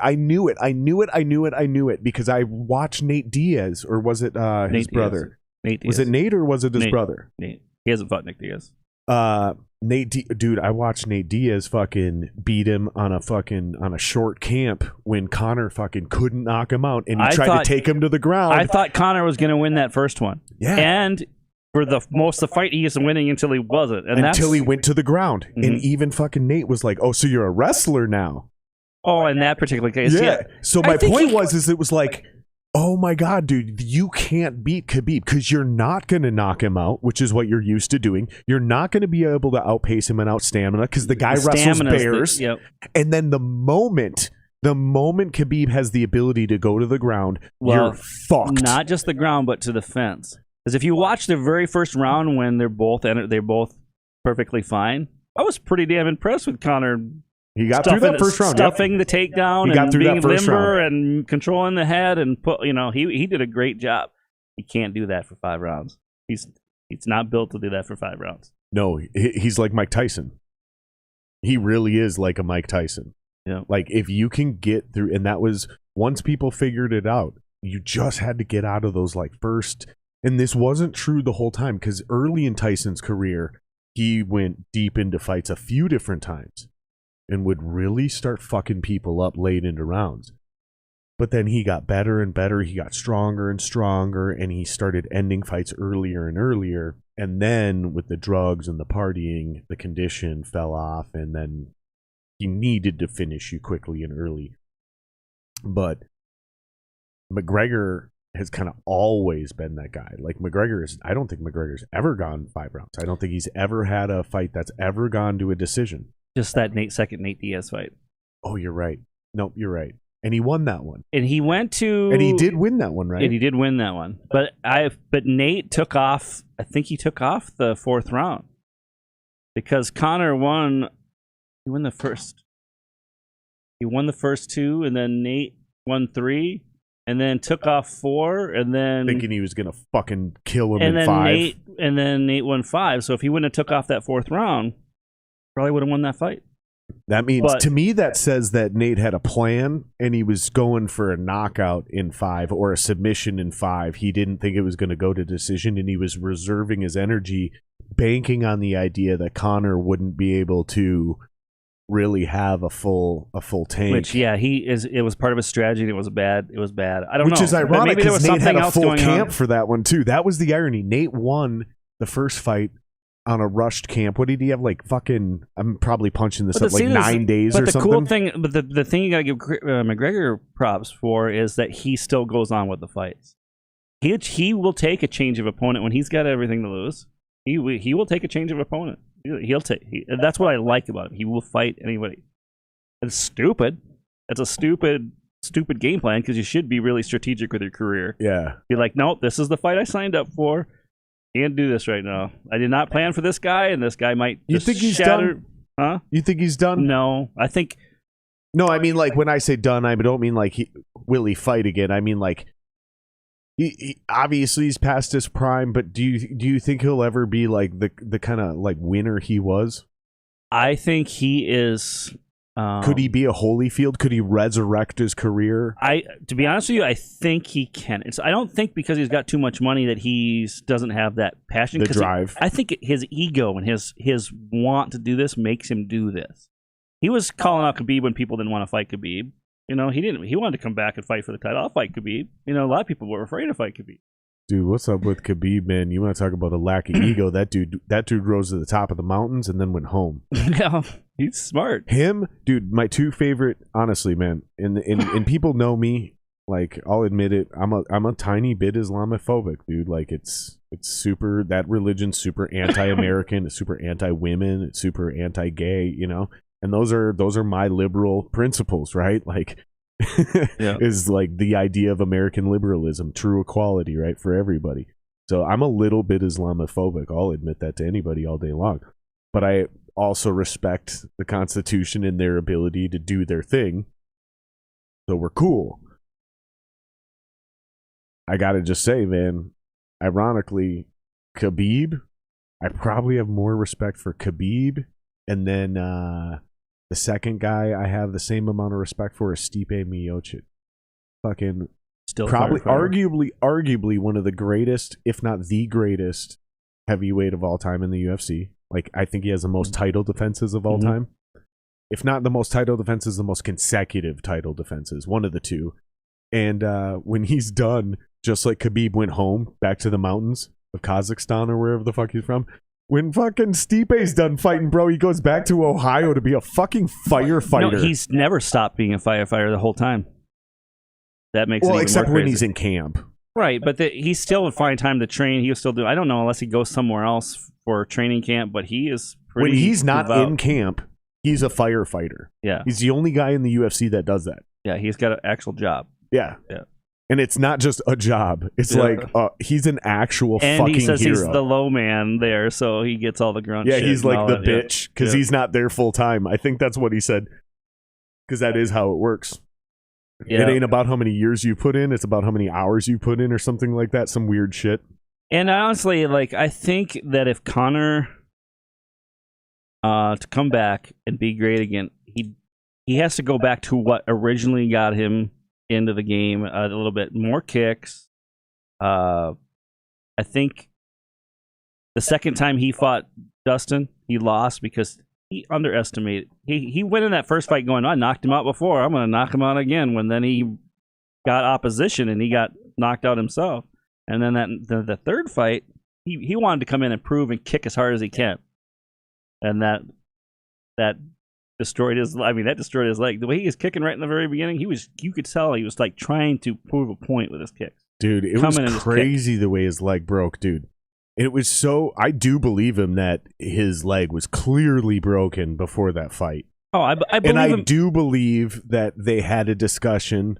And they were like, dude, you probably shouldn't fight on this leg. And he was like, nah, fuck that, I'm fighting. He's never pulled out of a fight. And I do believe that the doctor was like, okay, I will approve you to do this. Like, it is okay enough to. Yep. But then there was just enough of the right.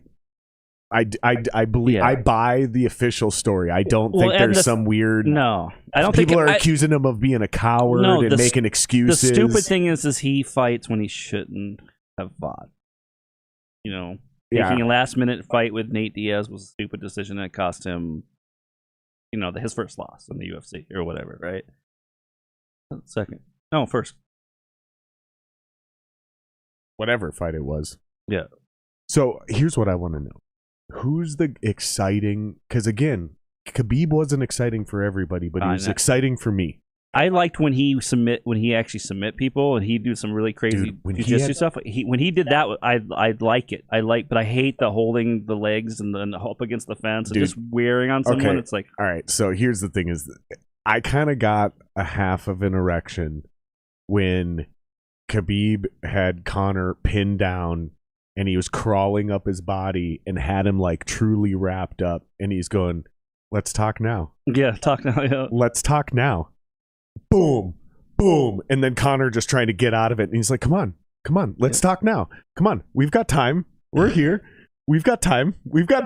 Like, you're not going anywhere. And I'm going to do whatever I want to you. Yeah. And we're going to be here again next round and the round after that until I break you. Dude, it like kind of got me like hard a little bit. Like not literally, but like metaphorically, like it got me off a little bit, because that's the kind of fighting I've been in. Where it's like, dude, even against bigger guys than me, where I wear them down, I get them tired, I get them to the ground, and then I just I get on top of them, and no matter how strong they are, no matter how much they try to throw or swing or whatever, you just slowly wrap them up like a boa constrictor, dude. And it's like, fucking, I thought you were gonna what's all that shit you were talking, motherfucker? And you have the ability, if you want to, you can kill this person. Oh, yeah, for sure. And then you just kind of like just rub it in. You never kill them. You just kind of like literally rub their face in the dirt. Just kind of like, come on, motherfucker. I loved it, dude. I loved it because, dude, as much as I love Conor McGregor, he did talk a lot of shit. When you start bringing a motherfucker's family into it, you said something about my wife. You said something about my children. All right, I have a new He level had some of cold motivation. dishes though that were he's crossed the line for sure. But there's been times where it was like, dude, that was. And then once the book was out, like Tyson, where it's like just get past a couple rounds, don't let them knock you out. Get past a couple rounds, you can kind of. Then I think people stopped being scared of him, and I think that's what it really was. Is there was a lack of fear and a game plan to beat him. For sure. People were beat before they walked in there. Yeah. But my point is I was excited about Khabib. I was excited about Conor. I love Stipe. I wasn't a fan of John Jones. There's always something about John Jones where there was just this smug, smarmy. I always knew he was shady. Him in the beginning. I always knew he was a shady piece of shit, though. I always knew that. And every time people kept giving him the benefit of the doubt, trying to find excuses for everything he was doing, I was just like, there's just something about fuck this guy, right? Who's the guy now? Who's the dope guy that we should be excited about now? Like, that's what I want to know, because it seems like the guys I know about are moving on, getting older, have retired, been retired, including the Diaz brothers, including Cowboy, including Conor, including Stipe. DC's done. John Jones should never be allowed back in the sport. It's so hard because, like... Who's the new guy, man? I like Israel Adesanya. Oh, yeah, he's a bad man, dude. I like him, yeah. Right now. Oh, and you know what? Francis Ngannou, I like Francis a lot. I like Francis, but it seems like he's got weird management or something. I mean, he's complaining about, like, his contracts and everything like that, which is not uncommon for athletes to do, but he's, like, literally came from nothing, goes there. I don't know what he's getting paid, but they put him up, like, let him train at the center and everything. They, like, literally, like, we're going to groom this guy. He's going to be a fucking champ one day, or he's fucking, And now that he's there, it's almost like he's, like, completely... and it doesn't fit his personality. Like, Francis, it doesn't seem like he's money hungry. So you think his management is forcing him to do this? Forcing the way things are going. Like, they don't feel like they're making enough money now. That's what it seems like. And granted, the thing is Francis is awesome, but he doesn't have a pay-per-view. Nobody still knows who he is. He's not a household name still.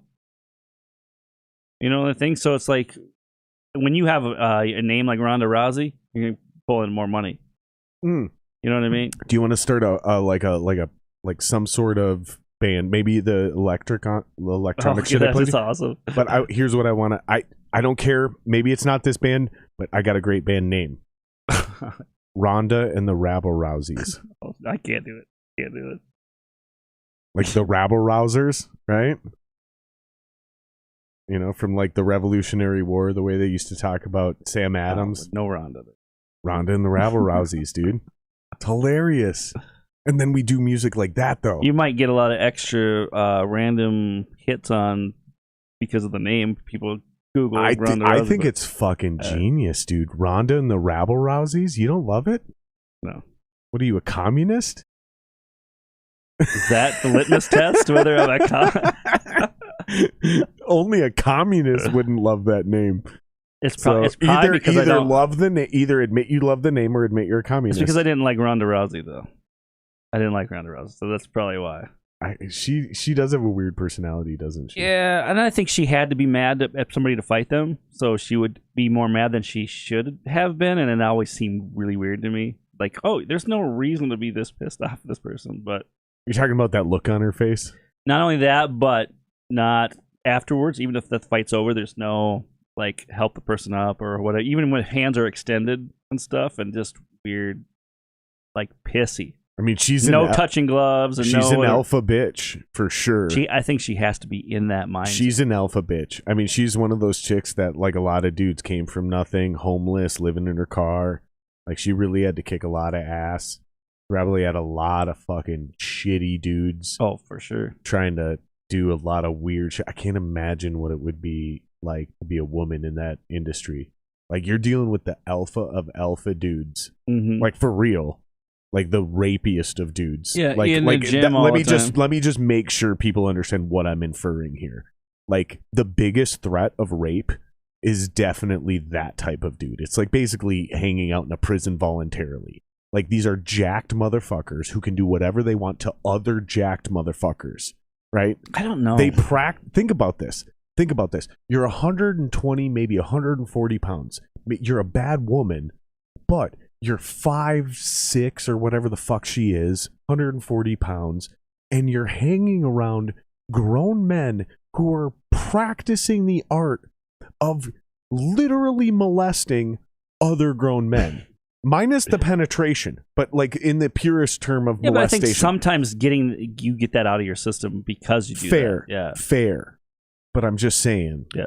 You know goddamn well with motherfuckers juicing and doing some weird shit and like those weird creepy alpha males that are in power situations like we were talking about earlier, being a chick in that environment in a violent situation voluntarily with like the fucking alpha of alpha dudes who have the greatest ability. I think it's a tough situation maybe because you kind of gotta have like a fucked up to fight. You have to be kind of fucked up. Because a lot of those chicks in the UFC, none of them are very feminine. They're all kind of like assassins, man, and they're all kind of crazy. There's a few.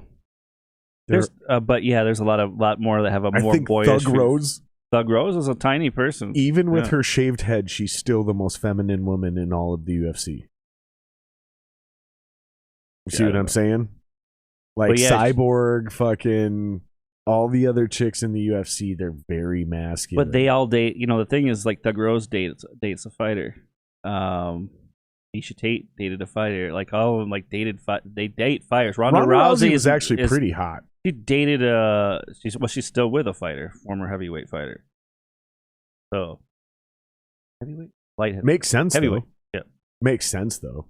So you're always around those people, and then you don't respect some weakling guy. That's what I was just gonna say. When does the day come where Ronda Rousey dates like an IT dude who weighs 115 pounds and he's 6 feet tall, like you were when you graduated high school? You said that at the beginning, right? Yeah. When does that day come? Ronda Rousey, 140 pounds, 5'7", dates a 6 foot tall, 115 pound IT kid. Yeah, not gonna happen. Yeah. Eventually, it's got to happen. I just want to know when. Oh, you mean when she hits the wall and everything's just... Not specifically her, when these two types, when this happens. It's got to be 10, 15 years. We're not that far away. But right now, there's no possibility. 3 kids into, a like divorce. A killer of a woman dating a beta bitch dude. And it's not like some weird fucking he's gay and she's the beard. No, I'm talking like this is legit. They're both straight. It's real. Even Amanda Nunes. But she's truly the alpha in every possible way. Amanda Nunes is the first gay female champion, right? She is married to a female fighter. Almost like they just have to marry fighters, but who knows? There's a lot of people, so we're just talking stupid. I mean, it kind of makes sense, though, because we talk about, like, musicians. A lot of us end up with another artist, and if you don't end up with an artist, you're probably fucked. Like, I'm pretty much convinced that's why my marriage works. Is because with all of my crazy life and podcast, still struggling at music, because mostly my own shit now. Like, the struggling at finishing this album is literally 100% on me now because I finally decided I'm going to do most of the instruments. Well, yeah, it's not going as well as I'd hoped. We're getting there. We're tracking now, but it's taking me a few more passes than usual. Usually I do things in front to back, whole song, 2-3 tracks, and you'll just pick one. Tighten it up maybe a little. Now I think I'm gonna be at like 5 passes, and then there's gonna be a lot of cutting and pasting. Yeah, I'm not in touring conditioning where I have dude, my hips. I'll be jamming the drums, just fucking rocking, dude, and it's the hips, dude. My hips start getting like burning tight, sore.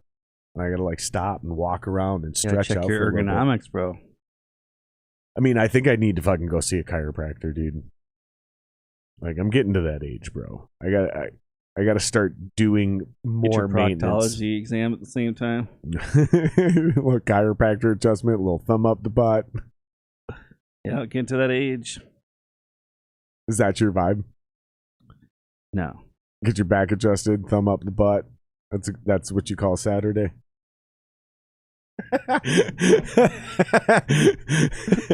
That's funny, dude. For the listeners, Oh, it was fisting. That But was I a- wasn't that was a- thinking it, but it does tie that was a back into callback to the that was a callback Unintentionally. to the fucking Logan Paul fisting move, the twisting of the fist. Let's wrap this up, dude. We've been going for a while, man. Where can people follow you online? Nowhere. I mean, they have to be able to eventually if they're going to follow you on a podcast. One day, maybe. You have a Facebook. My Facebook is private. You have to send me a friend request to be able to see it. Even You're a fantastic promoter. yeah, I just don't want to. I don't want to promote anything right now. I got nothing right now. I got nothing.